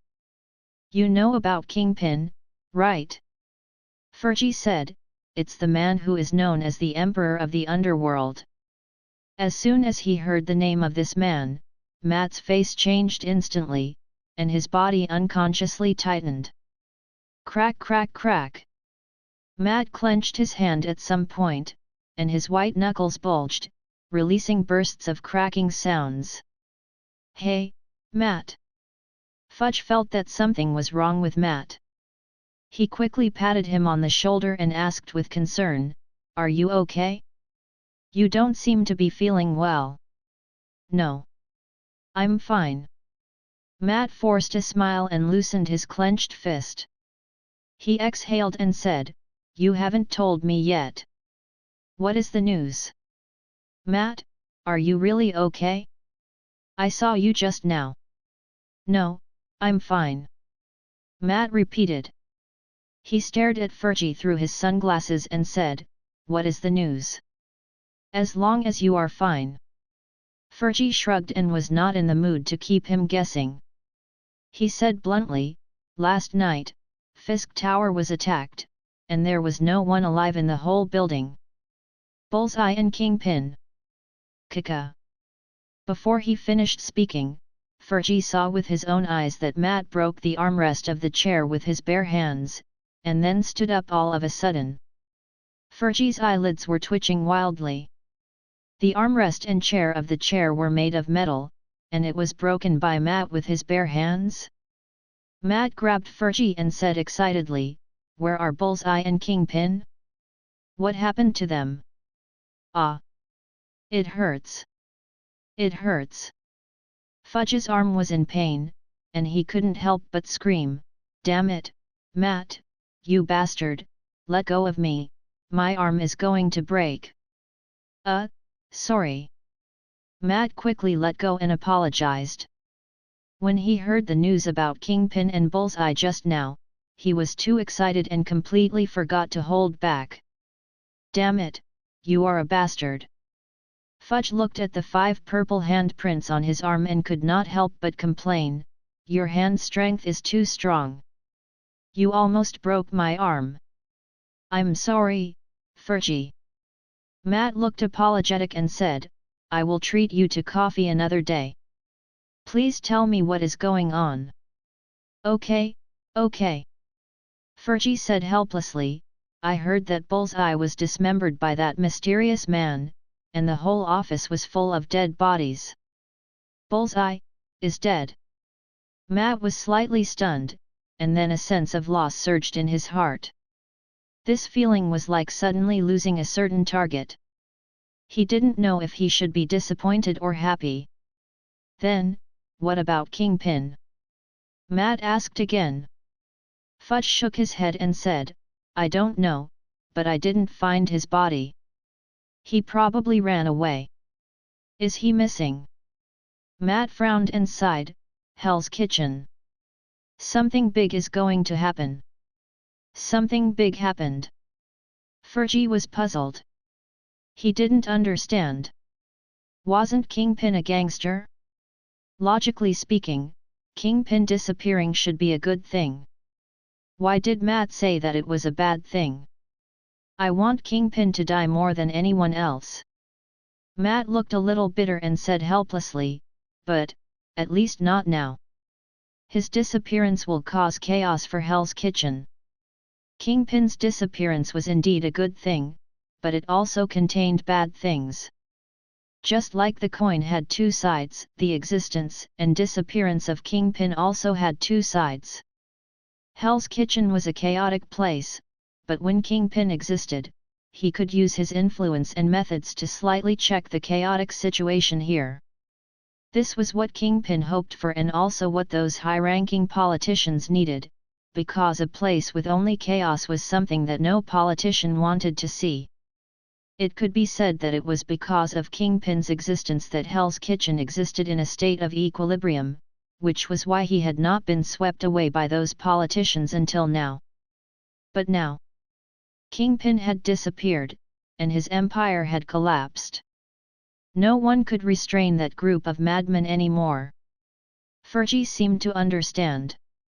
He turned and asked, "You seem to know them very well. Are you a superhero?" "Hee hee."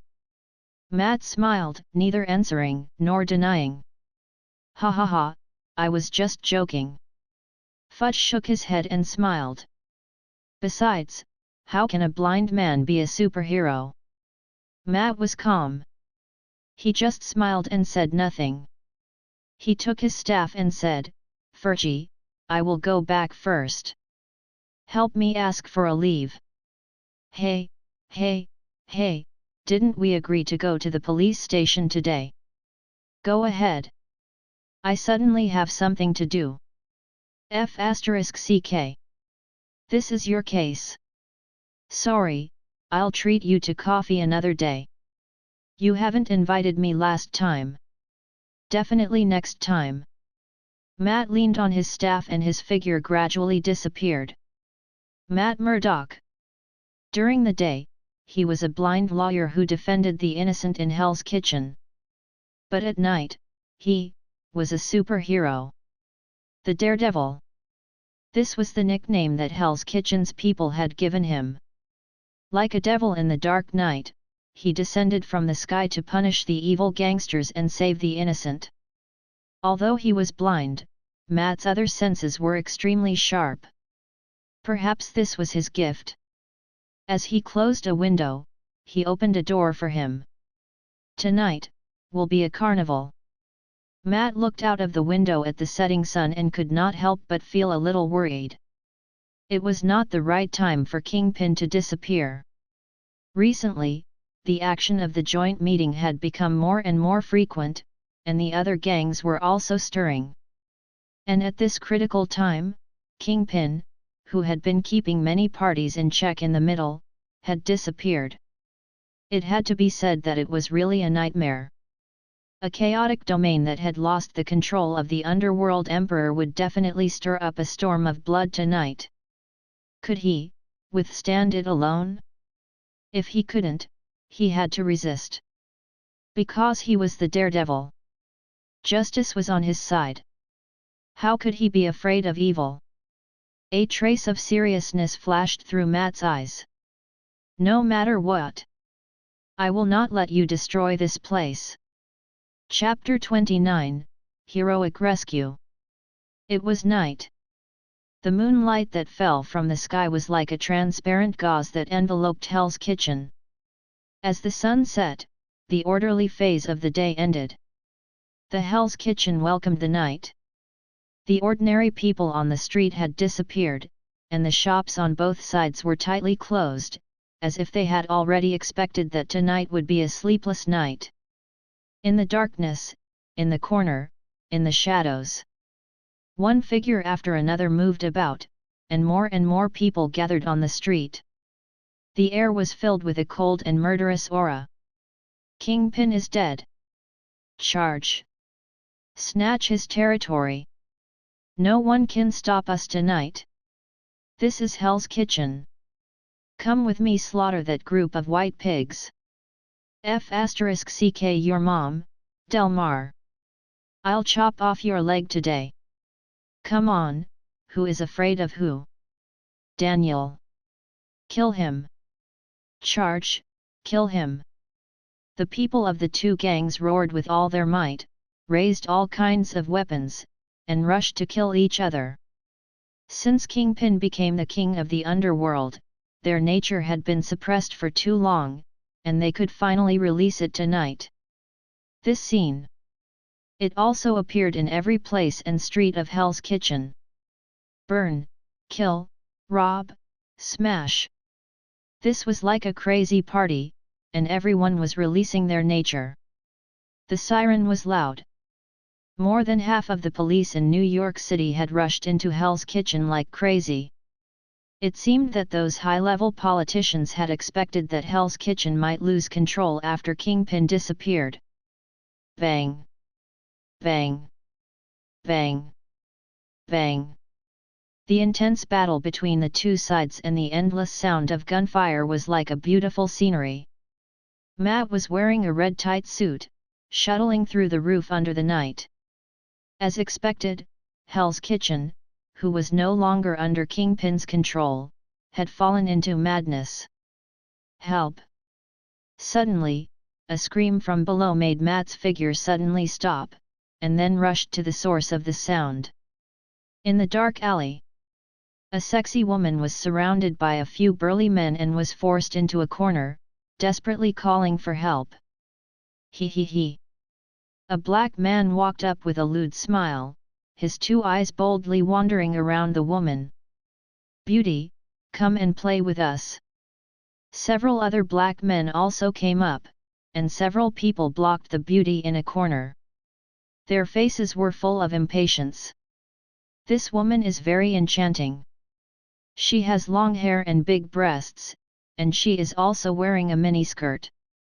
Such a beautiful woman is rare. The few black men just think about it and their saliva almost flowed out. For small hooligans like them, how can they meet such a beautiful woman? At most, they just look at the boss woman and have fun. But this woman was even more beautiful than their boss girl. Let's taste her first. The strongest black man in the lead pushed away the other people and aggressively pledged sovereignty to the others. No, I beg you, let me go. The beautiful woman retreated to the corner, her face pale and bloodless. Obviously, the beauty also knew that if a beautiful woman like her were to be taken turns by these people, she would at least lose half her life. But obviously, these people did not intend to let her go, and they even wanted to make things worse. All right. This was the most common scene of a hero saving a beauty. Matt was a little speechless. It was not because he needed to save people, but because he had saved more than 10 beauties this month. Why was it so easy for him to encounter this kind of thing? Help! No! Someone save me! The woman's cry for help interrupted Matt's thoughts. Damn it! Matt cursed in his heart. Without any hesitation, he jumped down from the roof. Justice from the heavens! The black man who was about to reach out to touch it was instantly hit by a cane. Kaka! The huge force hit the bone and instantly made a bone-aching sound. The black man's left hand bent backwards. Ah! The black man curled up into a ball in pain. He covered his broken left hand and screamed, "My hand! Sorry." Matt said lightly, "As long as I'm here, you can forget about touching this lady." A man in a red tight suit, holding a metal club in his hand, looked at them with extremely cold eyes. "It's him!" One of the black men exclaimed, "That pervert in the tight suit that beat us up at night." Pervert in a tight suit? Matt was slightly stunned. Who was this? But then, Matt quickly reacted. They seemed to be talking about him. Although he could not see, there should be no one else here besides him wearing skin-tight clothes and masks, right? That's right. Another gangster shouted, "He is the masked pervert. Last time, it was him who broke one of our boss' legs." Pervert. The corner of Matt's eyes twitched, and he fiercely swung his stick. Bang! The hooligan was sent flying on the spot, and he slammed into the wall. He let out a muffled scream, and 2 front teeth fell to the ground. This was definitely not revenge. That's right, who asked him to slander me? Matt had a clear mind. Kill him. The gangster with the broken hand roared in pain, "Kill him for me, kill this bastard." The few hoodlums looked at each other. There were 5 of them, and the other party was only 1 person. Even if you are powerful, we have 5 people here, and a huge advantage of 5 against 1, let's see what you can do. The 5 gangsters took out their daggers and rushed forward with cruel faces. They seemed to have seen the scene of this pervert in tight clothes being stabbed to death by sword. Charge! Bang! Pa! Dong! Kaka! Ouch! Ah! In the blink of an eye, the 5 hooligans were lying on the ground, holding their broken arms or legs, screaming in pain. Matt dealt with them effortlessly. Obviously, with his many years of training, let alone these hooligans, even if there were 10 more people, he could beat them all down. Get lost! Matt shouted, "If I find out again, it won't just be a broken hand or a broken leg." Yes, yes, yes! Let's get lost! The hooligans did not dare to have any more thoughts. They forcefully endured the pain and stumbled away. "Beautiful lady, are you all right?" Matt turned around and asked softly. I am fine." The woman seemed to have not recovered yet, and there was a trace of fear in her tone. "That's good." Maid nodded and said, "Then I'll leave first." "Be careful." "Wait." The woman suddenly said, I'm so scared. Can you escort me? My home is nearby." Matt hesitated for a moment, because he had something more important to do tonight. "I beg you." The woman's voice was trembling and crying. Matt was a little silent. It was indeed not safe to let her go back alone, and her home was nearby, so it would not take much time to send her back. "Let's go, I'll send you home." Matt nodded and agreed to the woman's request. "Thank you." The woman impatiently threw herself into Matt's arms. Ma'am." Matt was obviously not used to it, and his face turned slightly red. However, the woman in his arms suddenly revealed a hint of killing intent in her eyes. Chapter 30, The First. Was it killing intent? The moment the woman revealed her killing intent, Matt's supernatural senses moved, and he instantly sensed that something was wrong. He was immediately shocked. Only now. The woman chuckled. Don't you think it's too late? Daredevil. Pucci. A fair and slender arm actually pierced through Matt's chest. Oof. Matt's pupils trembled slightly, and he couldn't stop spitting out blood. The woman sneered and whispered, Master, I succeeded. Well done, Jessica. A man in a suit walked out with his hands in his pockets and a sneer on his face. The Daredevil, we meet again. It's you. Matt fell to the ground in pain. Due to the hole in his chest, it became very difficult for him to speak. Jessica, come here. The man ordered. There was a hint of struggle in Jessica's eyes, but it quickly turned into confusion. Then she obediently walked in front of the man and knelt on the ground. Well done. The man's fingertips swept across Jessica's cheek, as if he was caressing his beloved pet. A proud smile appeared on his face. Daredevil, you didn't expect this, right? All of this was specially arranged for you by me. Purple Man. The near-death Matt suddenly felt endless anger and resentment. The Purple Man laughed and said, I like your current appearance, Daredevil. Hack. Matt spat out another mouthful of blood, and his consciousness started to become cloudy. The Purple Man smiled proudly and stepped on Matt's head, saying, From a month ago, I deliberately arranged the hero saving the beauty trick for you until you were familiar with all of this and relaxed your guard. Only then did I arrange Jessica to assassinate you. Not only Jessica, but even those hooligans just now were specially arranged for you by me. How is it? Are you very happy? Ha ha ha, ha ha. Purple Man. Matt's voice gradually became weaker. He never expected that he would end up like this. Pain, frustration, regret, despair, and other emotions flashed past. Ha ha ha. The Purple Man laughed wildly. The man who had always been against him had finally disappeared. Ta, ta, ta, ta. In the quiet alley, there was a sudden sound of footsteps, interrupting the Purple Man. Who? The Purple Man was shocked and subconsciously hid behind Jessica, looking over under the dim moonlight. That was a man? Jessica and the Purple Man were stunned, because the man's attire was really a little strange. A standard white double-breasted coat, a pair of slender trousers, and a pair of thick white boots. A black belt was tied to his waist, and his overall style was a bit biased towards the military uniform of the Second World War. The man had neat blonde hair.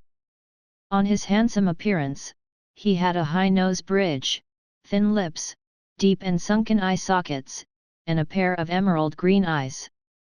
The gold-rimmed glasses added a bit of elegance to him. The Purple Man narrowed his eyes and thought to himself, is he an ordinary person? Or is he a superhero? Matt sensed that someone was coming. He endured the pain of his chest being opened and shouted, hurry, hurry up and leave this place. As kind as Matt was, even when he was on the verge of death, he was still considering the lives of others. Perhaps his physique was not as good as Captain America's. His combat experience was also inferior to the Punisher's. However, he only had the heart to uphold justice. He was not inferior to any superhero. However, the man was expressionless, as if he had not heard his warning and was still walking towards them. 1 step, 2 steps, 3 steps. The man was getting closer and closer to them, but the Purple Man's face suddenly changed. My mind control is not working. Logically speaking, at this distance, his ability would have already reached his target. But this man completely ignored his control. This man in white military uniform was like an empty shell, completely lacking the hormones that normal people should have. The man was still approaching. "Kill him, Jessica." The purple man panicked for some reason and turned to shout at Jessica. "Yes, master." Upon hearing the order, Jessica was like a puppet, charging towards the mysterious man without hesitation. The distance of several meters arrived in the blink of an eye. Jessica raised her fair and clear fist and ruthlessly struck the man's head. "Who?" The fist pierced through the air like a cannonball, immediately triggering a series of ear-piercing sonic booms. It was hard to imagine that a seemingly weak woman could actually unleash such a terrifying punch. As for the mysterious man, he seemed to be stunned. He quietly stood where he was and watched as Jessica's fist struck over. "Ha ha ha ha!" A hint of excitement jumped up on the purple man's face. He licked his dry lips. He seemed to have already seen the scene of the man's head being blown apart by a punch from Jessica. No. No. Matt could no longer bear to continue watching. He knew very well how terrifying this woman's strength was. If she was hit in the head by a punch, she would definitely be shot in the head on the spot. Bang! The punch missed. The man was gone. Jessica and the purple man did not expect that the mysterious man would disappear in front of them. Step. In the dead silent alley, footsteps sounded again. "He is behind me." The purple man suddenly felt cold all over his body and turned around at the fastest speed. Sure enough, the mysterious blonde man used some unknown method to come behind all of them. The man stopped beside the dying Matt. Cough cough. Matt kept coughing up blood, his pupils had already become lax. "Matt Murdoch." The blonde man's voice was very low, with a hint of a weak husky, and very magnetic. He said, "Do you want to live?" "Ah. Ah." Matt forced out a miserable smile and said with difficulty, I want to live." The blonde man slowly squatted down and reached out a hand to touch Matt's chest. He said lightly, "Matt Murdoch. I will give you the power of our king, and you will become a member of us from now on." A light blue light the size of a fingernail slowly entered Matt's chest. The next moment, a gust of wind suddenly blew in the surrounding air, and countless reishi poured into Matt's body, repairing the wound at a speed visible to the naked eye. "I am alive." Matt was shocked. He actually came back to life. "Welcome." The blonde man's eyes were like a pool of stagnant water. He said indifferently, "Matt Murdoch, from now on, we will be a family." Matt asked doubtfully, "You? Why did you save me? Who are you?" The blonde man stared at Matt with his emerald eyes. "Because you are one of our people, Matt Murdoch." "This is impossible." The purple man who witnessed the whole process changed his face dramatically on the spot. "Matt should be dead." "Impossible." His chest was punched through by Jessica, and his organs were all broken. How could he stand up again? But facts speak louder than words. Matt stood up, and the wound on his chest disappeared as if he had never been injured. Who exactly are you?" The purple man felt a chill all over his body. Perhaps, even he himself did not notice that his voice was actually trembling slightly. "I am the Quincy of the Wandenreich, one of the Stern Ritter. Jugram Hashwalth." Laud, who was wearing a new vest, said without changing his expression. Chapter 31, Jessica Jones. The new vest is on the stage. This is the set of Jigai that Laud asked Nemu to make for him. This Jigai can not only play the power of Quincy perfectly, but also will not limit Death God's strength too much. As for the appearance of Jigai, considering that there is a difference between his identity and death god. Lod referenced the Wandenreich in the original work, the stern Ritter, Jugram Hashwalth. There was no other reason, he's just handsome. Jugram Hashwalth's appearance was obviously more inclined to Western people's aesthetics.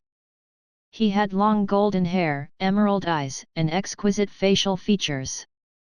His temperament was noble and elegant, just suitable to be his new appearance.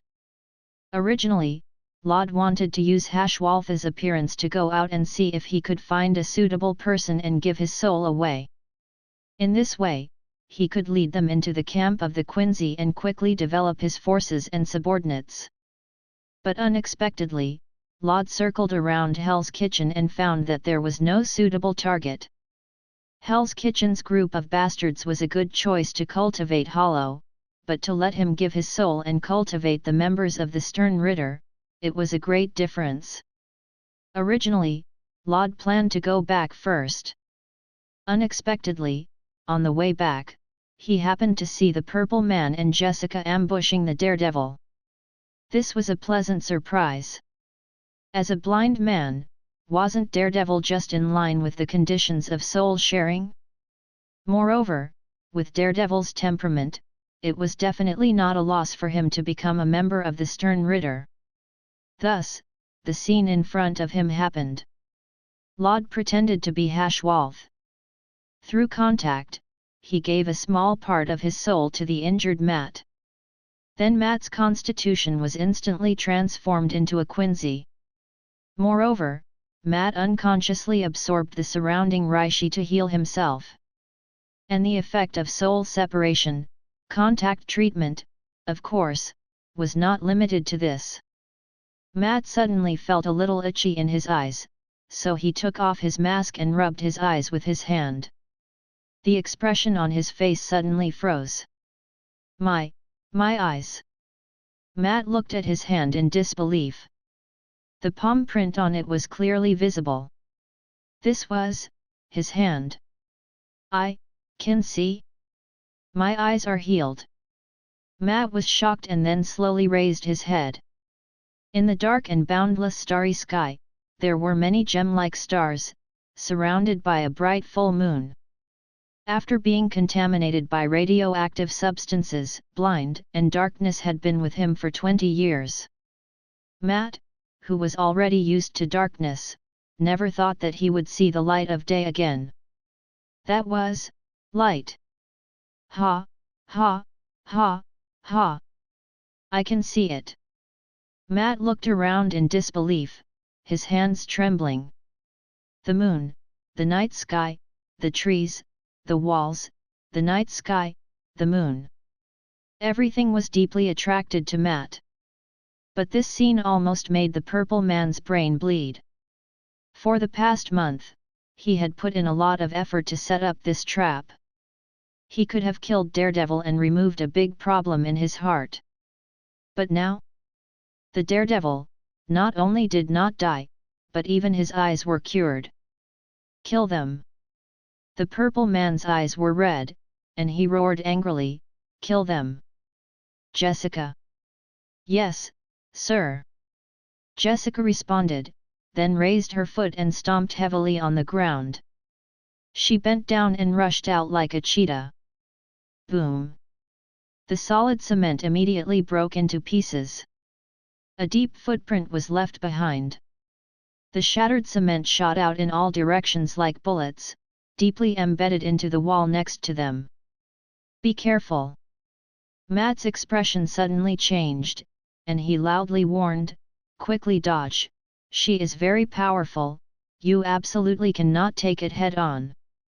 Through the experience of being punched in the chest just now, Matt was very afraid of the woman called Jessica.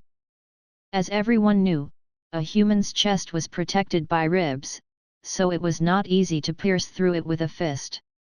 Apart from the fact that it was not strong enough, it had to be fast enough. Only in this way could a fist pierce through the chest. Clearly, Jessica's strength and speed far surpassed his. There's no need to dodge. The man named Hashwalth pushed his glasses frame with one hand and said calmly, "As Quincy, we do not need to pay attention to humans." Indifferent, calm, cold. This was the information Matt read from the man's face. It was as if in his eyes, these people were like gravel on the ground, not worth paying attention to at all.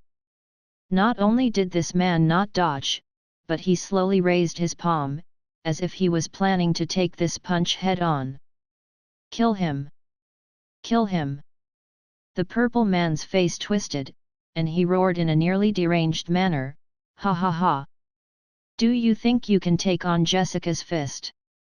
He had absolute trust in Jessica's strength. Jessica was the same as him, a mutated human. But the only difference was that Jessica had a terrifying strength that surpassed ordinary people. Even a wall made of steel was as fragile as paper in front of her. Not to mention a human body? Oh la la! Jessica punched out, bringing with it a violent sound that pierced through the air, and a burst of violent wind that blew. Laud raised his hand, and black veins appeared along his arm. Through the talent of Quincy, he could forcibly plunder the Reishi wandering in the atmosphere, and then inject it into his own blood vessels in the body, forming an increased eatable defense far beyond the physical body.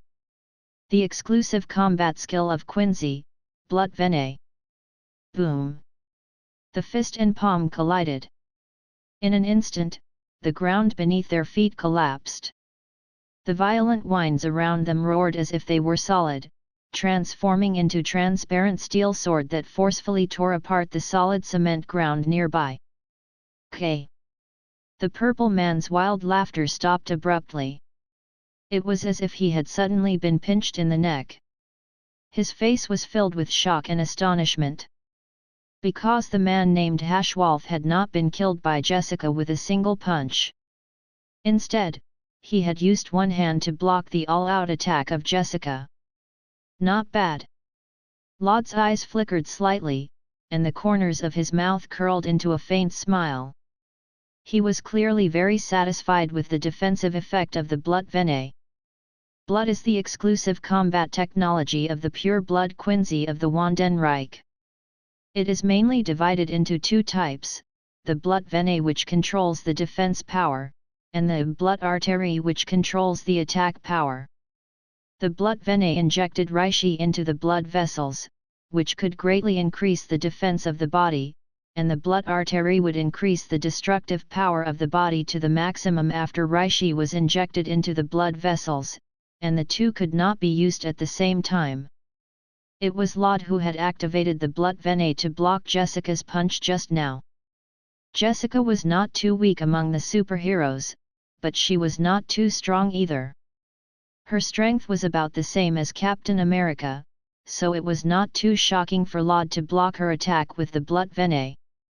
Laud glanced at the purple man and felt disgusted. Both of this man's power and behavior were despicable.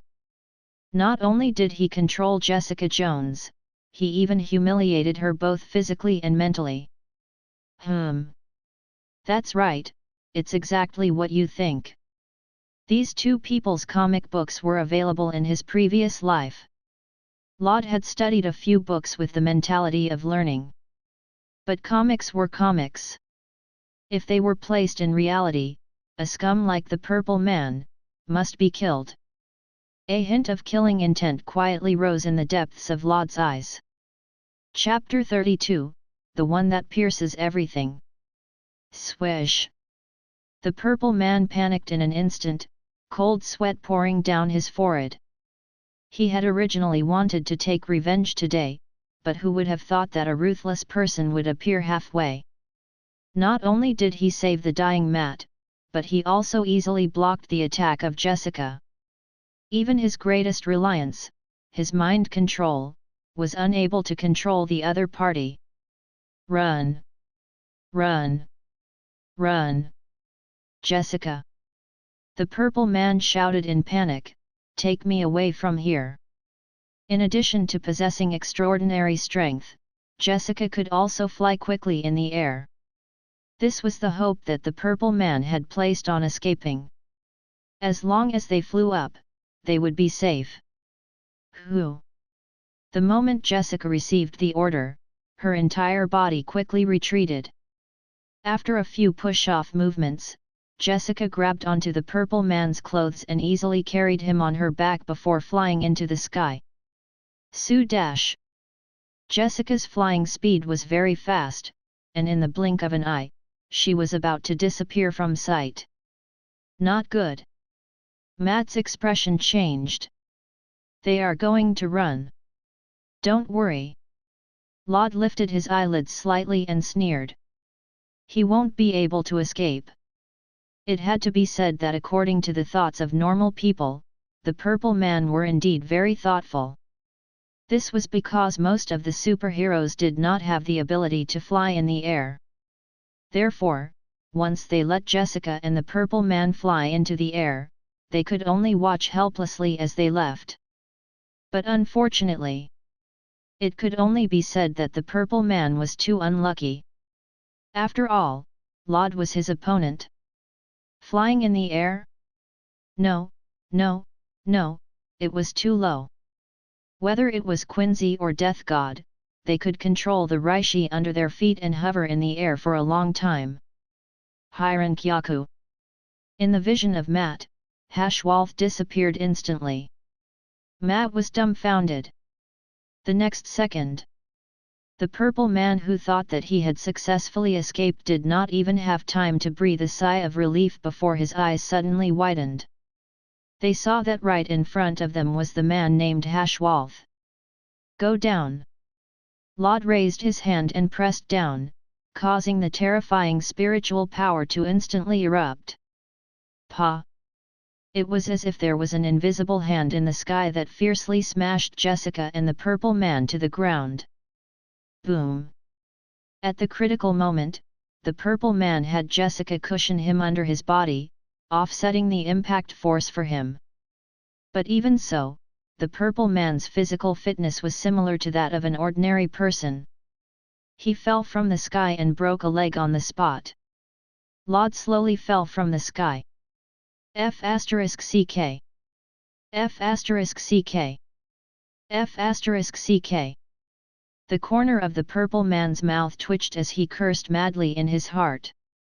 He had thought that saving a dying person with his bare hands was enough nonsense, but he didn't expect that there would be even more nonsense waiting for him. Was this guy really a human? How can a human stand in the sky out of thin air? You are not Superman. Wait, wait! The purple man shouted in panic, spare my life, I can submit to you. Submit? Lod's eyes were indifferent. He looked down on him, and he was really despicable to be left alive. Controlling people's mind? Stop messing around. What will happen if Death God have this ability? Control Hollow? Then I'm afraid you will die a horrible death. To sum it up, Lod decided that it was better for humanity to destroy this ability user. No. The purple man was sweating profusely. He cried out in alarm, you can't kill me. I have a partnership with the hand. The hand? Lod was slightly stunned. If not for the reminder from the purple man, he would have almost forgotten that there was this organization. It was strange. Recently, the people of the hand have not appeared. Could it be that all of them have shut themselves up? Seeing Hashwalth silent, the purple man thought that the other party was afraid. He immediately relaxed and continued, the 5 fingers of the association need me to help them do something. If you dare to kill me, they will definitely find trouble with you. Lod smiled. I couldn't ask for more. Recently, he was in need of souls. Even if he didn't come to find them, they will come to Lod if he killed the man in front of him. Goodbye, purple man. Lod said indifferently and loosened his grip. A silver cross medal with a silver chain fell. Wang dash. Lod injected his spiritual energy into it, and the shape of his quincy cross changed. After the light dissipated, the quincy cross that had changed form was shockingly a silver-white revolver. On both sides of the barrel, there were patterns that looked like relief sculptures. They looked extremely exquisite, like works of art. At the same time, Laud learned the name of this revolver. Saint Spear, Sinner. The equipment of Quincy was different from that of Death God, and there were not so many strange abilities. But there was one thing that Zanpakutou could not do. That is the weapon of the Quincy Cross, which can absorb the Ryūjin in the atmosphere, and then release the exclusive combat technique of the Quincy. The other side is obviously determined to kill. The purple man knew that there was no turning back, and there was a sudden flash of fierceness in his eyes. "Jessica, stand in front of me." The purple man gave this order, then curled up behind Jessica and shouted, "Come. If you want to kill me, you have to kill this woman first. Do you think I care about her?" Laud felt a little funny. No. The purple man was obviously at the end of the road. He shouted with a crazy expression, "She is a superhero, an innocent person. She is just controlled by me. This guy. In order to save his life, he even willing to do such a thing." The purple man held onto Jessica tightly, as if he was holding onto his last hope. He shouted harshly, "She is just an innocent woman. Do you have the heart to see her die in your hands? Are you still a superhero?" Laud raised his hand, and the silver-white sinner aimed at the purple man and Jessica. "No, you can't kill me." The purple man was scared and said in a panic, "You are a hero. You can't kill innocent people. Do you want to be stained with the blood of innocent people? One last time." Laud's eyes were full of indifference. "I am not a superhero. I am the stern ritter of the Wandenreich, Hashwalth. Jessica, block the bullets for me." The purple man roared and pushed her away. It could work. It could definitely work. With Jessica's physical fitness, a mere bullet could still be blocked. "Jessica, even if you die, you have to hold him back for me." The purple man turned around and ran without hesitation. "Script, the one that pierces everything, X-axis." Laud muttered in his heart and pulled the trigger with his fingertips. The sinner absorbed the spirit particles in the atmosphere and condensed them into an arrow imbued with holy text. Bang! Before the purple man could run, he saw a blue light blooming from the muzzle of the gun. Pucci! After the blue light pierced through Jessica's chest, it continued to pierce through his chest. Even after piercing through the two of them, the blue light did not stop. Instead, it continued to head towards the end of the line of sight. Boom boom boom boom. All the buildings that passed by were pierced through by the blue light and were unstoppable. The one that pierces everything. It was indeed terrifying. A trace of surprise flashed through Laud's eyes. It seemed that he had drawn a big prize this time. As long as it was within the range, it was between 2 points and 1 line. The arrows shot by the sinners could not be blocked, could not be averted, and could not be defended. This was worthy of the name of absolute attack. Chapter 33, My Kin. Beep, beep, beep. After Laud used all-in-one, SHIELD's alarm immediately issued an ear-piercing buzzing sound. Fark squid. With a pair of dark circles under his eyes, Nick Fury angrily threw out another coffee cup. Is there no end to the days? This time, it's that bastard who is causing trouble again. He then angrily threw his cup of coffee on the ground. Bureau Chief Agent Hill, who had just pushed open the door and entered, glanced at the coffee cup fragments on the ground and said indifferently, "This is the last coffee cup. Moreover, the people above have already suspected you of corruption."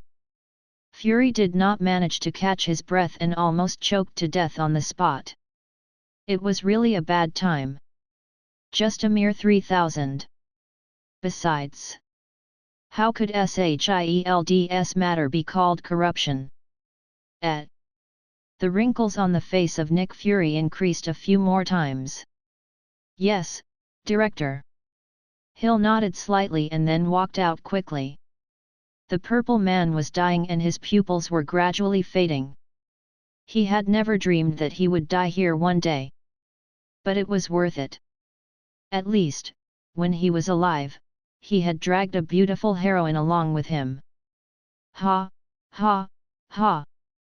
Before the purple man died, he was still laughing crazily. "Jessica, it looks like you will never be able to escape my control. It's too early for you to be happy." A strange smile appeared on Laud's lips as he slowly walked to Jessica's side. He touched his forehead with his finger and once again split a soul fragment, giving it to her. Within a second, 2 soul fragments were continuously divided, causing Laud's aura to weaken a lot. A hint of fatigue appeared on Laud's face as he thought to himself, "Looks like I can't use this often. Otherwise, the damage to the soul will be too great." The light blue soul fragments slowly merged into Jessica's body. Seeing this familiar scene, the purple man felt a mouthful of old blood flow upwards. "Again? Are you for real? Pu dash." The purple man spat out a mouthful of blood, and then he was angered to death. Acquired medium, soul, *1. Laud nodded in satisfaction. Matt, who had just arrived, witnessed this scene and was speechless for a moment. He always felt that Hashwalth seemed to have done this on purpose, and the purpose was to anger the purple man to death. Otherwise, why would he resurrect Jace in front of him? In fact, Matt guessed half right. Laud did do this on purpose, but the reason was not for the purple man. Soul splitting, contact healing. There was a flaw in this skill, it could only give people who had a defect in their body and mind. However, there was no flaw in Jesse's body and mind, so Laud could only artificially create a flaw. Severe injuries on the verge of death. From a certain point of view, it should also be considered a type of defect, right? Ugh! The unconscious Jessica moaned for a moment, then slowly opened her eyes. The first thing that entered her eyes was a face with exquisite facial features, as well as a pair of impressive green eyes. "Welcome, my kin." Laud was relieved. It was obvious that his guess was correct. This kind of trick could be used. "It's you." Jessica was slightly stunned. Then she remembered this man's name. Hashwalth. Although she was once controlled by the purple people, Jessica had not lost those memories, so she still remembered this cold and mysterious man. You saved me?" "Why?" Jessica found it hard to believe, her voice trembling. She thought that she would go to hell with the purple man, but she did not expect that she would be saved again, and it was this mysterious man. "Yes." Laud pretended to be expressionless, with a cold look, "because you have our bloodline. Although it is very meager, you are also a member of our race." "A race? Bloodline?" Jessica did not understand this. She only wanted to care about one thing, Purple Man. "Purple Man, is he really dead?" "He is dead," Laud said lightly, "and you, from now on, are free." Purple Man was dead? Purple Man, was dead. I am free. Jessica's mind was on the verge of collapse. Her beautiful face unconsciously shed 2 lines of clear tears as she sobbed softly. The Purple Man was finally dead. The demon that had been controlling her was finally dead. And what she had endured in the past those double inhuman insults, and the tragic past of being reduced to an executioner, had finally ended. And then, establishing the stern Ritter. Jessica calmed down a little, and then looked at him with a complicated expression. "Are you really willing to accept me?" She was afraid and worried. The dark experiences in the past and the blood of the innocent that stained her hands had already made this woman mentally and physically haggard. Jessica was very clear that even if she was out of the control of the purple people, there was no place in this world that could accommodate her. Moreover, the crimes she committed would inevitably lead to her being hunted down by those superheroes. Jessica looked straight into Laud's eyes with a pair of bright eyes. There was a trace of anticipation, a trace of worry, and a trace of fear. She asked timidly, "Can I really join you?" Jessica Jones. Laud pushed the frame with one hand and said indifferently, "You are a citizen of the Wandenreich. We have the same blood flowing in our veins, so there is no need to worry about anything." But there was a hint of hesitation on Jessica's face. "I might be hunted down by a superhero and bring unnecessary trouble." Laud bent over, held her hand, and looked straight into her eyes. "If you feel afraid, then stay behind me. Just like the dark clouds can't block the sun, and I will dispel all the haze for you." His voice was low, deep, and enchanting, giving people a sense of calmness and trustworthiness. "Be a dump." Jessica's cheeks suddenly turned red, and her heart began to beat violently. At this moment, Hashwalth seemed to have really become a sun in her eyes. It emitted a dazzling light, a warm aura. Jace lowered her head. She didn't even dare to look into Hashwalth's eyes. Those eyes were so bright and dazzling, as if they could dispel all the darkness and haze in her heart. Her heart, which had been riddled with holes, suddenly became tranquil and peaceful. Jessica silently made up her mind. If the first half of her life was a haze shrouded by misery and darkness, then the latter half of her life, she wanted to stay by the side of the sun. And Hashwalth was her son. There was no need to say too much. Just by staying by this man's side, she could feel an inexplicable closeness, like a baby returning to his mother's embrace and being wrapped in a warm embrace. "Lord Hashwalth." Jessica knelt on one knee, like a girl who was praying sincerely. "If you are the sun, then I will become the moon and always be by your side." Anyone who received the grace of God would have their body and mind to serve God. Soul-splitting, contact healing was not only able to heal other people's body and mind, it could steal their knowledge, experience, and talent for its own use. What was truly worthy of praise was the power to change the heart. Anyone who was given a soul fragment and their body and mind were healed would view him from the bottom of their hearts as the real God. And Laud was the God in their hearts.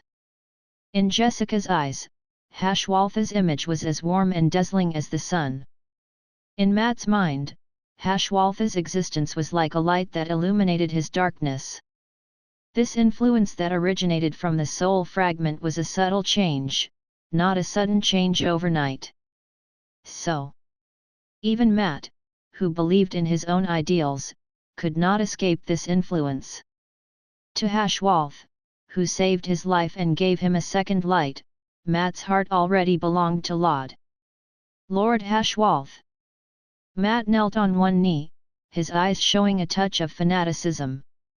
"I am also willing to follow your footsteps." Chapter 34, The Hand. At this moment, in this place, the Wandenreich, the Stern Ritter, was officially established. Although there were only 2 members at present, Laud firmly believed that in the near future, the members would gradually increase, until they transformed into the real Wandenreich. But there was another problem that needed to be solved.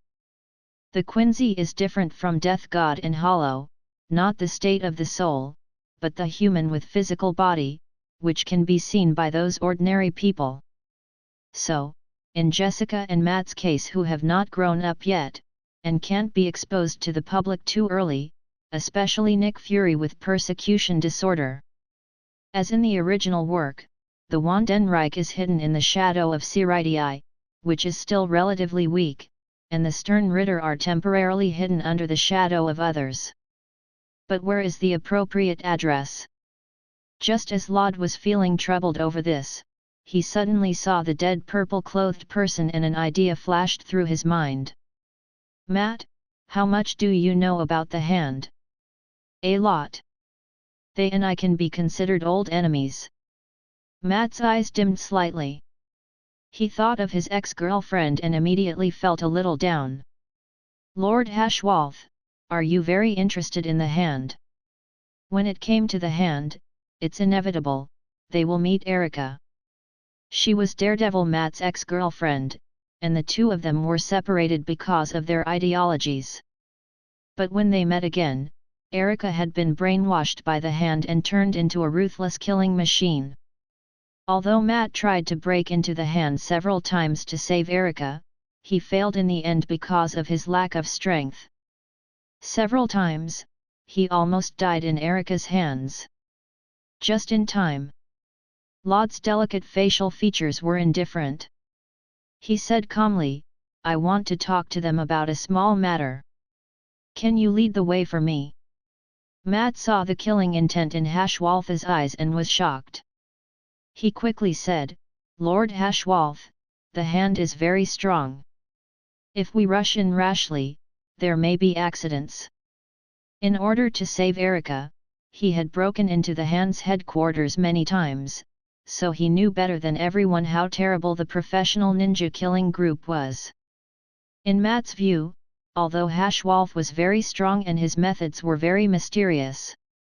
But if he rashly broke into the huge hand headquarters, facing hundreds of skilled assassination ninjas and the terrifying Five Fingers, it would be difficult to escape unscathed. Jessica also stood up and echoed, Lord Hashwalth, I also agree with Matt. The current hand is different from before. It is very dangerous inside. Oh. Laud pushed the frame with one hand and asked curiously, tell me what you know.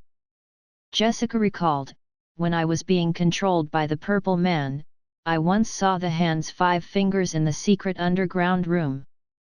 But they didn't seem to be human. There was something strange about them that couldn't be explained. Are you sure? Matt frowned slightly and asked in confusion, maybe what you saw was not 5 fingers, but something else.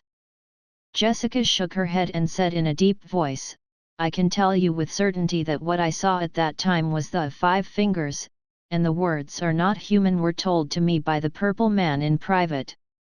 The point is, doesn't look like a human.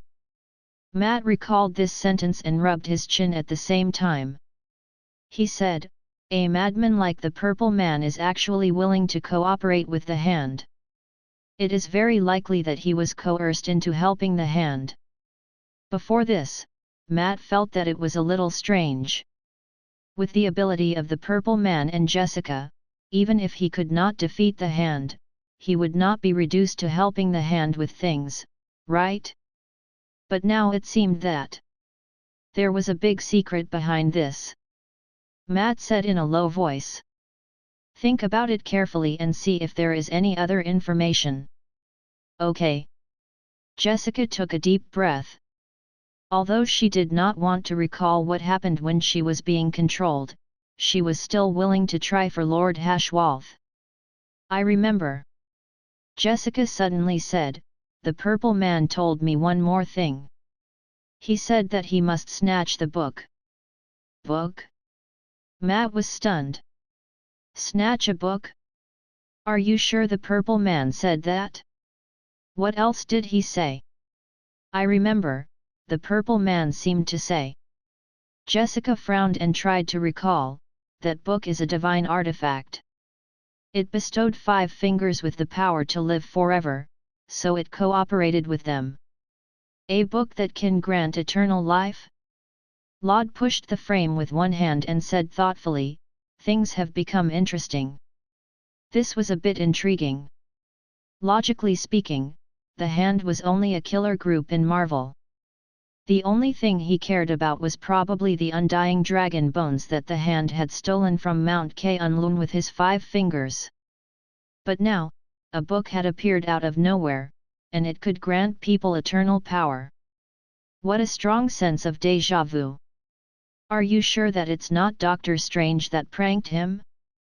In addition, the hand's sudden disappearance recently seemed to have a lot to do with this book. It seemed that it was necessary to take a look. Lord Hashwalth. Matt knelt on one knee and said, "I suggest we investigate thoroughly first. After we make a plan, I will sneak in first. This way, it will be safer." The uncertain factor was too great. The strength of 5 fingers was already very terrifying. Now that it was bestowed with power by a book, even the Purple Man could not resist. These circumstances made Matt worry for Hashwalth. "There's no need to worry." Laud's eyes were half closed, and the corners of his lips curled into a calm and gentle smile. "The hand is just some dust. No matter if it's 1 or 2, it's no different to me.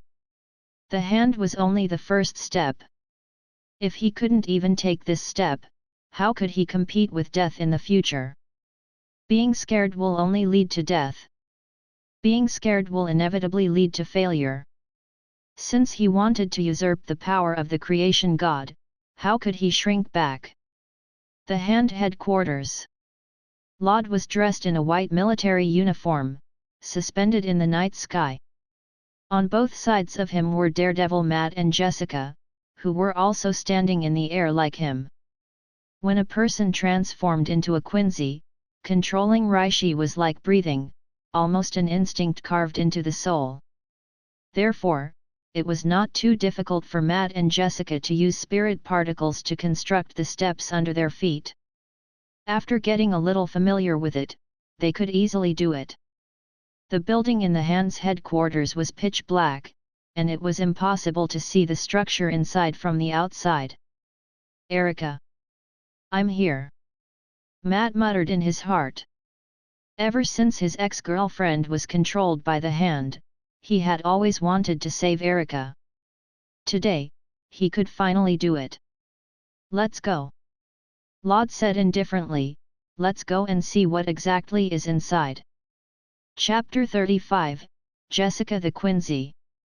Ever since stepping into the hand's headquarters, the familiar darkness enveloped them, causing Matt's other senses to reach their limits. However, because of his developed senses, Matt felt as if there was a pair of eyes secretly observing them. Jessica nodded with a serious expression. She also felt an ominous aura. Just at this moment, a sharp warrior, sword, suddenly stabbed out from the darkness. Ding! Matt reacted quickly. He raised his arm and held the cane in front of his chest, blocking the fatal sword. But in the next second, several swords formed a circle and stabbed at him fiercely. There was no panic on Matt's face. The darkness around him did not affect his movements. Instead, it made him feel like he had returned to a familiar environment. He dodged the swords by a hair's breadth. Crack! With a crisp sound, Matt's walking stick suddenly broke into 2 halves from the middle. He held a walking stick in one hand and stabbed it out like lightning. Bang! Bang! The tip of his cane slid straight into the ninja's throat. 2 streams of blood immediately gushed out like a fountain. The 2 men covered their throats in horror, trying to stop the blood from flowing out, but their eyes gradually dimmed and they finally fell down. Matt's expression changed slightly, and his eyes revealed a hint of pity. In the end, he could only sigh. On the other side, Jessica was also attacked. There were 7 or 8 ninjas wearing black skin-tight clothes, as if they were one with the darkness around them, and they attacked from the darkness. Their target was Lod. Perhaps it was because Jessica and Matt had unconsciously protected him inside, causing these ninjas to subconsciously think that Lod was the easiest to bully. 7 or 8 sharp spikes of sword came over, only a few centimeters away from Lod. In the eyes of those ninjas, he was already a dead man. You dare! Jessica's pupils suddenly contracted, erupting with a terrifying killing intent. She punched the ground. Boom! The huge force instantly shattered the ground within 3 meters around them. Pieces of broken tiles were like hidden weapons, carried by the explosive winds, and accurately shot towards the ninjas. Puff! The ninja was instantly pierced through by the bullet like gravel. His body was like a piece of broken stone that was covered with holes, and blood spilled out violently. During this time, the expression on Lod's face did not change in the slightest, as if he had already anticipated this scene. In the next instant, Jessica quickly took off her coat and spread it out with a shake of her hand, covering Lod's head like a curtain. Crash dash! The blood that fell was all blocked by Jessica's clothes, and not a single drop of blood fell on his body. Jessica lowered her head, and her tone was mixed with a trace of anger. "I'm sorry, my lord." "Lord! Hey, hey, hey! This is a little too much, he is not Aizen, don't need to respect him that much." Jessica doesn't care about this. In her eyes, Hashwolf is the sun. Anyone who dares to tarnish it will die. Roar! Suddenly, a beast-like roar came from the darkness. In the next second, a young figure rushed out like a cannonball. In the dark, the blood-red pupils were clearly visible, emitting a strong and terrifying killing intent. "Be careful!" The boy, Black Sky, was extremely fast. He instantly crossed the line of defense of Jessica and Matt, and then punched Lod. Bang! After a dull sound, Black Sky's tyrannical eyes were slightly stunned. That person! He actually blocked his fist with a finger. "You, actually touch him. You're dead, I'm going to kill you." With a roar, Jessica suddenly felt that some sort of shackle had been opened in her body, and an unprecedented power surged out from the depths of her soul. Whoosh! The spiritual droplets floating in the air instantly gathered at a speed visible to the naked eye, setting off a miniature tornado in the surroundings of Jessica. "You, dare to use your dirty hands to sully my Lord Hashwolf!" Jessica was furious. Spiritual energy crazily gathered in her hands, gradually condensing into a giant crossbow. "This is a Quincy cross." Lod's eyes lit up. This was a pleasant surprise. He hadn't expected that Jessica would actually comprehend a high-level combat technique that could be used to manipulate spirit particles into weapons under the support of her anger. Clang! Jessica pulled the huge cross spirit bow with both hands, and the killing intent in her eyes seemed to have taken on a physical form. Wang! Although Black Skies was still inexperienced, he could clearly feel that the woman was a huge threat to him. Dong! Black Sky suddenly stepped on the ground, curled up and jumped back, trying to escape back into the darkness. Die, trash! Divine Arrow Annihilation! Countless arrows condensed from spiritual energy were shot out like a torrential rain, covering the entire hall in an instant. Puff! When had the ninjas hiding in the dark ever seen such a terrifying scene? They didn't even have the chance to dodge before they were shot into sieves. Under the sacred arrow, even though Black Sky had the body of a beast, he couldn't help but howl in pain. His body was pierced through several holes, and he stumbled back into the shadows. Blood flowed like a river on the ground, making this place look like a purgatory. Whew! Jessica exhaled, the killing intent in her eyes decreasing slightly. "Jessica, Aren't you being too ruthless? Matt's eyelids twitched, and he could not help but scold her in a low voice. Is that so? Jessica turned around, her eyes red as she stared at Matt and said, I don't think they attacked too heavily. If you want to blame someone, blame them for being blind. They actually attacked Lord Hashwalth. But just as Matt was about to retort, he saw that the spirit bow in Jessica's hand was already aimed at him. You are not loyal. Jessica said word by word. Her eyes were serious. A chill instantly invaded his body. His heart suddenly stopped. If he still intended to continue speaking, then in the next second, like those ninjas, he would be mercilessly shot into a sieve by Jessica. This scene. Laud felt that if he still did not intervene, he was afraid that the newly recruited Stern Ritter would be left with only one person. All right, Jessica. Laud came out at the right time to smooth things over and said gently, Matt means no harm. You don't have to be serious. Yes, Lord Hashwalth.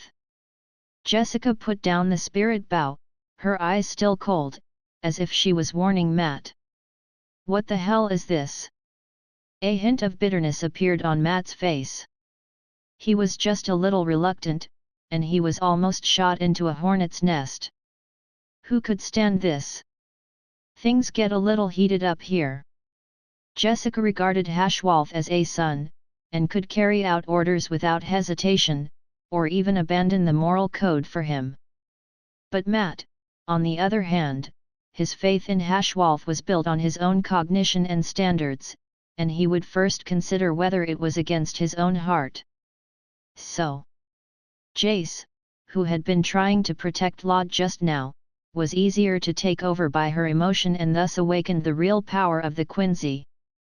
But Matt was slightly worse, and he had not yet comprehended the real power of the Quincy, and was still fighting with his previous experience. Laud did not want to comment too much on the two, but in the long run, if Matt had not grown to his satisfaction, then he could only recycle the soul fragments in Matt's body. In the Stern Ritter, there was no need for people without ability. Chapter 36, Emergency Mission. Matt felt aggrieved. He was clearly the first person to receive a gift, but now he was caught up by Jessica, and his power had not even awakened yet. Most importantly, Matt had just seen that Lord Hashwalth's eyes seemed to show a hint of dissatisfaction towards him. No. Matt swore in his heart, I must awaken my power as soon as possible. The power that Jessica displayed just now could instantly kill hundreds of ninjas, which made him feel envious. Walking in normally is really too slow. Laud frowned, the dark energy in the ground was getting stronger and stronger.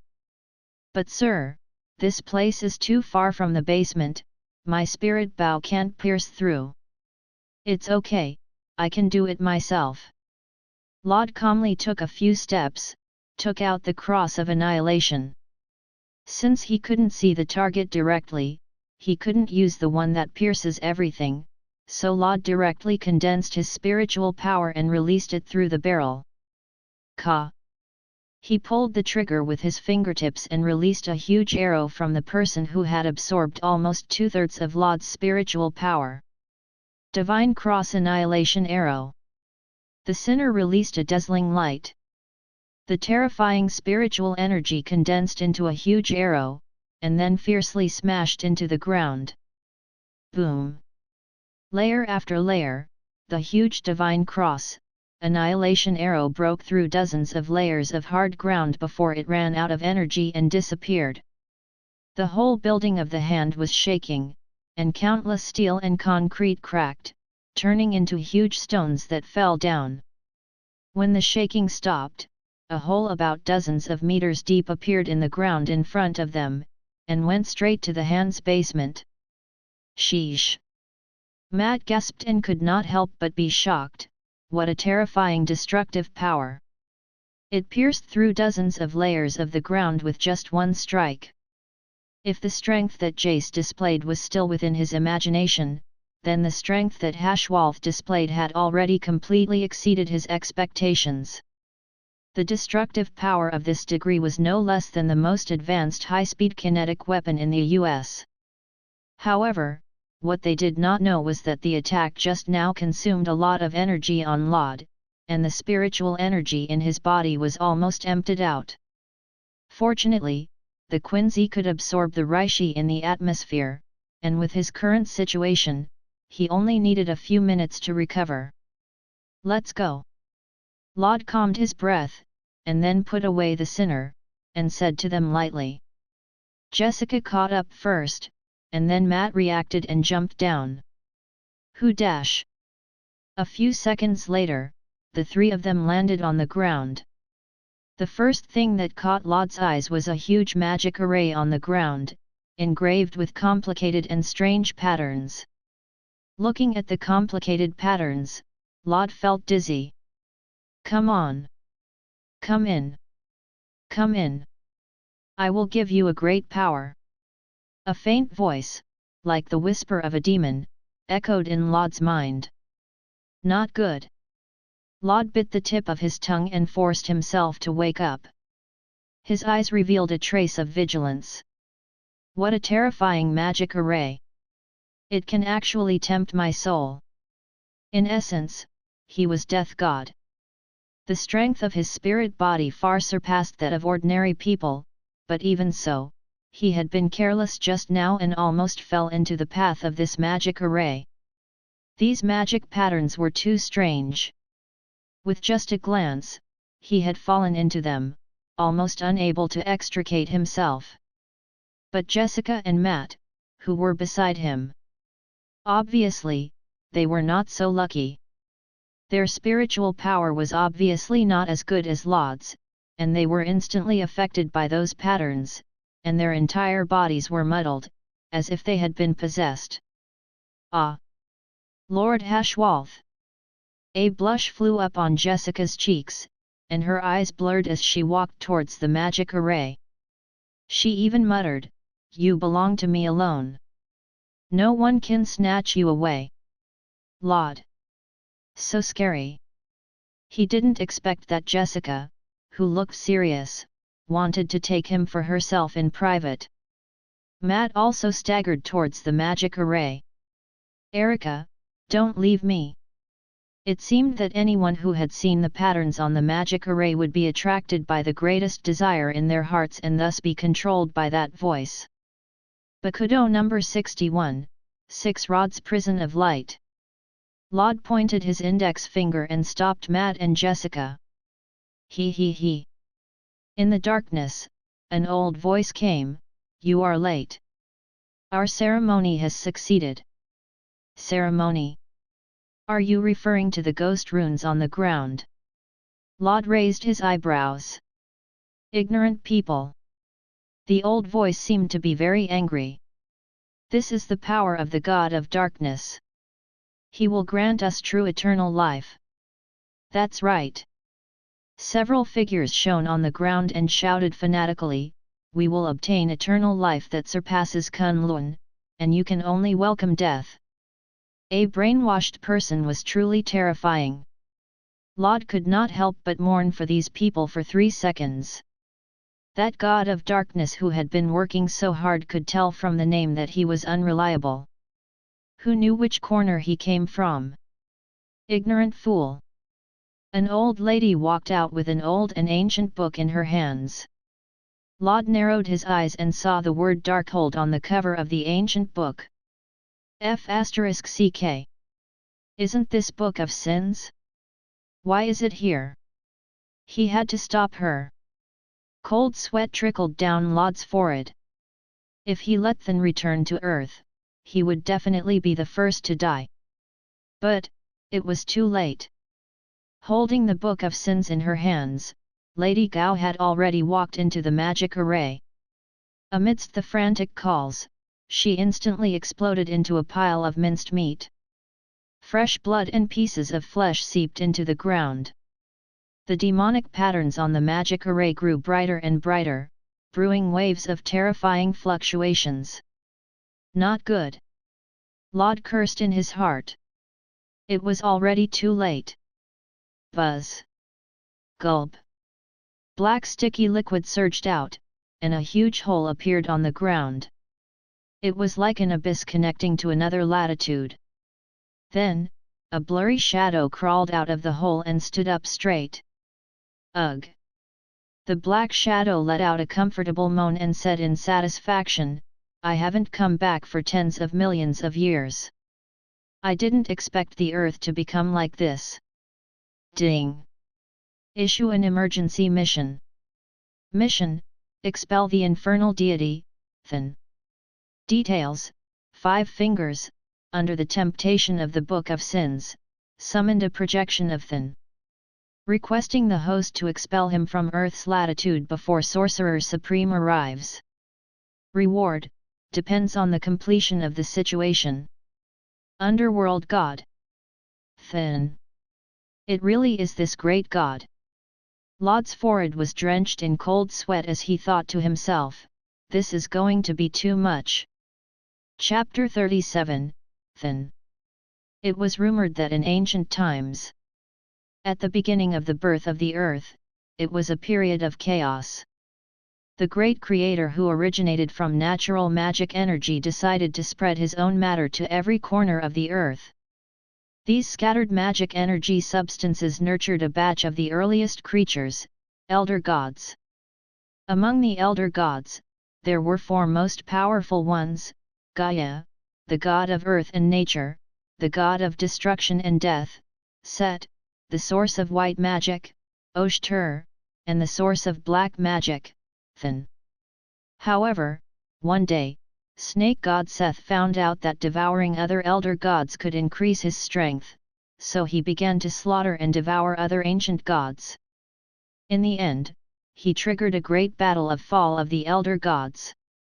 During this time, the fallen ancient god turned into a demon, and in order to pursue greater power, they killed and devoured each other.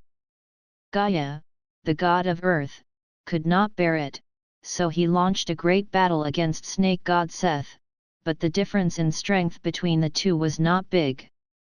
So this great battle lasted for a long time, and the range affected the entire earth, even destroying the dinosaurs because of it. In order to end the fate of the ancient gods killing and devouring each other, the great creator and the god of the earth, Gaia, jointly gave birth to a new ancient god Adam. Adam, who was born after the mission of ending the war of the ancient gods, had the power to surpass all the ancient gods. He constantly destroyed the ancient gods who had fallen into the devil and absorbed their vitality. But in the end, because Adam was unable to withstand this power, he had fallen to become an extremely powerful god devourer. The power of the god devourer was so strong that even Snake God Seth and underworld god Than could not contend against it. In order to avoid the fate of being devoured by Adam, these fallen ancient gods had no choice but to flee to other dimensions. However, before he fled, Than had recorded all of his dark magic on the indestructible parchment as an important backup plan for his return to Earth in the future. Anyone who read these parchments and learned the dark magic recorded on them would be bewitched by Than and become his most faithful follower. Then, he would carve a magic circle to open the door between dimensions and welcome his return. The birth of the first vampire in Marvel had a close relationship with the Book of Sins.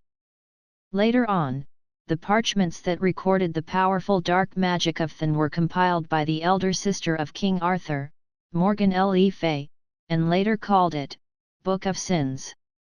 Although he wasn't sure how the hand found the Book of Sins, but the person in front of him was a genuine ancient god.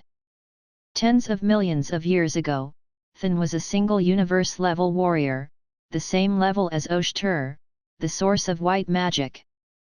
Even if there was only one projection, the power was obviously not something that the current Laud could contend with. It was just like how you had just left the novice village and ended up bumping into a max-level boss. This question was clearly an overmatch. A strange expression appeared on Laud's face as he thought to himself, the system really thinks highly of me. But the danger and rewards are proportional. His system rarely issued missions, and this was the first time he had seen such a emergency mission. The missions issued by the system before were all fairly generous rewards after completion. For example, the mission became Death God that was issued before was rewarded with a Shikai Zanpakuto and 6-seated officer's spiritual power. What would it be? Laud looked serious and began to have a storm in his mind. His Median was not issued once every 100,000 years. Who knew when the next time he missed it? Moreover, the mission of expelling the infernal deity, Than, was something that one could easily tell with their toes and fingers that the reward would definitely be very generous, and they absolutely could not miss it. Let's go. Laud gritted his teeth and made up his mind. F***ck. Wasn't it just a projection? Those who starved to death, those who were timid, those who were brave to death. It really couldn't be done. There was also Sorcerer Supreme who gave him a rough estimate. The time to think was over. Compared to the time in the real world, only a few seconds had passed. The projection of Dark God Than was still immersed in the long-lost return, completely ignoring the people beside him. This was actually very normal. When you walk or rest, do you care about the ants beneath your feet? Obviously not. In Than's eyes, it was as if humans were looking at ants, so small that there was no need to pay attention to it. He was one of the most ancient gods, the source of all the black magic in the world, and even a part of the power of Mephisto and the Crimson Witch came from him. Human? Unless the Sorcerer Supreme himself came in person, he might still be a little nervous, but the others could forget about it. But it was precisely because of Than's arrogance that he gave Laud a chance. Aren't you acting cool? Aren't you acting cool? Don't you miss Earth? Since that's the case, then I'll let you go back and reminisce properly. Either you don't make a move, or you have to go all out if you want to make a move. The other party was one of the oldest gods on Earth, and he would never give him a second chance. Laud narrowed his eyes and suddenly noticed something. The magic array that summoned Than seemed to be a special wedge. Inside the hole in the magic array, it was constantly sending power to the projection, and as a wedge, it maintained the passage between the two dimensions. In other words, the key to expelling Caesar was how to destroy the magic array beneath his feet, cut off the source of his power, and cut off the connection between Earth and his dimension. However, these were all Laud's guesses. Whether the truth was as he had thought, he still needed a simple verification. Let's try it. Laud's eyes turned cold. He summoned Zanpakuto and released his majestic spiritual energy like a volcanic eruption. The other party was an elder god, so Laud naturally did not dare to hold back. He went all out right from the start. Thanks to the results of Nemu's research, he could use Death God's power at the same time in the state of being a Quincy, and the two would not interfere with each other because of this. Akoros, Shinso. After a short and rapid whisper, Sword suddenly stretched out his body and instantly broke through the sound barrier, flashing like a fleeting flash and shooting toward Caesar. Ding! The extended silver body of Sword was firmly caught by two fingers, like two iron pincers, unable to move an inch further. It was indeed very strong. Laud's expression changed slightly. He had used his full strength. Caesar did not even move. He only used two fingers to easily catch Shinso. Interesting. Interesting. I have never seen this power before. Can you tell me where it came from? None of your business. Laud sneered, and the cross on his left hand turned into a bow. Since ordinary attacks were ineffective against him, he could only try the ability of the Quincy that he had just obtained. Spiritual droplets that could be seen with the naked eye were gathering, forming a giant whirlpool that was like a storm. In a certain instant, this enormous spiritual energy fluctuation caused the surrounding space to slightly distort. Script, the one that pierces everything. Divine crossfire arrow. Boom. High density of spiritual energy was instantly released, emitting a thunderous roar. This attack had gathered all of his spiritual energy. It condensed into a huge sacred arrow that tore through the sky and charged towards Thin. In front of the power of natural laws. Unless your main body descended, it would be impossible for you to block this attack. Chapter 38, versus Thin. Ignorant human. The corners of Thin's mouth rose slightly, forming a mocking arc. I can easily erase such a weak attack. In the name of my name, Black Hole. If other mages wanted to cast spells, they would have to communicate through spells before they could extract energy from the magic dimension, and then use different spells to release different attacks. But Thin was different. He was the source of black magic, and the power of the dimension originated from himself, so he could instantly release all kinds of spells without chanting any spells. A huge magic pattern spread out where Caesar's fingertips landed, causing ripples in the space. Soon after, the space seemed to have been pierced by his fingertips, revealing a hole that was almost invisible to the naked eye. Endless dark energy gathered in the light spot, instantly forming a vortex. Whoosh whoosh whoosh. The size of the hole instantly expanded by dozens of times, erupting with a terrifying suction force, trying to swallow everything around it. Even the moonlight that shot down from the sky appeared to be in a strange spiral-twisted form, and was greedily devoured by the black hole. There were no objects or elements that could escape the gravity restraint of the black hole. But there were always accidents. The highly compressed beam shot by the sinners forcefully violated this phenomenon. It was not bent by gravity at all, but shot straight towards the black hole. After piercing through the black hole with the power of all things, the power of the beam of spiritual energy did not diminish at all as it charged towards Thin. Impossible. Thin's expression changed instantly. He clearly had not expected that his black magic would be destroyed so easily. But in the next second, a hint of anger rose on Thin's face. It turned out that the target of the beam of spiritual light was not him, but the magic array that connected the dimensional passage and supplied dark energy under his feet. Once this magic array was destroyed, the passage between the earth and the dimension would disappear. Impudent human! Thin shouted angrily. In the name of Thin, stop! His voice was not loud, but it covered everything, full of oppression and majesty, as if he was commanding the whole world. Buzz! A strange energy fluctuation spread in all directions with Thin as the center. The dust floating in the air stopped. The distorted rays of light from the black hole stopped. Even the sound, vibration, molecules, and even atoms seemed to have been pressed on the pause button at this moment. The highly compressed beam of light shot out by all things stopped only a centimeter away from the magic array. This is time freeze. Laud's expression changed slightly. Although his mind was still active, his body was very stiff. He could not even move his finger. Thin was indeed terrifying. This was only a projection. If his real body was here, he would probably die in an instant. What a boring trick! Thin crushed the beam of spirit particles with his bare hands and said angrily, "Do you think you can destroy my plan?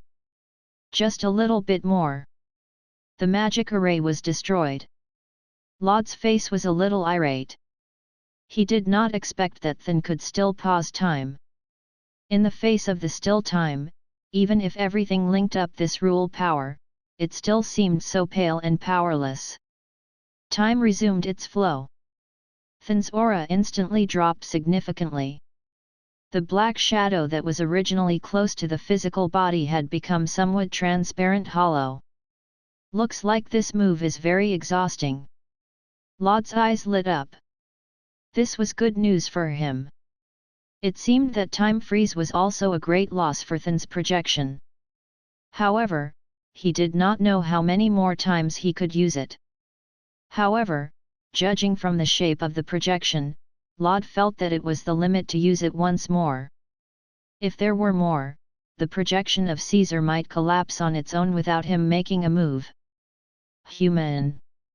You have successfully angered me. There was a flash of coldness in Caesar's eyes, and his voice suddenly dropped to the freezing point, as if the wind of the winter was enough to freeze the bone marrow. If Than had been playing around before, then now he was serious. Than, I'm very curious. There was a hint of provocation on Lod's face as he said, how many more times can you stop time? One time is enough to deal with you. Than said proudly, your puny natural law power. Do you really think I can't deal with it? Is that so? Lod smiled.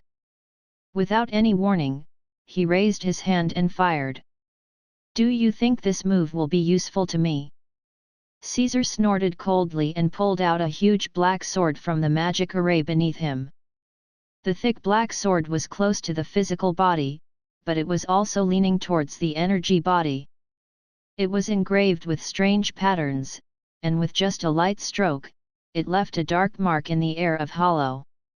This sword was a dark divine artifact forged from powerful black magic after being tempered by Caesar's true body.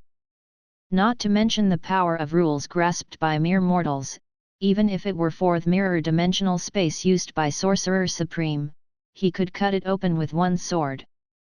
Clang! Caesar raised his large sword and suddenly slashed forward with a terrifying sword wave. The moment the sacred immortal fire arrow came into contact with it, it was annihilated by a strange power and disintegrated, reverting back to the most basic of spirit particles. It's that simple. Than was slightly stunned. He faintly felt that something was wrong. The strength of this attack was obviously not as strong as the previous one. Before he could understand what was going on, the next second, he saw the sky suddenly darken, and countless sacred arrows shot towards him. Simple. Lod sneered and continuously pulled the trigger of the sinner. In the continuous roaring, the muzzle of the gun spat out deadly blue flames, shooting out a sacred arrow. Dense and violent firepower covered the area hundreds of meters around Than in an instant. 1, 2, 3, you can block it. Then may I ask, what if it is 10, 100, 1000? And among these sacred arrows, there is a small number of arrows randomly added with the ability of all-in-one. As long as Caesar missed one of them, Lod was confident that he could destroy the magic array. Boom, boom, boom, boom. The black sword collided with the sacred arrow, causing countless sparks to fly. The terrifying energy surged like a tidal wave, shattering the surrounding floor and walls into pieces. In an instant, the entire building was riddled with holes. The reinforced concrete continued to collapse, looking like it was on the verge of collapse. What a cheap trick! Than roared angrily. He had already discovered Lod's scheme. With the current power of his projection, there was no way he could eliminate such a massive amount of sacred. Moreover, there was a small portion of these sacred arrows that had the power of natural laws added to them. To accurately distinguish which ones had special power and which ones did not have special power, it was like searching for a needle in a haystack. It was almost impossible. Chapter 39, Itokaso. Ignorant mortal. I'll let you experience just how terrifying the great elder god is. Than angrily shouted, his hands gripping the black sword as he stabbed it into the ground. Kika. The hard ground instantly cracked, and the dense cracks were like a huge spider web, constantly expanding and extending outwards. From the cracks, the extremely dense dark energy could even be seen with the naked eye. In an instant, Laud felt all the hairs on his body stand up, and he decisively stepped on Ho-Ho to leave this place. At the same time, he injected spiritual droplets into his blood vessels, forming blood vein. "In my name, Than, Dark Storm!" Than shouted angrily and stabbed the black sword into the ground with all his strength. The terrifying energy accumulated in the sword exploded in an instant. Boom! In an instant, the enormous energy created a hurricane that connected the sky and the earth. Even from several kilometers away, it could be clearly seen. Within a thousandth of a second, the black hurricane swept across and destroyed all the buildings within a radius of hundreds of meters. All tangible and intangible substances were crushed into pieces. What kind of ability is this? Laud saw with his own eyes that a huge building was swept into it and then disappeared in the blink of an eye. In front of the dark hurricane, the sacred arrow was as fragile as glass, and the time it took to breathe was completely destroyed, restoring the previous Ryūjin state. Collapse? Or annihilation? It doesn't seem to be. Instead, he restored all the substances he came into contact with to the most basic particle state. "No, I can't run away." Laud was shocked, and his face changed slightly. The speed at which this dark hurricane expanded far surpassed his escaping speed, and there was also a huge attraction force pulling him crazily. According to this situation, he would be sucked into it in a few seconds.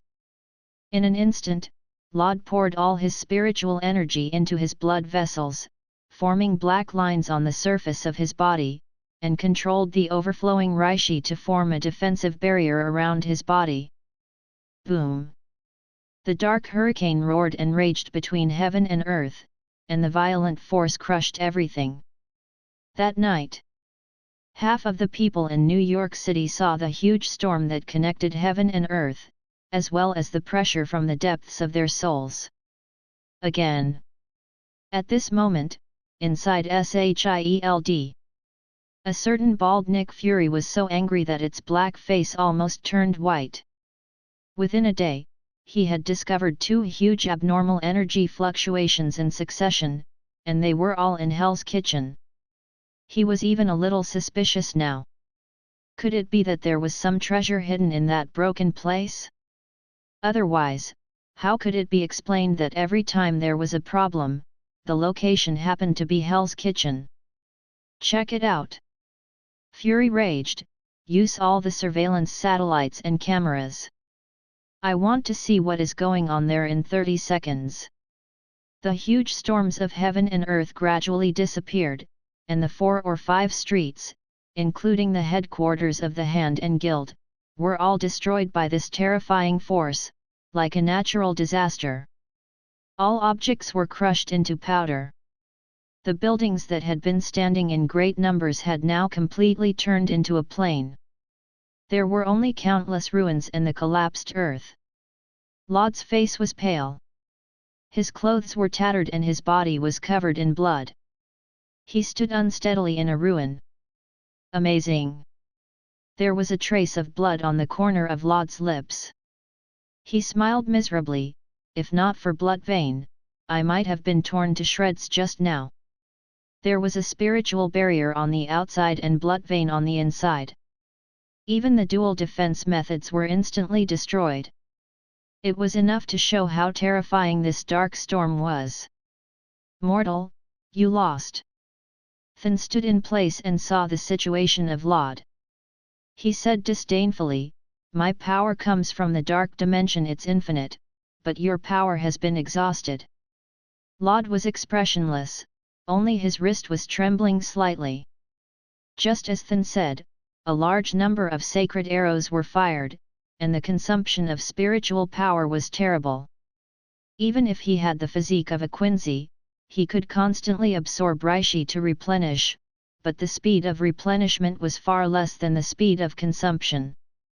In order to defend against the dark storm, he had almost squeezed out the last trace of spiritual power in his body.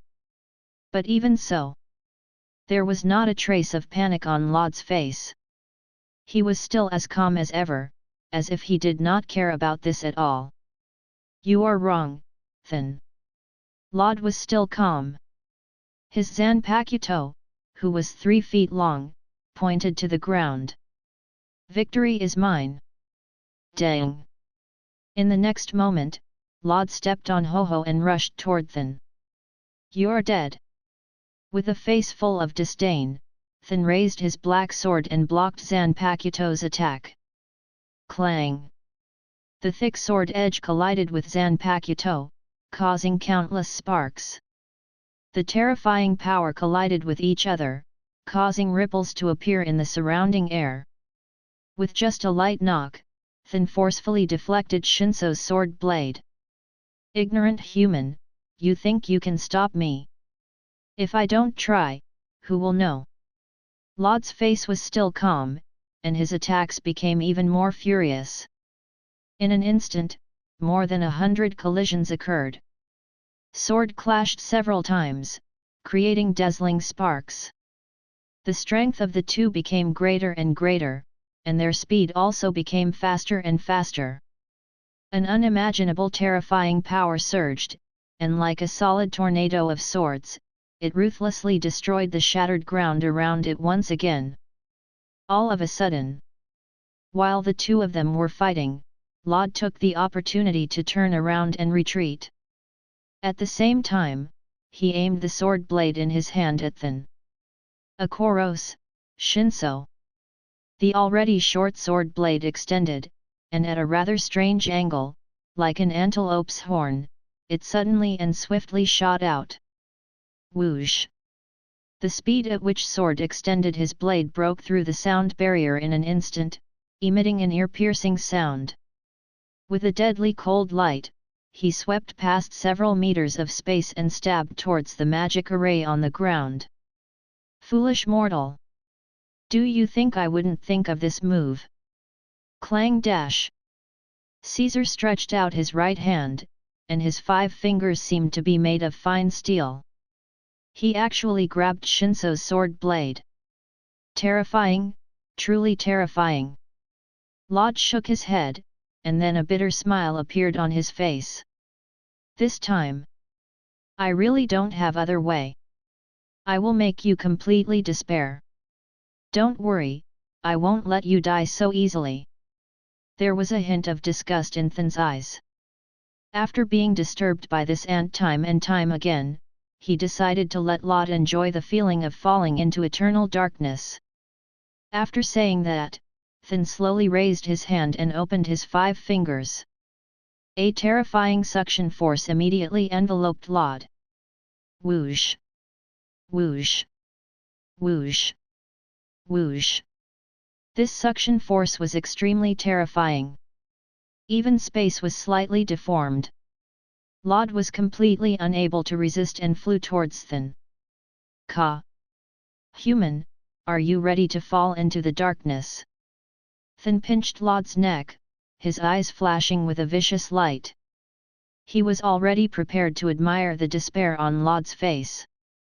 However, not only did Lod not reveal a look of despair, he instead heaved a sigh of relief as if he had been relieved of a heavy burden. A strange smile suffused the corners of his mouth. He had been waiting for this opportunity. Finally, it came. "Why?" Thin was stunned.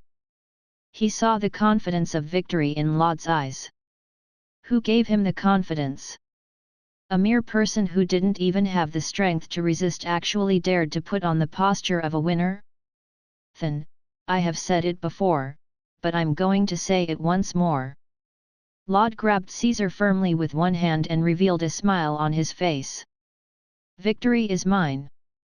Kaka. Caesar's pupils suddenly contracted. He saw that Lod's arm was actually covered in terrifying cracks. Fiery red lines interweaved, from the inside to the outside. Heido 96th. Ito Kaso, single sword of cremation. Chapter 40, Hollowification. Just as Laud had said, the outcome had already been confirmed a few minutes ago. I see. The scenes of the previous fight suddenly flashed back in his mind. A moment later, a hint of understanding appeared in Than's eyes. So that's how it is. No wonder you attacked crazily without regard for your consumption and deliberately showed weakness at the last moment. These are all to make me relax my vigilance and then step in here, right? Than completely understood. All the foreshadowing before was for this final blow.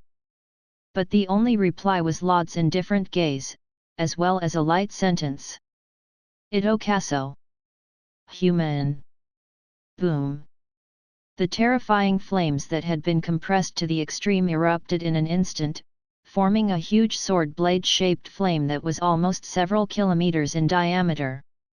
The terrifying high temperature evaporated the air within 1,000 meters in a breath, causing the temperature to increase by 1,000 degrees. Whoosh whoosh whoosh. The air was like a thick stream of water, rippling out one after another, and then suddenly exploded after being compressed to the limit.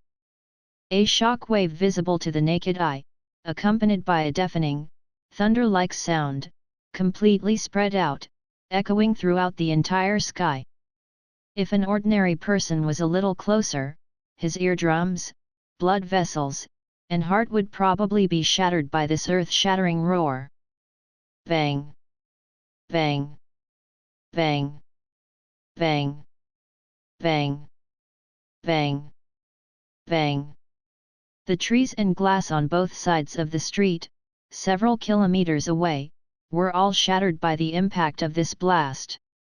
On this day, the people of New York City were destined to never forget this. The huge flaming sword blade, like a small nuclear bomb storm, almost affected half of Manhattan.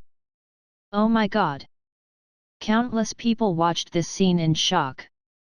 Is there a nuclear war in New York? In fact, not only were the citizens shocked, but the eyes of Nick Fury that Shield had observed were about to pop out. It's over. Such a big phenomenon could not be concealed at all.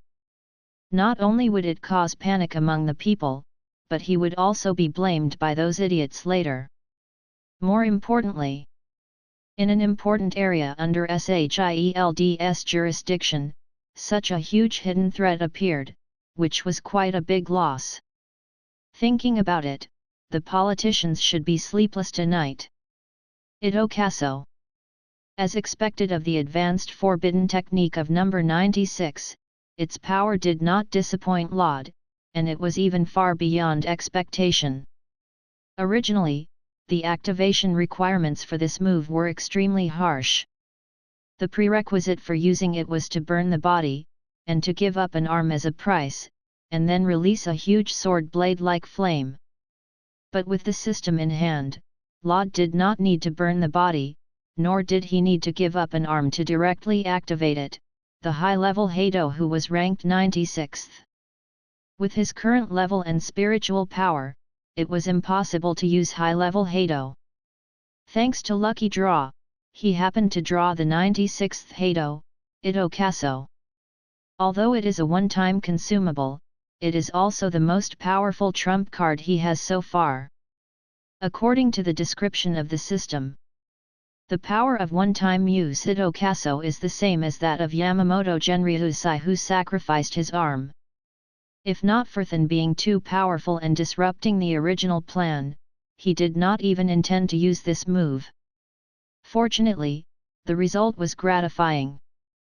Sword was worthy of being called a high-level Heido, and Than power could not even block the attack. After the billowing smoke and air waves gradually dissipated, the scorched ground emitted a trace of hot residual heat, leaving a few kilometers in diameter. A deep, bottomless ravine. Laud let out a breath of turbid air, and his tense nerves finally relaxed. From tricking Than step by step, and then to the last moment when he was approaching his limit, he opened this hidden trump card that he had been hiding for a long time. Although the process was not beautiful and even a bit awkward, the result was pleasant. But this battle also made Lod fully realize how weak his so-called strength was in front of these big shots. And this also made Lod's desire to become stronger more urgent. I am still too weak. Lod clenched ZANPAKUTOU tightly, his eyes revealing a deep desire. The future Marvel world would only be more dangerous than today, and the path he had to take, the enemies he had to face, would only be more terrifying than then. Become stronger, become stronger, become stronger. Only when he was strong enough could he not have to worry about this. Sigh. Taking a deep breath, Lod threw these distracting thoughts out of his mind and turned to look at the projection of Than. The projection of Than suffered a complete cremation of sword at close range, and the projection became fragmented and almost faded away. Human, what is your name? Than, who was on the verge of dissipating, regained his calm and asked indifferently. Jugram Hashwalth. Lod's face was not red, and his heart was not beating. He did not even blink when he lied. In any case, it was impossible to say his real name. Who knew if this guy would use some black magic to curse him when he returned? He had to be careful when dealing with a black magic big shot like Than, so that he wouldn't have a place to talk about his death later. Hashwalth. I'll remember you. Than smiled faintly. It was unknown if he saw through his lie or if he had other intentions.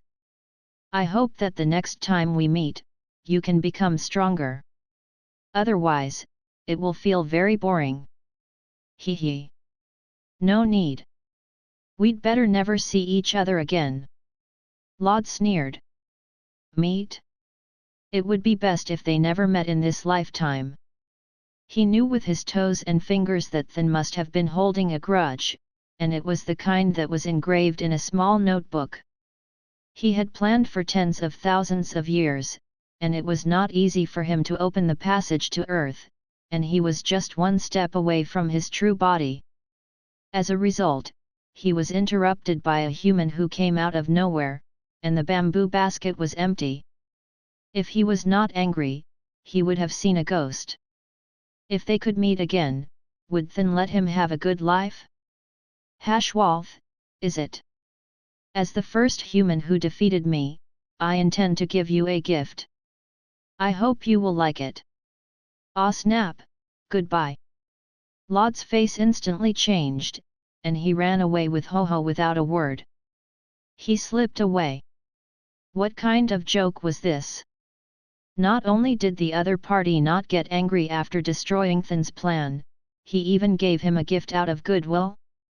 Who would believe it if he said that? It would be true if he wished he could kill him. Run!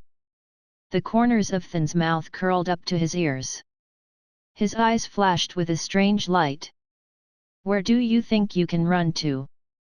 Although his projection was about to dissipate, there was still a little bit of dark energy left. If he wanted to catch up to Lod, who had used up all his spiritual energy, wouldn't that be easy? The next moment, the figure of Than, who was about to disappear, moved and suddenly turned into a black light that swept across hundreds of meters of space in a flash. Ha ha ha ha!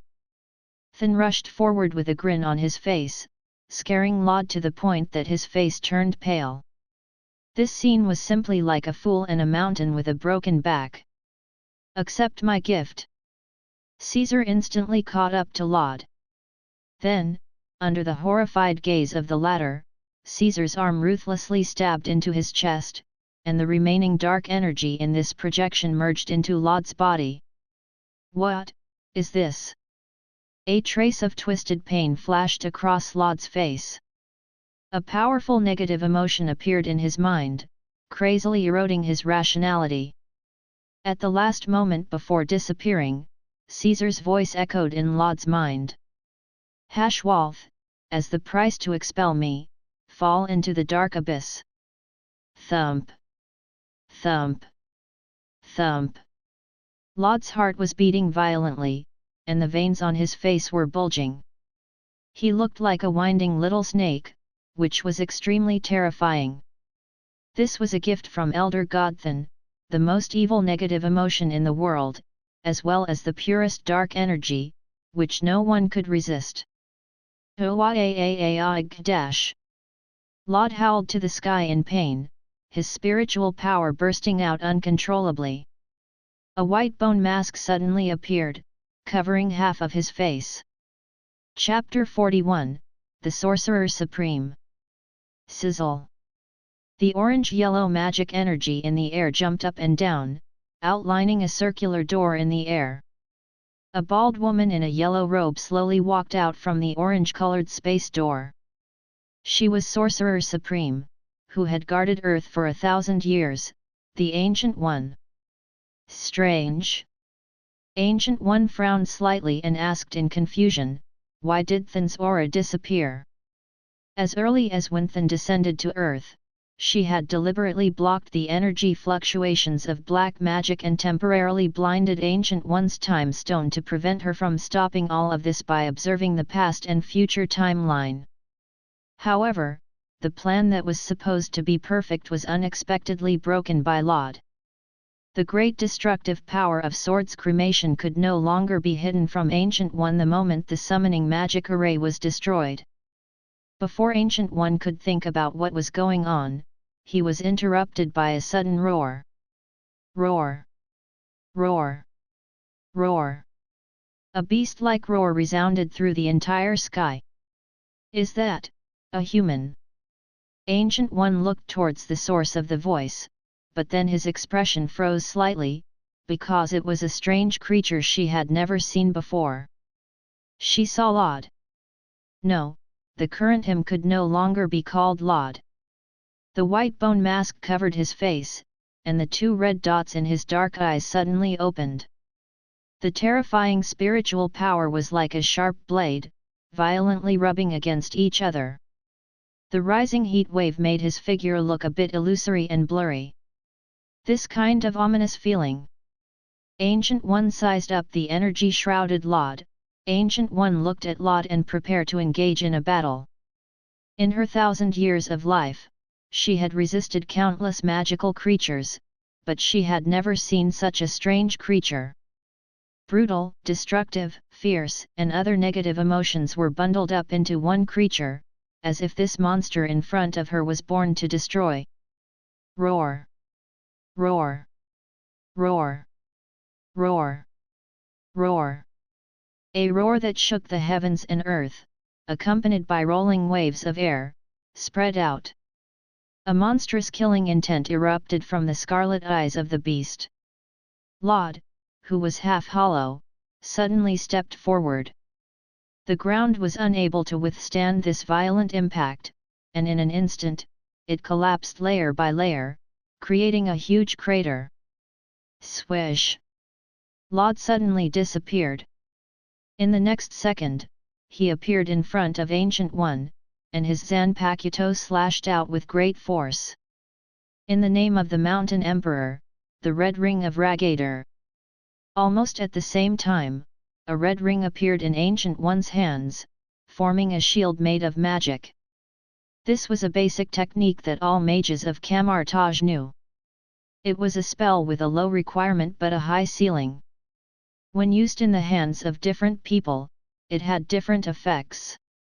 In Ancient One's hands, its defense was naturally far stronger than other mages. Clang! The collision between Sword's blade and the magic shield instantly caused the energy to surge and explode. It was as if several missiles exploded in the sky, setting off a visible storm that swept the dark clouds away.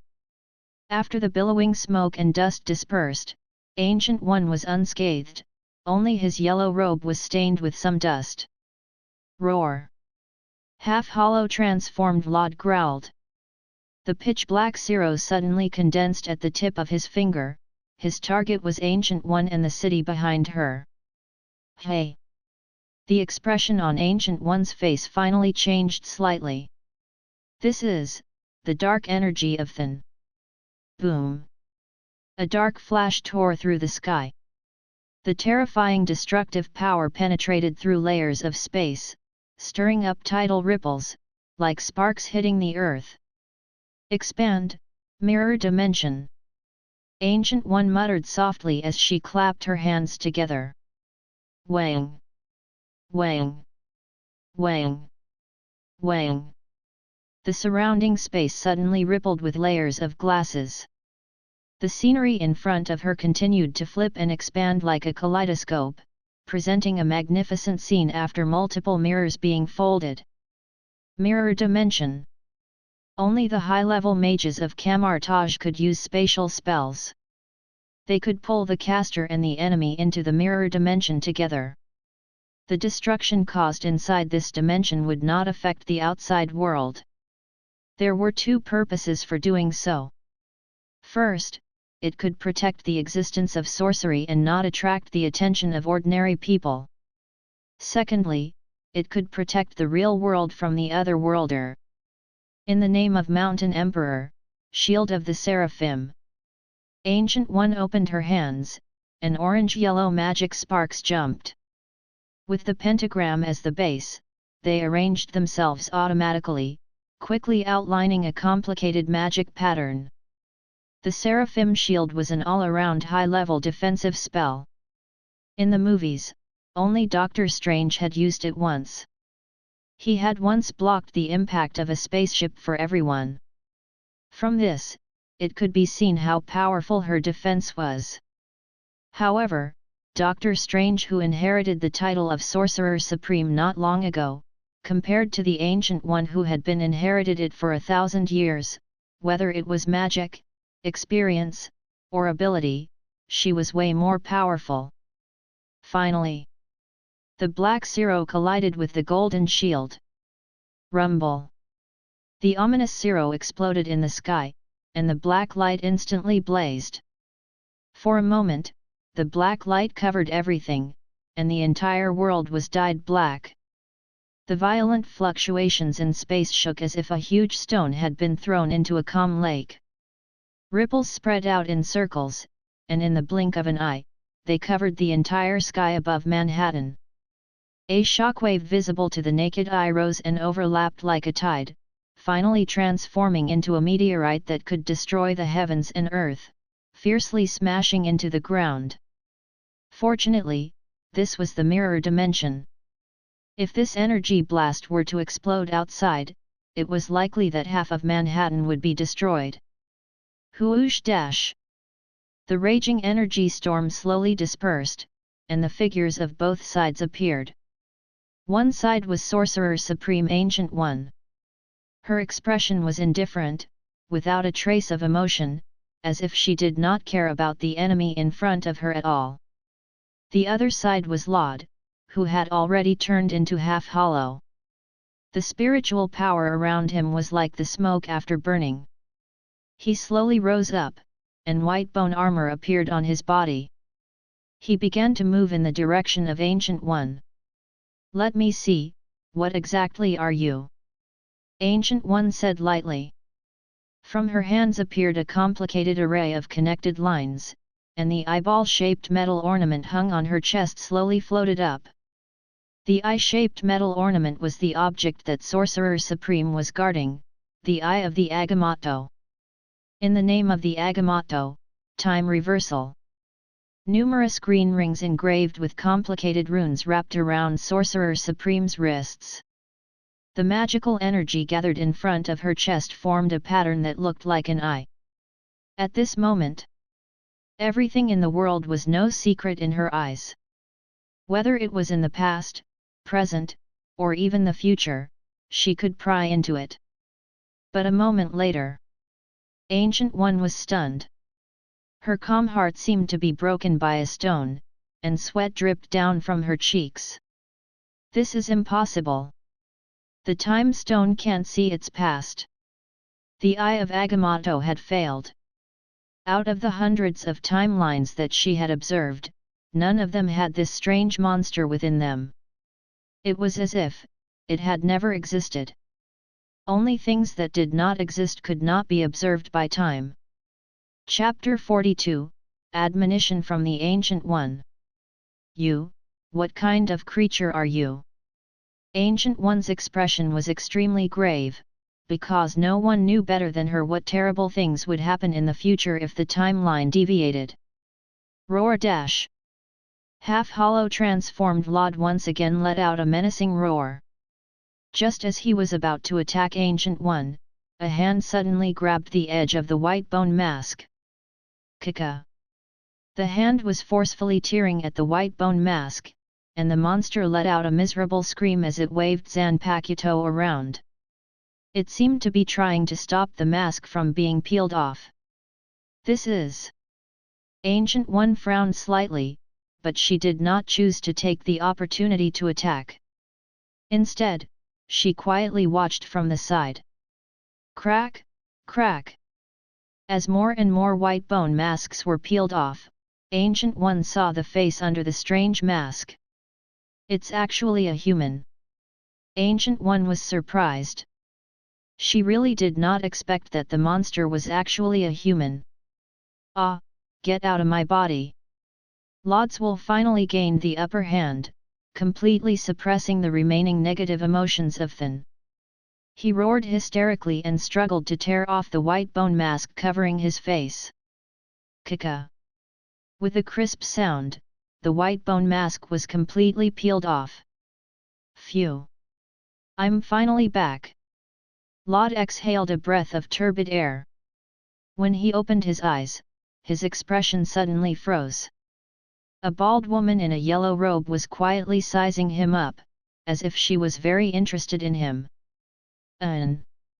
Ancient One. Lod, hi. Compared to Lod, Ancient One was much calmer.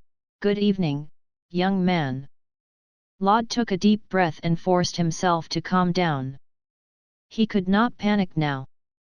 Run? Don't even think about it. This was the mirror dimension that Ancient One had personally opened. Not to mention him, even if the projection of Thin came, it would be impossible to break it. He could only admit defeat. From the current results, this was the best choice. Lod pushed the broken glasses and stabilized his mood. He said, I didn't expect to see you in such a situation. I am very sorry to let you see the ugly side of me just now. It doesn't matter dash dash. Ancient One looked quite easygoing. She smiled gently and said, young man, aren't you going to introduce yourself? Lod bowed like a gentleman and said, Sorcerer Supreme, you can call me Jugram Hashwalth. Hashwalth. Ancient One smiled, looking as if she would believe it or not. You are not willing to reveal your real name because you are afraid that I will pursue your past. The other soul hidden under Jigai had two completely different faces.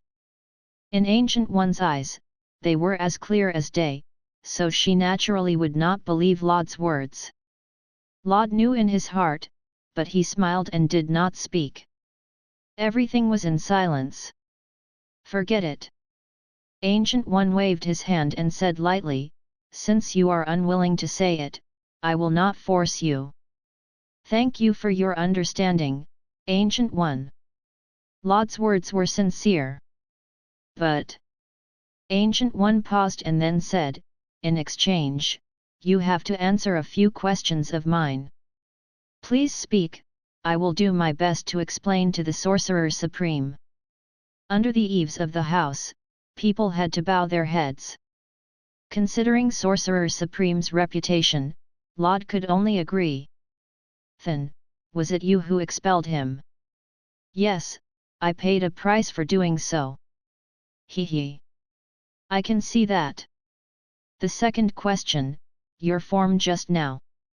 I was tricked by Thin. As far as I know, there doesn't seem to be such a spell in black magic that can turn people into monsters, right? It's a new research by Thin. Oh. Do you think I'd believe it? I'm afraid you have to believe it. Ha ha ha. Ha ha ha ha. The two old foxes, one old and one young, looked at each other and laughed.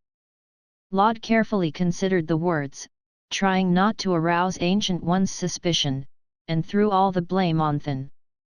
In any case, it was impossible for this guy to come again, so it was better to shove the blame to him.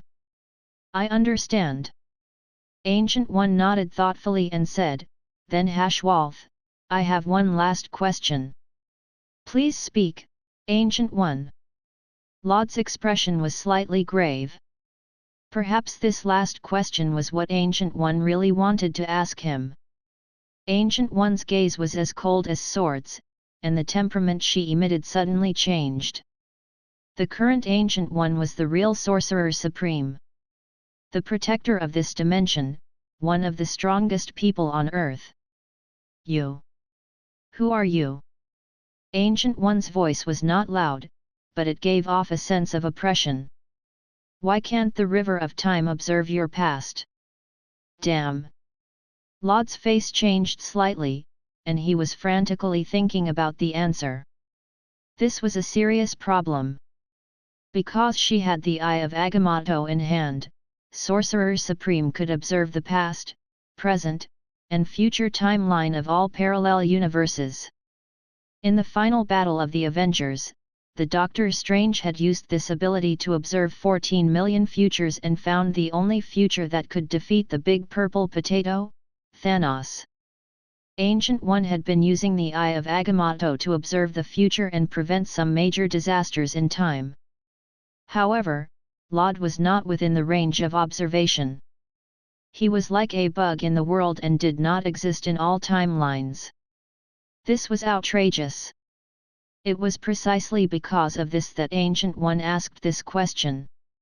Seeing Laud fall into silence, Ancient One gently took a step forward, and the pressure also became stronger. What? Ancient One said lightly, is this question difficult to answer? The question itself was not difficult to answer. The real difficulty was, what was the answer Ancient One wanted? The long river of time was unable to observe his past.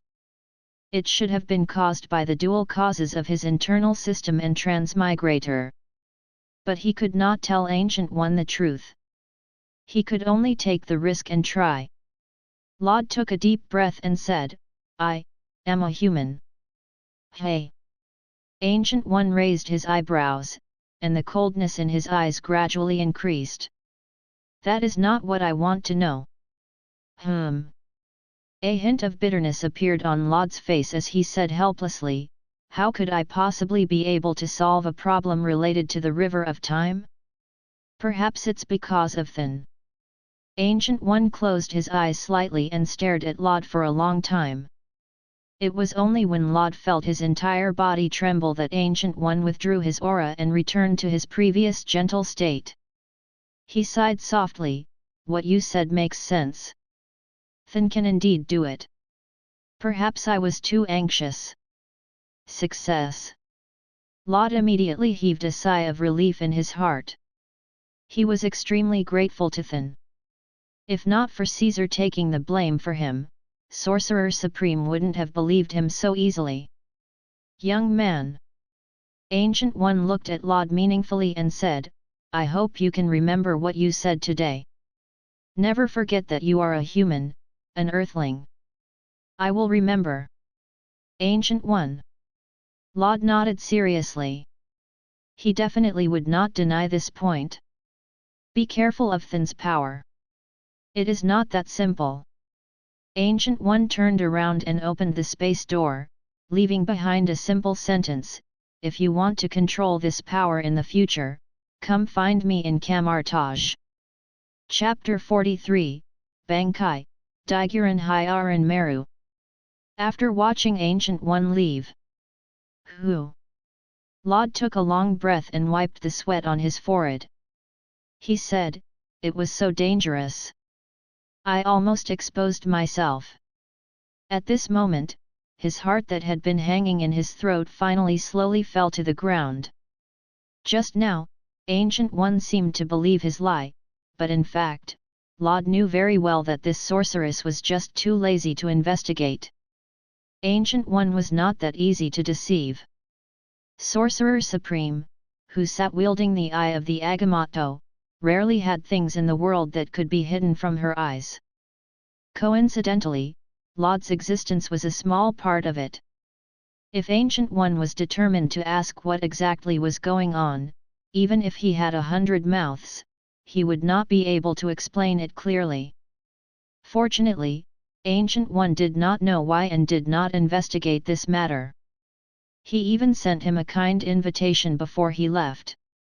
What was Ancient One's purpose? No idea, no way to guess.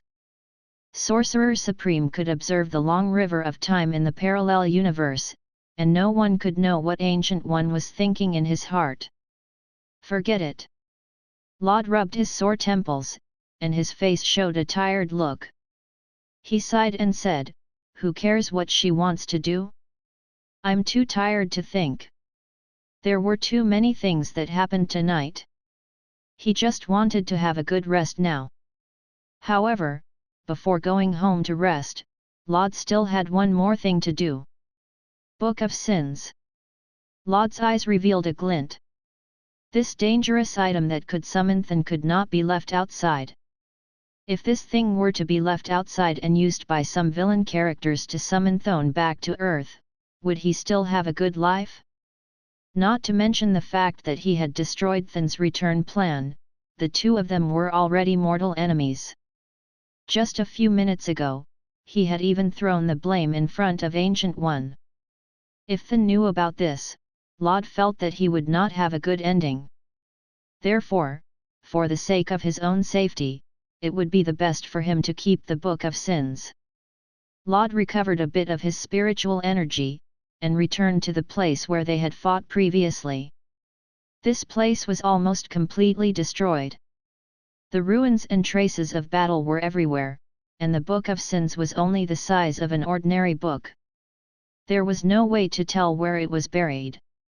Laud turned his spiritual energy into ripples and spread out, planning to sense the location of the Book of Sins. However, not long after the spiritual energy ripples spread out, Laud suddenly felt that there were two dying lives under the ruins. The corner of Laud's eyes twitched. He suddenly remembered that the two employees he had just recruited seemed to still be here.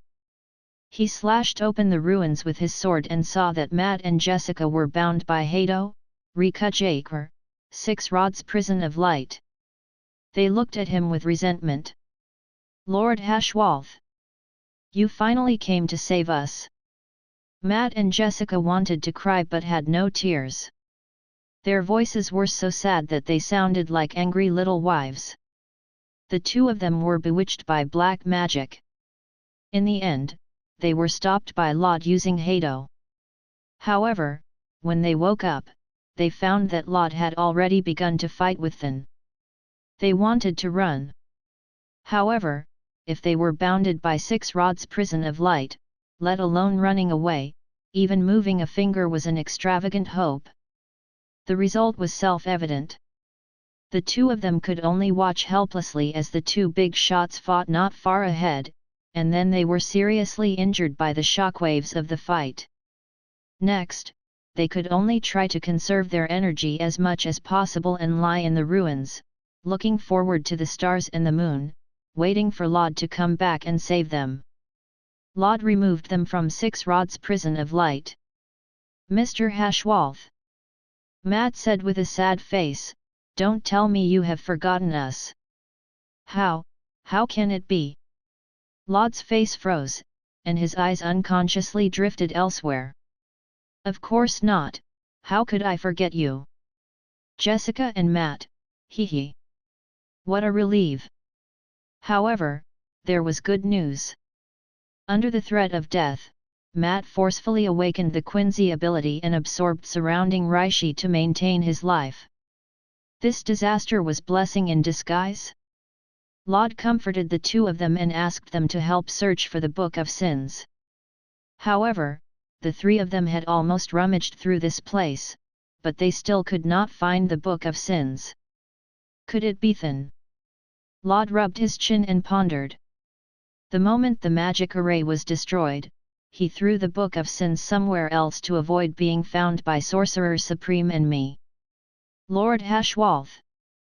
Jessica leaned over and asked, "Do you need me to expand the scope and search for that book?"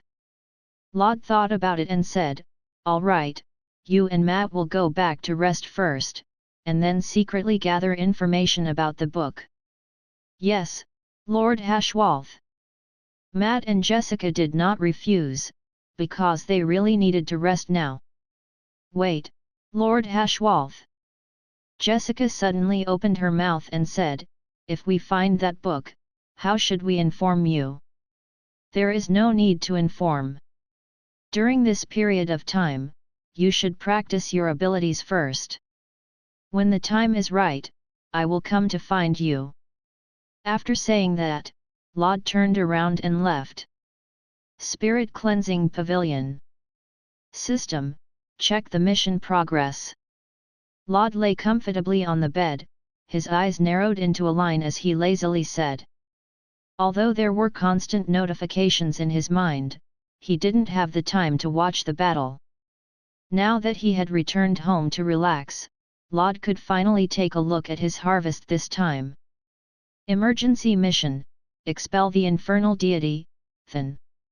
Details: 5 fingers, under the temptation of the Book of Sins, summoned a projection of Than. Requesting the host to expel him from Earth's latitude before Sorcerer Supreme arrives. Status: completed. Reward: Bankai, Daiguren Hyauran Meru. Random mission, Sorcerer Supreme. Details: facing Sorcerer Supreme, you only have 2 choices. Either deceive her or kill her. System suggests to deceive her, if you don't want to die. Status: completed. Reward: medium soul *100. Detecting unknown energy invasion. Can be converted into energy required for the hollowification. Conversion ongoing. 3, 2, 1, transformation successful. Trial mission activated, break the boundary. Details: this is a gift from Than. You can only choose to accept or die. Status: completed. Mission reward, special state hollowification activated. What a load of fat! Lod couldn't hold back the ecstasy in his heart, and the corners of his mouth rose crazily. As expected of the system, he was generous when he made a move. Although the task of expelling the infernal deity, Than, was difficult, the reward he got was also generous. It was just that he never expected that this reward was actually Bankai.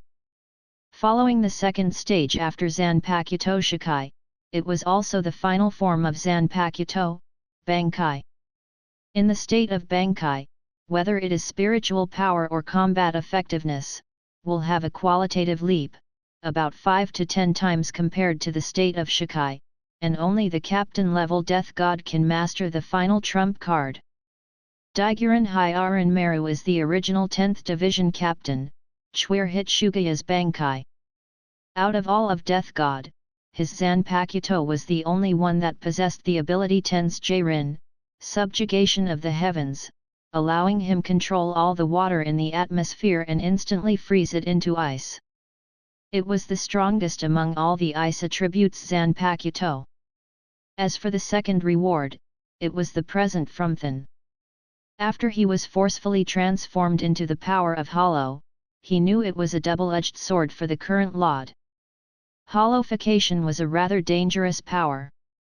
By fusing Hollow's power into Death God's body, he would be able to break through the boundary in one fell swoop. And if the 2 sides were not equal in strength, it was very likely that they would be devoured by the Hollow in their bodies, and then become a real Hollow.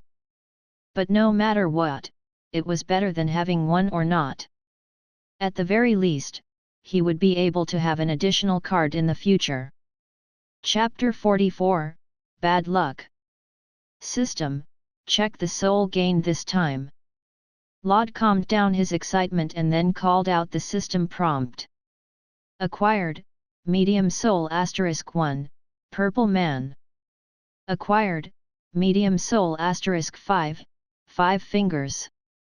Acquired, low-grade soul *920, the hand ninja.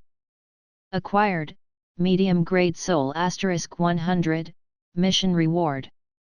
Counting the harvest this time, the total amount of souls that Laud currently possessed was low-grade soul *990. Medium soul *108. What a great harvest! Laud was so happy that he almost couldn't close his mouth. Thank you, Thin. Thank you, the hand. Thank you, purple man.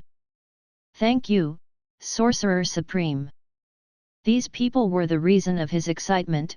They had contributed 17 medium-grade souls to him. If he wanted to become rich, he would have to rely on the system mission. If this was before, when he was doing it alone, who knew how long he would have to save to see a medium prize pool? Looking at the 17 medium-level souls, Laud felt a little hot in his heart. He had never seen anything like a medium prize pool before. Today, he could finally see its true appearance. Why don't we have a go? Laud rubbed his hands excitedly and thought, if you survive a great disaster, you will have good fortune in the future. Your luck is so bad tonight, maybe there will be a surprise. Just do it. A look of anticipation flashed in Laud's eyes. System, I want to draw a prize. Ding dash dash. Detected medium soul level *100.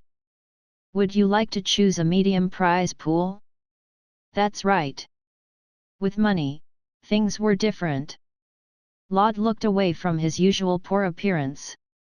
His face was full of confidence. He generously gave out 10 medium-level souls. Draw. Draw 10 times. The person guarding the medium-level prize pool was no longer the guy with a sinister smile on his face. Instead, it was replaced with Big B. Wait. Laud was confused. Why was Anohanaretsu stationed at the medium prize pool? The plan was good to understand people's hearts and made them spend their money. They knew what men wanted most. Laud looked down and his old face suddenly turned red. So big. Even the loose Death Tyrant outfit could not hide it. As expected of the Anohanaretsu. However, he had seen the precious version of the Anohanaretsu gifted by the Spring Festival special code. This small scene in front of him could not disturb his firm heart. Laud did not know if it were illusion or not, but he felt that there seemed to be a trace of anger in Anohanaretsu's eyes when she looked at him. Sorry. My bad. Laud scratched his head, and when he looked again, he found that Anohanaretsu had returned to her previous paralyzed face, as if everything was an illusion. Consumption, medium soul *100. Wang. This time, the vibration of the treasure chest was not as exaggerated as last time. It only shook slightly, and then several rays of light broke out of the chest. Purple. Purple light. When Laud saw the color of the light, his heart suddenly felt cold, and he had a bad feeling. Purple, medium, spiritual power 5. Purple, medium, spiritual power 5. Purple, keto, experience 5. Purple, keto, experience 5. Purple, zanjutsu skill, sukawari, watermelon splitting. White, Shinigami Women's Association, Sakura Special Code, Chaotic Chrysanthemum Special Edition. Golden, Hagyaku, Broken Fragments, 50. Purple, Hakuta, Hand-to-Hand Combat Shunko. Purple, Quincy Skill, Ranstengay, Heavenly Wild Puppet Suit. Gold, Special Building, White Bone Hell, a hot spring made from special spiritual power. A clear hot spring surrounded by a number of small waterfalls and featuring a giant Su. By submerging the injured beneath the waters of this spring, any damaged Ryūtsu within their body is slowly driven out along with their blood. The medium prize pool ended, and Laud's heart also sank to the bottom of the lake. Laud. There was only 1 gold, and the rest were all consumables and skills. Blood loss. Laud spat out a mouthful of blood. This lottery was simply a blood loss. It was better to suffer from anemia than the following prize pool. In the previous inferior prize pool, he had at least drawn something of the best quality such as script, but the best in the medium prize pool was actually only that special building, White Bone Hell. System? Aren't you going to explain yourself? Laud was so angry that his lungs were hurting. Ding dash dash. Lottery probability is all random. Please calm down. Laud said angrily, if that's the case, then explain to me, what is the difference between a medium-level prize pool and a low-level prize pool? New rewards for the medium prize pool, characters, special buildings. Character? A special building. Laud was stunned and asked, what do you mean, which characters and buildings? Character range, all characters from Death God. Building range, all special buildings from Death God. Laud raised his eyebrows, for example. Special building, Seireitei, Danga, Senteiki, Palace of Penitence, Skyaku Hill, etc. Character, Kokaki Byakuya, Ichimaru Jin, Matsumoto Ranjaku, etc. After listening to it, Laud pondered for a long time. It seems that the things in the medium prize pool are richer than the lower prize pool, and can also summon the characters in the original work, as well as those specific buildings. This is a good thing for him, at least when he rebuilds Soul Society later, he doesn't have to worry about those buildings. But this also showed how bad his luck was. There were so many buildings and characters that he could choose, but he had drawn a white bone hell. And no character. Damn! Exploded. Laud murmured. His eyes instantly lost their light and he lay on the bench like a puddle of mud. What use is Emperor OU? They were all fake and didn't exist. There was no Emperor OU in the world. Laud decided that from now on, he would no longer believe in superstition. Forget it, forget it. Laud comforted himself in his heart that his luck could not always be bad. It was understandable that he would be missing a few times. Although he did not draw anything that was worth looking forward to, in all fairness, the reward this time was actually not bad. In any case, he came in the midst of his excitement and returned in defeat. Laud sighed and cleared his depressed mood, then used up the consumables. Spiritual power plus 1000. Spiritual power plus 1000. Spiritual power plus 1000. Keto experience plus 1000. Level up spiritual power, LV, 6, 7. Level up keto, LV, 4, LV 5. Laud exhaled and said, System, check my personal interface. Host, Laud Carl. Bloodline, Death God, Quincy, Hollow. Spiritual power, Level 7, 4-seated officer, 5,000/100,000. Shikai, Shinso, Senbonzakura, Hyauran Meru. Bankai, Daiguran Hyauran Meru. Zanjutsu, Level 4, 1,000/5000. Hakuda, Level 4, 1,000/5000, Single Bone, Shunko. Ho-Ho, Level 4, 1,000/5000 Cicada Shell. Keto, Level 5, 0/10,000 Proficient Level 50 Keto, Bakuto number 61, 6 Rods Prison of Light. Hollow, underworld god, not domesticated.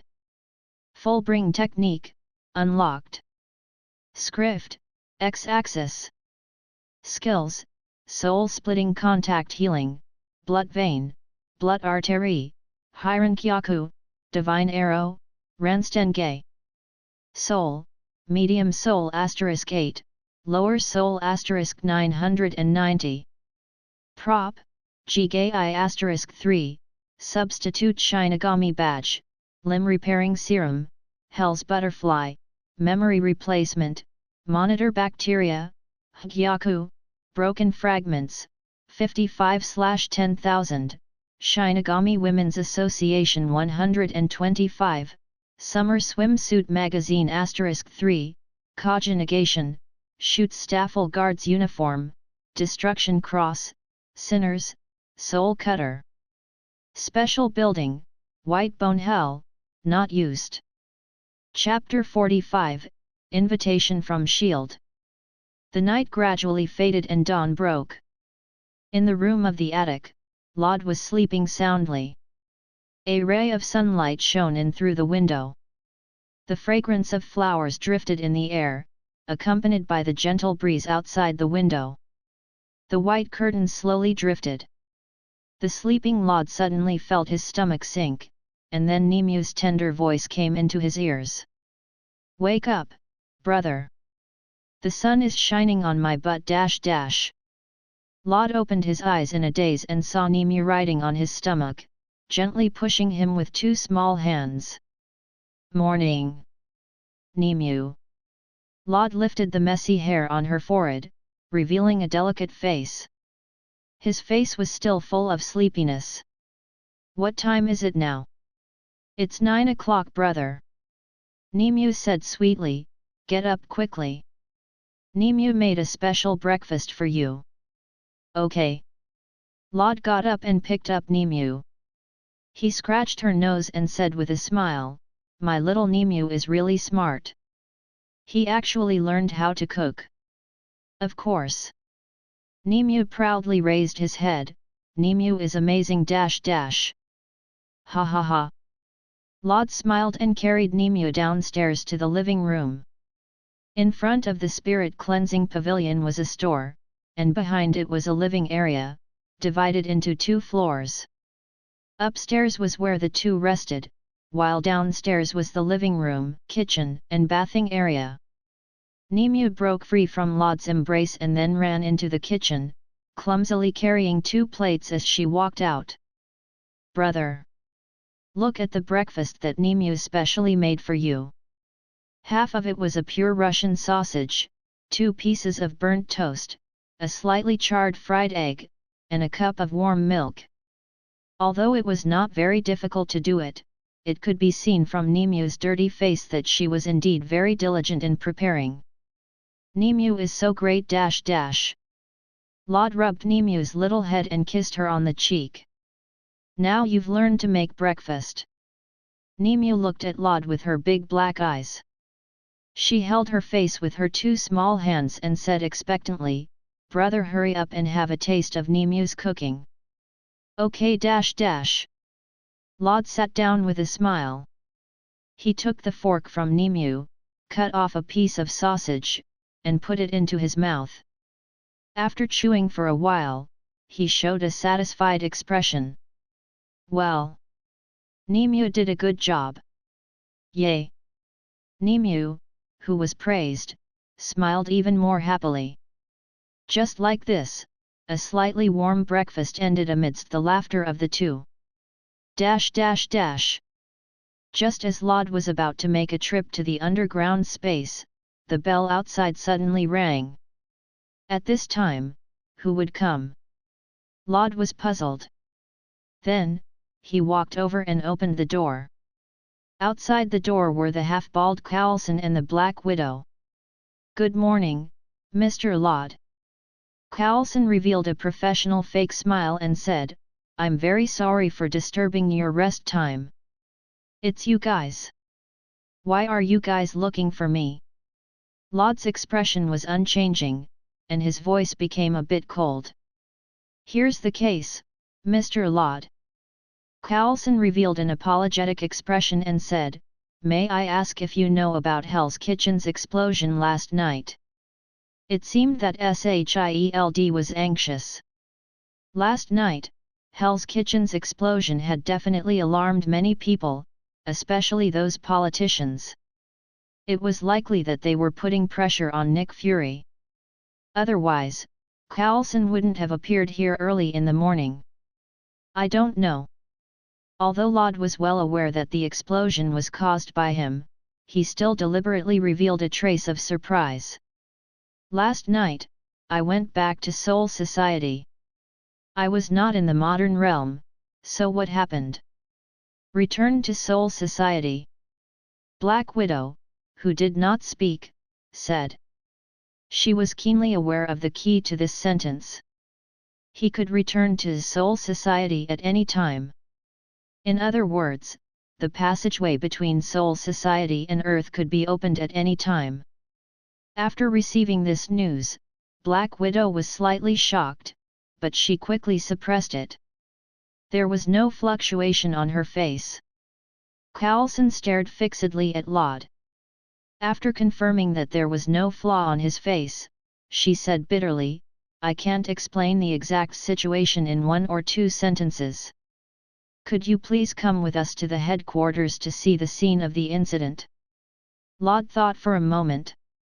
He could go over and see the director, Nick Fury. Then, he placed the monitoring microbe on him and nodded. "Yes, wait for me to clean up. Take your time." There was a hint of joy in Carlson's eyes as he hurriedly said, "We'll just wait outside."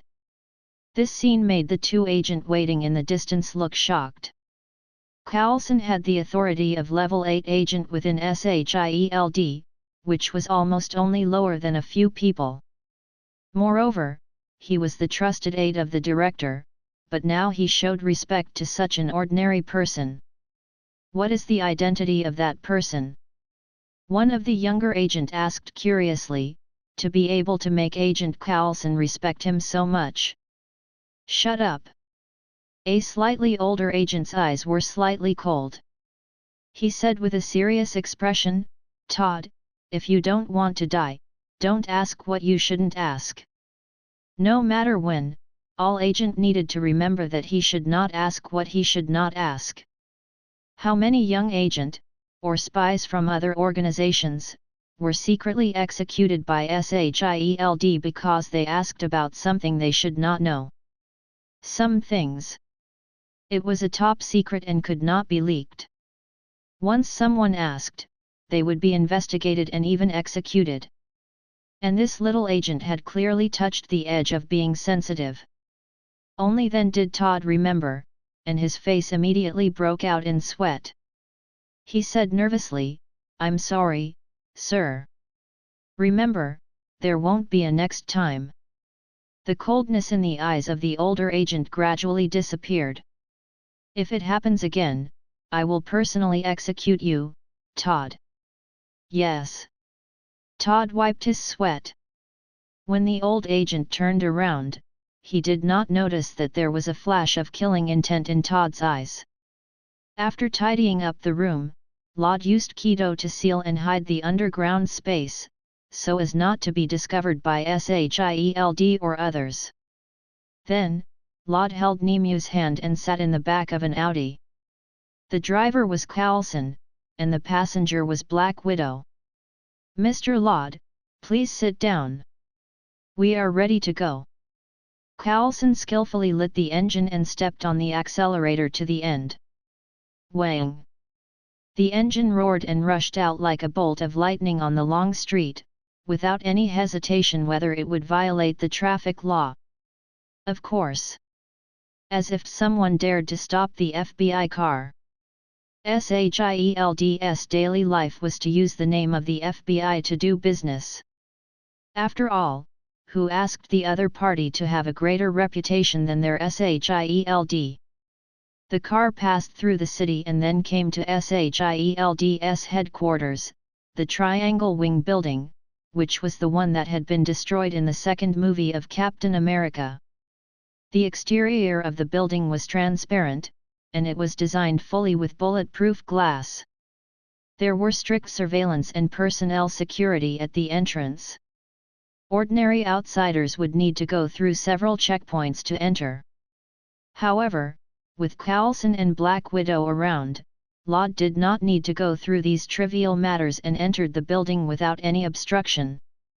The four of them took the exclusive elevator and reached the top of the building, which was the office of SHIELD Director, Nick Fury. Squeak dash.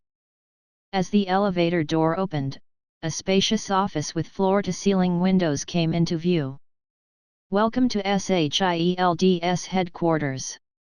The soy egg got up from the seat and stared at Lod with its remaining eye. He said in a deep voice, "Hello, Mr. Lod.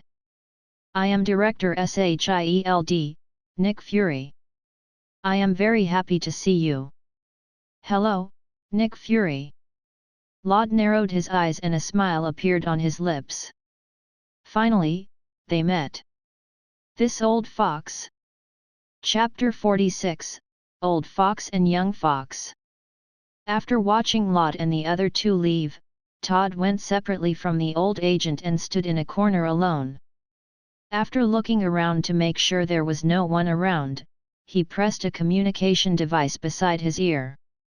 "Silver Fox, I am a hamster. Speak." "Mission failed." "The reason?" "That man has a very high degree of confidentiality.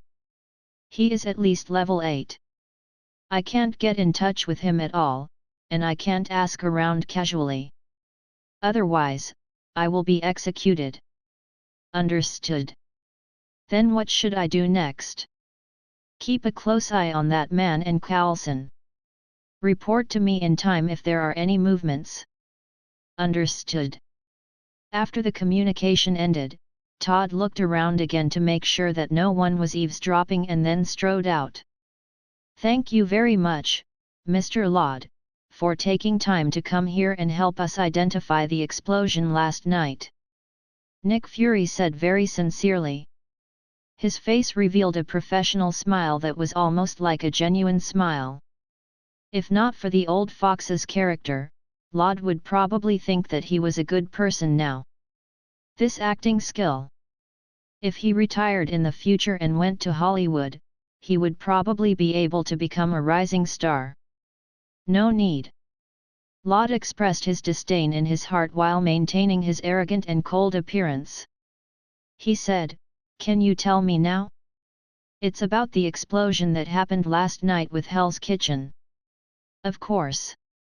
Fury smiled, then pressed a button on the table and said, "This is what the satellite detected last night at Manhattan, Hell's Kitchen."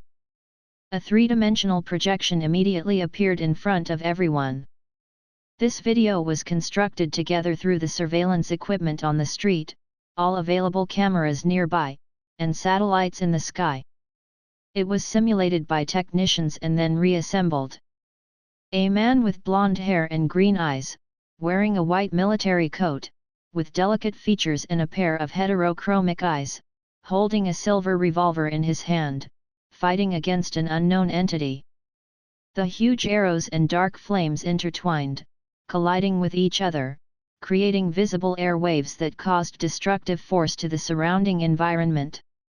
Even if they watched it again, the three agents present could not stop being shocked. This was the scene of Lod pretending to be Hashwolf and fighting with the projection of Thin. Since Quincy relied on physical strength to fight, and there was an essential difference between Death God and him, so it could be observed by any monitoring equipment and the naked eye of humans. Because of this, SHIELD and those politicians would be very nervous. Understandable. Because they had family, concerns, shortcomings, and conscience. What they were worried about was an uncontrollable superhuman. Especially what happened last night, which made the politicians who were still dreaming suddenly wake up. They suddenly found that there was such a terrifying superhuman hidden around them. There was no past activity like that, no record. A superhuman who seemed to have never existed, but suddenly appeared, and could release a powerful destructive power comparable to a missile. This undoubtedly made Fury and the others unable to sit still. Nick Fury, who was at the late stage of paranoia, immediately thought of dozens of plots and schemes in his mind after seeing the dangerous blonde man. He could not wait to find out the origin of this man. Fury carefully observed Lod's reaction. He always felt that Lod might know something about this man.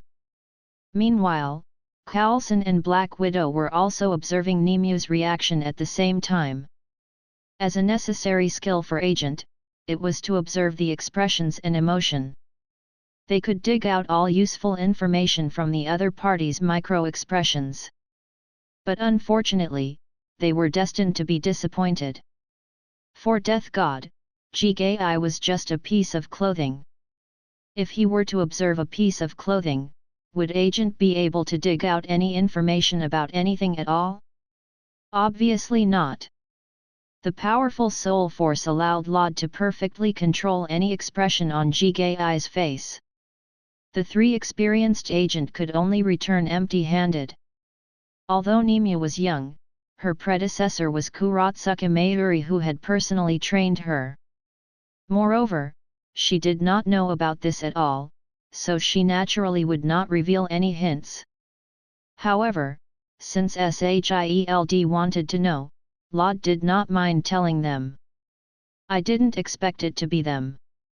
Lod's face suddenly changed, revealing deep fear. He said, they actually came back again. This scene was seen by Coulson, the Black Widow, and Fury.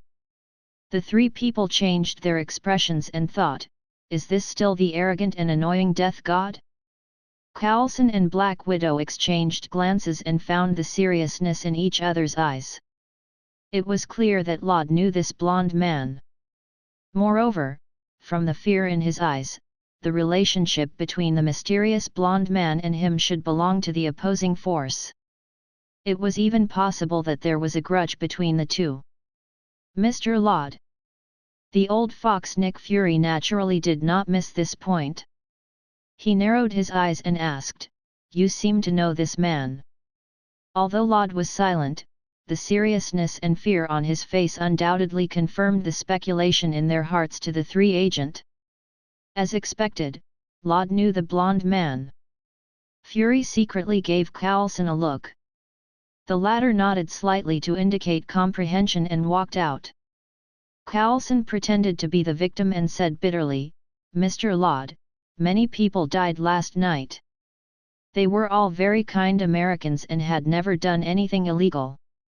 However, they were suddenly met with this kind of disaster. A family of more than 1,000 households fell apart overnight. There were corpses everywhere, and blood was almost irrigating the underground passage. And all of this was caused by the blonde man. Do you want to sit by and watch him continue to destroy? Kindness? Being a villain? Corpses everywhere? Rivers of blood? Every time Coulson said a word, the corners of Lod's eyes twitched. Good fellow! Don't you know what kind of place Hell's Kitchen is? And what does the word kindness have to do with Hell's Kitchen's group of bastards? If someone who didn't what actually happened, they might really be fooled by Coulson. Unfortunately, they didn't know that it was Lod himself who did it.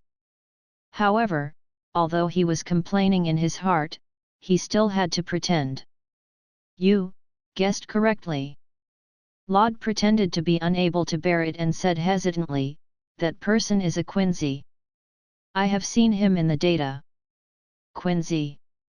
Hearing this strange term, Nick Fury's eyes twitched, and he suddenly had a bad feeling.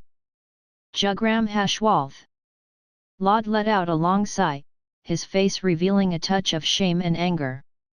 He said, once, one of the members of the Stern Ritter. Sigh. Upon hearing this, the wrinkles on Nick Fury's forehead almost squeezed out. He said with a headache, Mr. Laud, what does this stern ritter have to do with you, death god? Although I don't want to talk about this.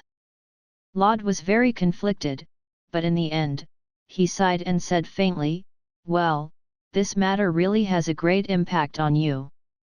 It doesn't matter to tell you. This matter started from a great war.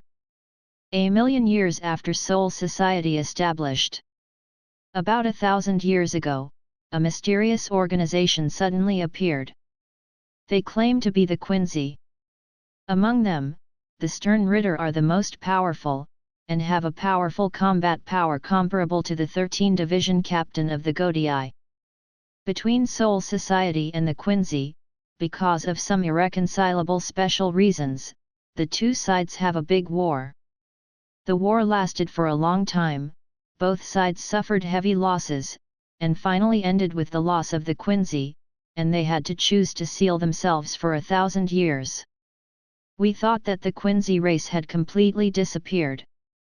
But I didn't expect that one of the members of the Stern Ritter from back then would still be alive in this world. Fury, Sigma. Coulson, Sigma. Black Widow, Sigma. Chapter 47, The Big Reveal. Through Laud's vivid description, the three agents seemed to be in the field and felt the cruelty and bloodiness of the war. Quincy and Soul Society. Human and Death God. Stern Ritter and Godii 13. Even today, 1,000 years later, through the descriptions of these few words, it could make Fury and others feel the kind of bitterness and blood that rushed to their faces. This made the three old agent present shivered. 1,000 years ago, what happened between Soul Society and the Quincy, and what's the reason for them to choose to start a war? Soul Society was clearly an organization whose responsibility was to eliminate Hollow. They should have cooperated with each other to protect the human race, but why did they pull out sword, even at all costs, to completely exterminate the other party? Agent's intuition told Fury that this matter was definitely not as simple as Laud had described it to be. To be able to make the two large organizations kill each other at all costs, the secret behind this was probably related to some important matter. And there was one more thing. Fury was very good at digging out useful information from the words of others. And what Laud revealed just now was a very important piece of information. Soul Society had been greatly injured because of the war with the Quincy, so they chose to seal it for 1,000 years. This piece of information was very important. First, from the side, it explained why they had never found information related to Death God in any information. Perhaps it was deliberately concealed by someone. Secondly, from the recent appearance of Death God, Quincy had ended its hibernation for thousands of years and recovered from that great war, ready to step back to Earth again. What kind of disaster is this? At this critical juncture, Soul Society's appearance on Earth and the return of the Quincy, as well as the unknown creature's Hollow, Fury began to feel his brain buzzing. Mr. Laud, can you tell us the special reason why you just said could not reconcile?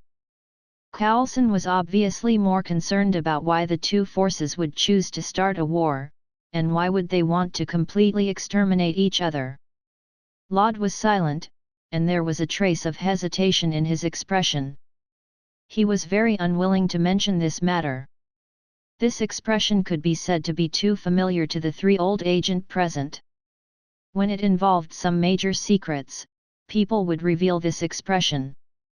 Fury thought for a moment and felt that he could not force Laud too hard. He said, "It's okay, Mr. Laud. If you can't say it, then forget it." "Yes."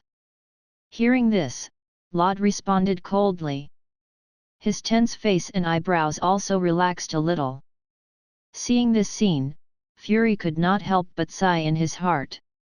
Since when Shield became this weak? Right now, when they faced Laud, they were almost helpless. Moreover, they did not dare to force him too much. because they did not have any means to stop him. If they forced him, the situation would become even worse. If he was not careful, he might even cause a great war between the two sides. In the face of a huge mysterious organization that was like a myth that had existed for thousands of years, Fury did not have the confidence to contend against it. At least, before seeking the power to challenge them, Fury did not have this kind of confidence. But from today's conversation, Fury at least had a little idea. The mysterious Stern Ritter might become their ally in fighting against the power of Death God. Wasn't the enemy of my enemy is a friend? What Death God and Quincy, in the eyes of Fury, were all pawns to be used.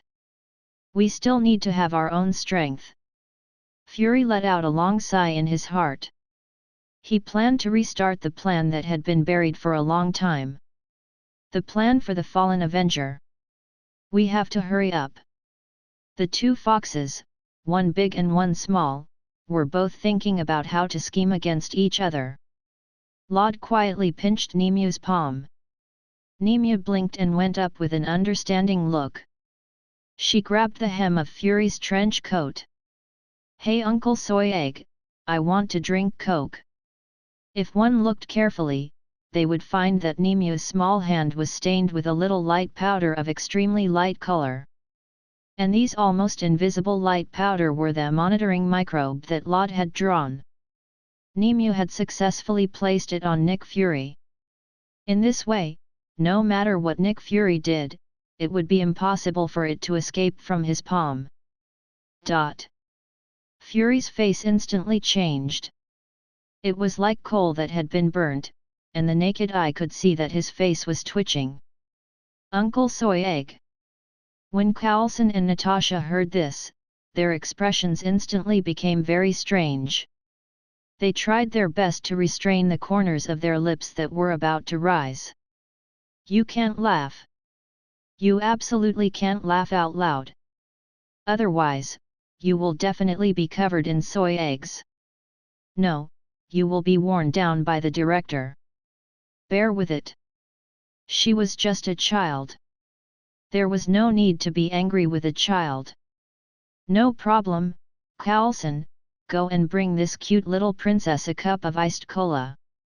Nemu clapped her hands happily, not forgetting to thank them.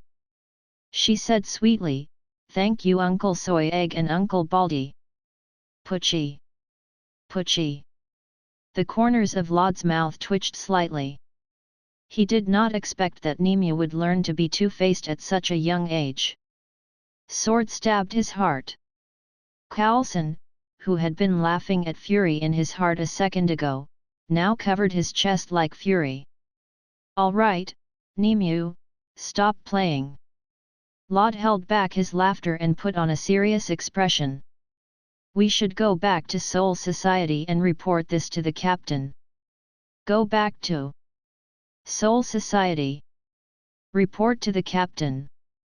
Fury and Coulson were shocked and their faces suddenly changed.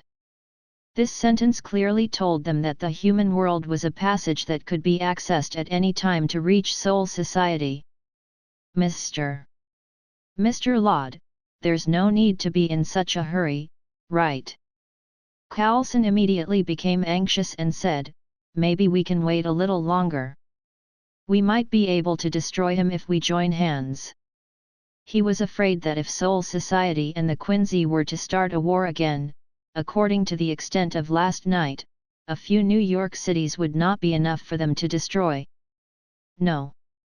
Laud said with a cold look, the Quincy who disappeared for 1,000 years appeared, and above all it was the Stern Ritter. I have to report to the Godi I-13 to take action in time. The three of them had extremely ugly expressions on their faces. Laud obviously did not put them in his eyes, and he did not care about their wishes at all. Let's go, Nemu. Laud held Nemu's hand, and the two of them left, completely ignoring the three people behind them. He estimated that during this period of time, the soy egg would probably never be able to sleep again. F***ck F***ck. Fury returned to his sense and realized the severity of this problem. The coffee cup that had just been shipped over was once again treated as a punching bag by the soy egg. It was thrown on the wall and shattered on the ground. Chapter 48, The Captain is on his way. It was already night by the time they left the building. "Brother, how was my performance just now?" Nemu intimately hugged Lot and asked in a spoiled tone. "Well done." Lot smiled and rubbed Nemu's hair. He praised, "My Nemu is the best. He can already help Big Brother." Hee hee. Hearing Lot's praise, Nemu felt very happy. It was even sweeter than eating honey. Too shallow blush appeared on his face as he smiled happily. Although he was still with Shield, Lot had no scruples at all. He talked with Nemu about monitoring microbe on Fury. What was strange was that although an agent clearly walked past him, his expression did not change at all, as if he did not notice them at all. This was actually one of the new abilities that Lot had developed after he had the lineage of the Quincy. By controlling the spiritual droplets in the air, he built an absolute spiritual space within a few feet of his body as the center. There are two benefits to the absolute spiritual space. First, the concentration of spiritual droplets inside the absolute spiritual energy is far beyond the outside. It can accelerate the absorption speed of Death God or the Quincy, and it can also slowly recover the injuries on the body. Second, the absolute spiritual energy can isolate most of the detection equipment, telepathy, and eliminate the existence of the body. The reason why Lot developed this move was actually to prevent him from being spied on. Who asked Marvel World to have so many dangerous people? He did not want to be spied on by a telepathic ability user. Lot and Nemu chatted as they walked out of the building. "Wait! Mr. Lot!" Suddenly, Coulson's voice came from behind. Lot and Nemu stopped and turned around, only to see Coulson running over. "What's the matter?" Lot's eyes turned cold, showing an impatient look. "I apologize for what happened just now." Coulson wiped the sweat off his face and revealed an apologetic expression. He said, "We were too anxious and worried that we would cause an accident like last night, so we said that." Lot said lightly, "It doesn't matter. Regardless of whether you agree or not, it will not affect Soul Society's decision." Coulson was a little embarrassed. Then, he quickly put on a professional smile and changed the topic. "Mr. Lot, why don't you let me escort you back?" This place was far from Manhattan, and there was a large area in the middle. Unless he wanted to use Ryūjin Jakka to bring Nemu all the way back, it would be the best choice to sit in the car obediently. At the thought of this, Lot could not help but feel a little envious of Ryūji's flash step. If he could have a ho-ho like Ryūji, it was estimated that returning to Manhattan from here would only be a matter of a few ho-ho, so why would he need to take a car? After Lot carried Nemu to the front passenger seat, this was a cherry red 1962 Chevrolet Corvette, an antique car that had been around for a very long time. Nemu looked at the car curiously. He touched it and poked it. It looked like he liked it very much. It seems that the little princess likes Lola very much. Coulson sat in the driver's seat and smiled. "Laura." Nemu opened her big black eyes and looked at Coulson cutely. She tilted her head and said, "Is this its name?" "That's right, her name is Laura." Coulson gently stroked the steering wheel as if he was caressing an old lover. He revealed a smile and said, "This is my favorite car. It took me a lot of effort to get it." Nemu made a face, curled his lips and said, "Uncle Baldy, you are so weird. You actually have a relationship with a car." Ping!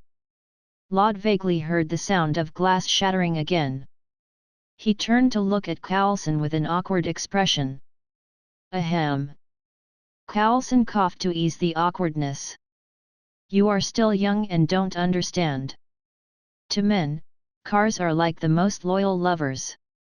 They will never betray you. You just need to add some oil occasionally. Good reply.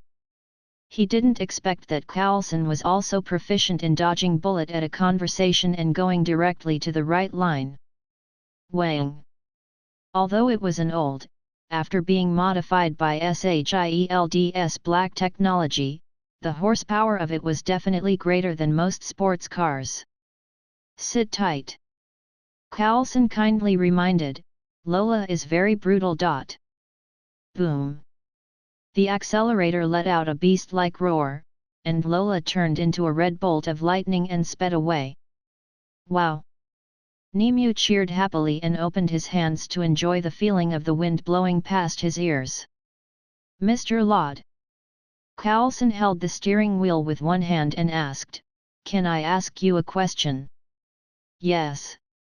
With one hand on his cheek, Lod looked out the window at the scenery that was quickly retreating and said lightly, If you want me to not report to Soul Society, then you should give up. Of course it is not this problem. Carlson shook his head and said, I just want to ask, if Soul Society knows about this news, what will they usually do? This was what he really wanted to ask. It was also what Nick Fury was currently concerned about. When Soul Society knew that the Quincy was not completely wiped out, what kind of action would he take? Lod sneered, Who do you think I am? I am just an ordinary death god. How can I know Soul Society's decision?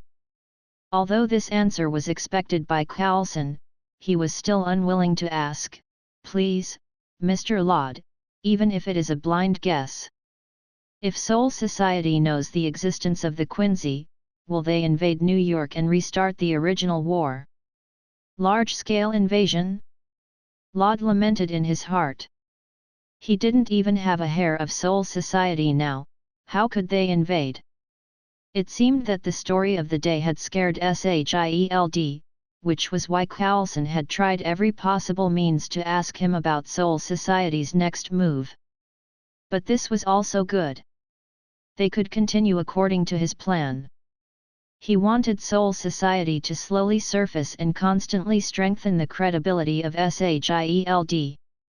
The key point of lies could deceive people was that the information conditions of both sides were not equal. All the information that SHIELD knew was deliberately revealed by Lod through various channels. With such unfair information conditions, no matter how cunning Nick Fury was, it was impossible to break through the layers of fog and find out the truth hidden behind it. Lod supported his cheek with one hand and comforted, Don't worry, Soul Society is not a brutal organization. How can they disregard the safety of humanity and start a war again? Hearing this, Carlson's heart, which was in his throat, relaxed a little. But before Carlson could completely relax, Lod's next words made his heart jump to his throat. However, according to my experience, Soul Society should send one of its captain to the modern world. Lod said lightly. Creak. Laura suddenly braked, and the friction of the tires made a harsh sound, leaving 2 charred marks on the asphalt road. Carlson almost hit the steering wheel, while Lod and Nemu sat steadily on the fishing platform, not even shaking. Lod asked lightly, What's wrong? Carlson's face changed dramatically, and his voice became stuttering. Captain. Chapter 49, First Encounter with Iron Man. This news was no less than a huge rock. It suddenly fell into the calm lake, setting off waves several meters high. He clearly remembered that Lod had said that there were tens of thousands of people like him in Soul Society's name. And among these tens of thousands of Death God, there were 13 Death God, who was crowned as the captain of the Godii 13, who possessed super terrifying combat strength, enough to crush any ordinary Death God. Now, Laud told him that such a terrible guy was actually coming to Earth soon. New York. Will it really not be destroyed? He thought of Hashwalth's battle, the huge sword flame released in Hell's Kitchen, and then thinking of the unknown Godi 13 captain, Coulson could not help but shed a drop of cold sweat on his forehead. Do you mean? Coulson swallowed his saliva and said with difficulty, the captain of Godi 13. What are you implying it? Laud said with a trace of contempt in his eyes, no one can stop Hashwalth except the captain-level death god. Coulson was very panicked. He took out a handkerchief and wiped his sweat. Let me ask. How are the temper of the captains? Laud recalled and shook his head. There are a wide array of captains there, hard to tell. It seemed that there were only a few normal people in the original version of the Godi 13. 1st Division, Paranoid. 2nd Division, Tsundere. 3rd Division, Slit-Eyed Monster. 4th Division, Big Chest Monster. 5th Division, Pretentious Bastard. 6th Division, Siskin Pretentious Bastard. 7th Division, Furry. 8th Division, Lazy Uncle. 9th Division, So-called Partner of Justice. 10th Division, Little Shota and Oni-san. 11th Division, Battle Maniac. 12th Division, Insane. 13th Division, Sickly. To sum it up, Laud could hardly find a few normal people, and almost everyone had some problems. This time, Coulson was more panicked. Mr. Laud. Coulson said with a trembling voice, they won't destroy New York, will they? Laud thought for a moment and then replied, no. Coulson was doubtful about this. Really? Yes. Are you sure? I'm not sure. Then what if? Don't worry, the damage will be deducted from the team leader's reward. This sentence sounded familiar. The corner of Coulson's eyes twitched. Wasn't this routine that Shield used? Laud patted Coulson on the shoulder and comforted him, don't worry, the captain won't do it easily under normal circumstances. How unreliable. Coulson had no strength to retort. He could only lift his head and step on the accelerator, thinking about how to tell the director about this matter. God knows if Fury would be able to take this blow. As Coulson drove without slowing down, they soon entered the city. Nimue pointed to the tallest building not far away and asked, Uncle Baldy, what is that? Coulson glanced at it and said, oh, that is Tony Stark's building, the Stark Tower. It is one of New York City's landmark. Stark Tower. Nimue's eyes were sparkling as he said with anticipation, brother, I want to go and take a look, is that okay? The little girl obviously had no resistance to such a shiny and stylish building. In the face of Nimue's coquettish offensive, Laud smiled and scraped her nose, saying lovingly, then let's go. Anyway, there was no hurry. Coulson naturally would not refuse this request. No problem. We just happen to need to pass by that place. We can take you there to take a look. Wang dash. Lola roared and led the three of them along the spacious road. Seeing that they were getting closer and closer to Stark Tower, Coulson suddenly heard a loud noise in his ear. Turning around, Coulson saw a wall of the factory next to him break open, and there were two human-shaped iron-clad machines rushing over. Not good. Coulson's face changed greatly. The appearance of the two iron robot was too sudden, and their speed was very fast, causing Coulson to have no time to dodge. He could only watch helplessly as they charged at them. The next second, Coulson suddenly felt his body lighten. He was pulled up by his collar and then separated from Lola's seat, flying to the side at an extremely fast speed. Bang dash! Coulson sat down on the ground, and his face instantly turned pale from the pain. He couldn't help but let out a miserable scream. Boom! The red old antique car had been scrapped back then, and had exploded on the spot from the collision of the two metal plates. The fiery red flames, accompanied by the scorching heat waves, instantly sent Coulson flying 3 to 4 meters away. The road that was originally crowded with cars collided with each other due to the explosion. For a time, the flames soared into the sky and the sound of honks was heard. Only then did Lod slowly land beside Coulson with Nemu in his arms. Nemu broke free from Lod's embrace and walked to Coulson's side. She poked his face and said with a serious expression, "Uncle Baldy, your lover exploded." Coulson. This little girl was really ruthless. Lod felt that if he opened Nemu's soul, it would definitely be black inside. My Lola. Coulson wanted to cry but had no tears. There was even a trace of moisture in his eyes. It could be seen how much he liked the car. Nemu imitated Lod and stroked Coulson's half-bald head. He said, "It's all right, Uncle Baldy. You can find another lover." How cruel! The corners of Lod's mouth twitched slightly. Why hadn't he noticed before that Nemu still had a poisonous tongue attribute?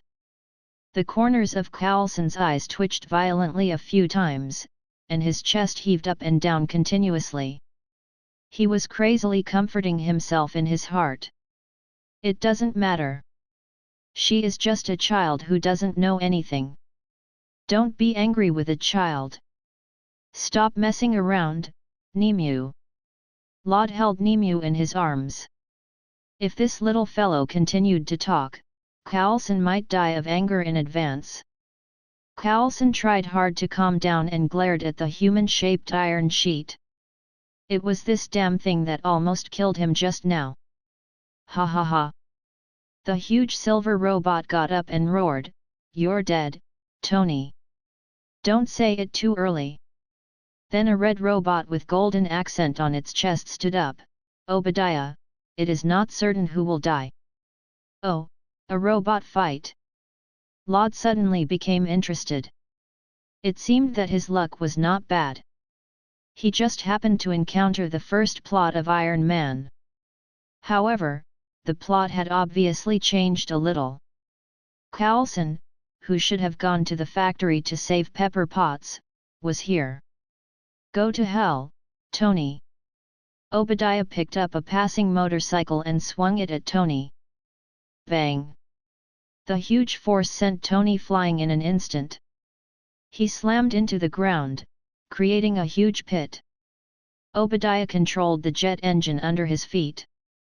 He jumped several times in the air and landed next to Tony. He threw punches after punches, wantonly venting the anger in his chest. 40 years. I have always been supporting you and assisting you." Bang! Bang! Bang! Bang! With his huge mech, Obadiah, with an overwhelming advantage, pressed Tony to the ground and beat him up. "I started this company from scratch. And you, Tony, a playboy, what have you done? You are just enjoying the benefits." Obadiah grabbed Tony and threw him out. Boom! The route Tony flew out was right next to Lod. "Now!" Obadiah shot out a rocket launcher from his shoulder and aimed it at Tony. He smiled sinisterly and said, "You can go to hell now, Tony. I will take care of your company and bring it to glory." Chapter 50, Freedom. Go to hell. A hint of cruelty flashed in Obadiah's eyes as he shot the rocket off his shoulder. He seemed to have already seen Tony's miserable state after being blown to pieces, and the glorious future that belonged to him was about to begin. He would lead the Stark Group and become the world's most powerful weapon supplier. Phew! The rocket, dragging a long tail of flame, flew through the air and headed straight for Tony Stark. "Arr!" G. Coulson exclaimed, his face instantly turned pale, and then rushed to the side. Sir, there are 2 civilians in the range of the rocket explosion. Jarvis reminded him faithfully. In the mech, Tony Stark was stunned. He suddenly turned his head and saw that there were civilians next to him, and one of them was a little girl of 7 or 8 years old. The little girl was looking at him with a pair of dark, pure, and flawless eyes, full of curiosity. In a flash, Tony felt as if the softness in his heart had been touched, and he subconsciously made a shocking move. Not only did he not run away, he instead rushed towards the rocket. Run! Tony roared and raised his leg to kick the rocket head, sending it flying into the air. Boom! The rocket exploded upward like a thunder, creating a huge wave of flames that engulfed everything within a few meters. Thanks to Tony's protection, Lod and Nemu were unharmed. On the other hand, Tony himself was sent flying into the wall by the shockwave of the explosion and landed heavily on the ground. Oof! Tony crawled up with stars in his eyes and complained, Jarvis, remember to remind me next time to improve the shock-proof system. Okay, sir. Why are you still struggling, Tony? Seeing this, Obadiah became even more angry. He gritted his teeth and said, hurry up and die. Obadiah raised his left hand, and the revolving machine gun hanging below him was aimed at Tony. Go to hell, Tony! Along with Obadiah's roar, the bullet chamber of the machine gun rotated rapidly, releasing a roar that shook the heavens and moved the earth. Boom boom boom boom! The 6 roaring barrels were like the deadly death god's sickle sword, pouring out the bullets like a storm with the firing speed of 6,000 bullets per minute. Obadiah raised the machine gun and fired wildly. The bullets poured out crazily, he did not care whether this would affect those civilians or not. Obadiah, are you crazy? Tony dodged left and right, frantically dodging the bullets. You are slaughtering the civilians. This action made Tony dumbfounded. Even if Obadiah successfully killed him in the future, he would cause such a large number of civilians to die. Did he think that he would not be blamed by the Congress? Ha ha ha! Obadiah laughed wildly in the mech and said with a ferocious face, I know what I'm doing. As long as I kill you, the entire Stark Industry Group will be mine. At that time, I only need to spend some money to silence those stupid politicians. D****. Tony was speechless. With his understanding of the politicians, they could really do such a thing. Don't ask, asking is freedom. In my so-called country of freedom, United States, there is a state of affairs here. Fuck. When Obadiah saw that he couldn't hit Tony, a fierce light flashed in his eyes, and he poured the bullets at Lod and Nemu. Bastard! Tony, who didn't have much battle armor energy, suddenly cursed in his heart. In order to protect the 2 civilians, especially the little girl, he had to stand up and fight again. Obadiah revealed a cruel smile. In order to protect the 2 lives, you actually used your own body to block the gun, ha ha ha ha. Tony endured the impact of the bullet and shouted at Lod, hurry up and take that child away from here. Crack! Crack! Crack! The Gatling gun crazily spat out dazzling tongues of flame.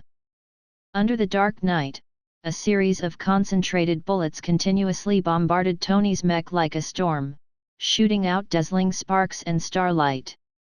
F***ck.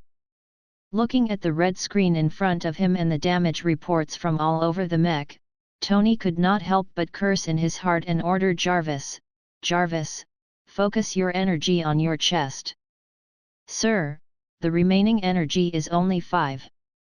Are you sure you want to focus it all on your chest? I'm sure. Do as I say. Tony roared. Buzz.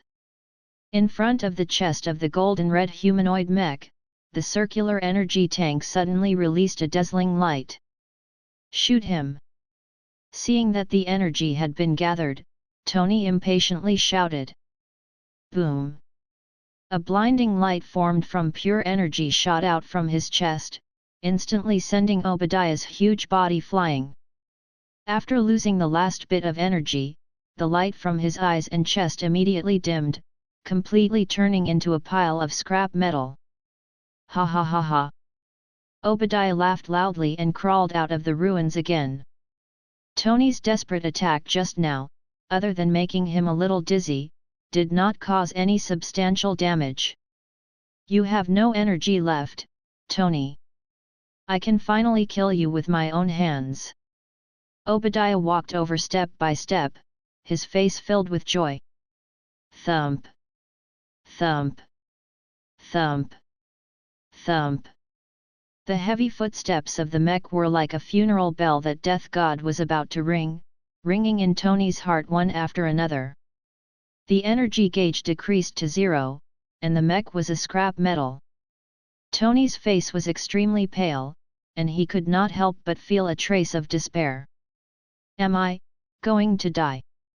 Tony's eyes dimmed as he said bitterly, I didn't expect that I would die under my own invention. How f***ing ridiculous. Dong. Obadiah drove his mecha over.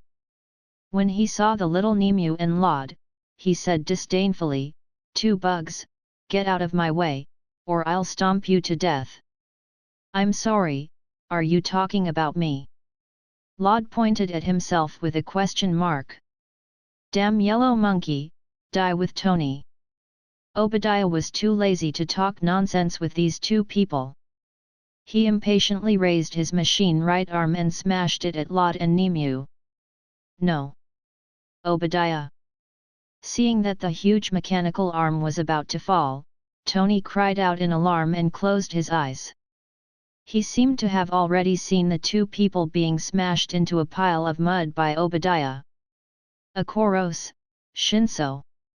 The next second, a blinding silver light suddenly appeared, accompanied by a bone-chilling light that instantly cut off the huge mechanical arm.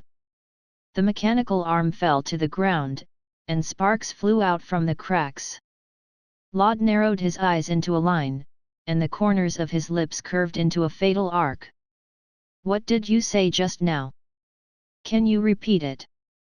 Only then did Tony and Obadiah react, their faces full of shock and confusion. Obadiah subconsciously moved his lips. You. Clang.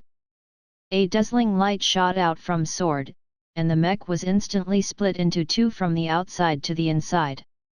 Acquired, lower soul *10. Lod curled the corners of his mouth, thinking that he was indeed a piece of iron trash. In any case, he could be considered a traitor, but in the end, he was only worth a low-grade soul. No wonder the bloody Tony in the movie could kill him instead.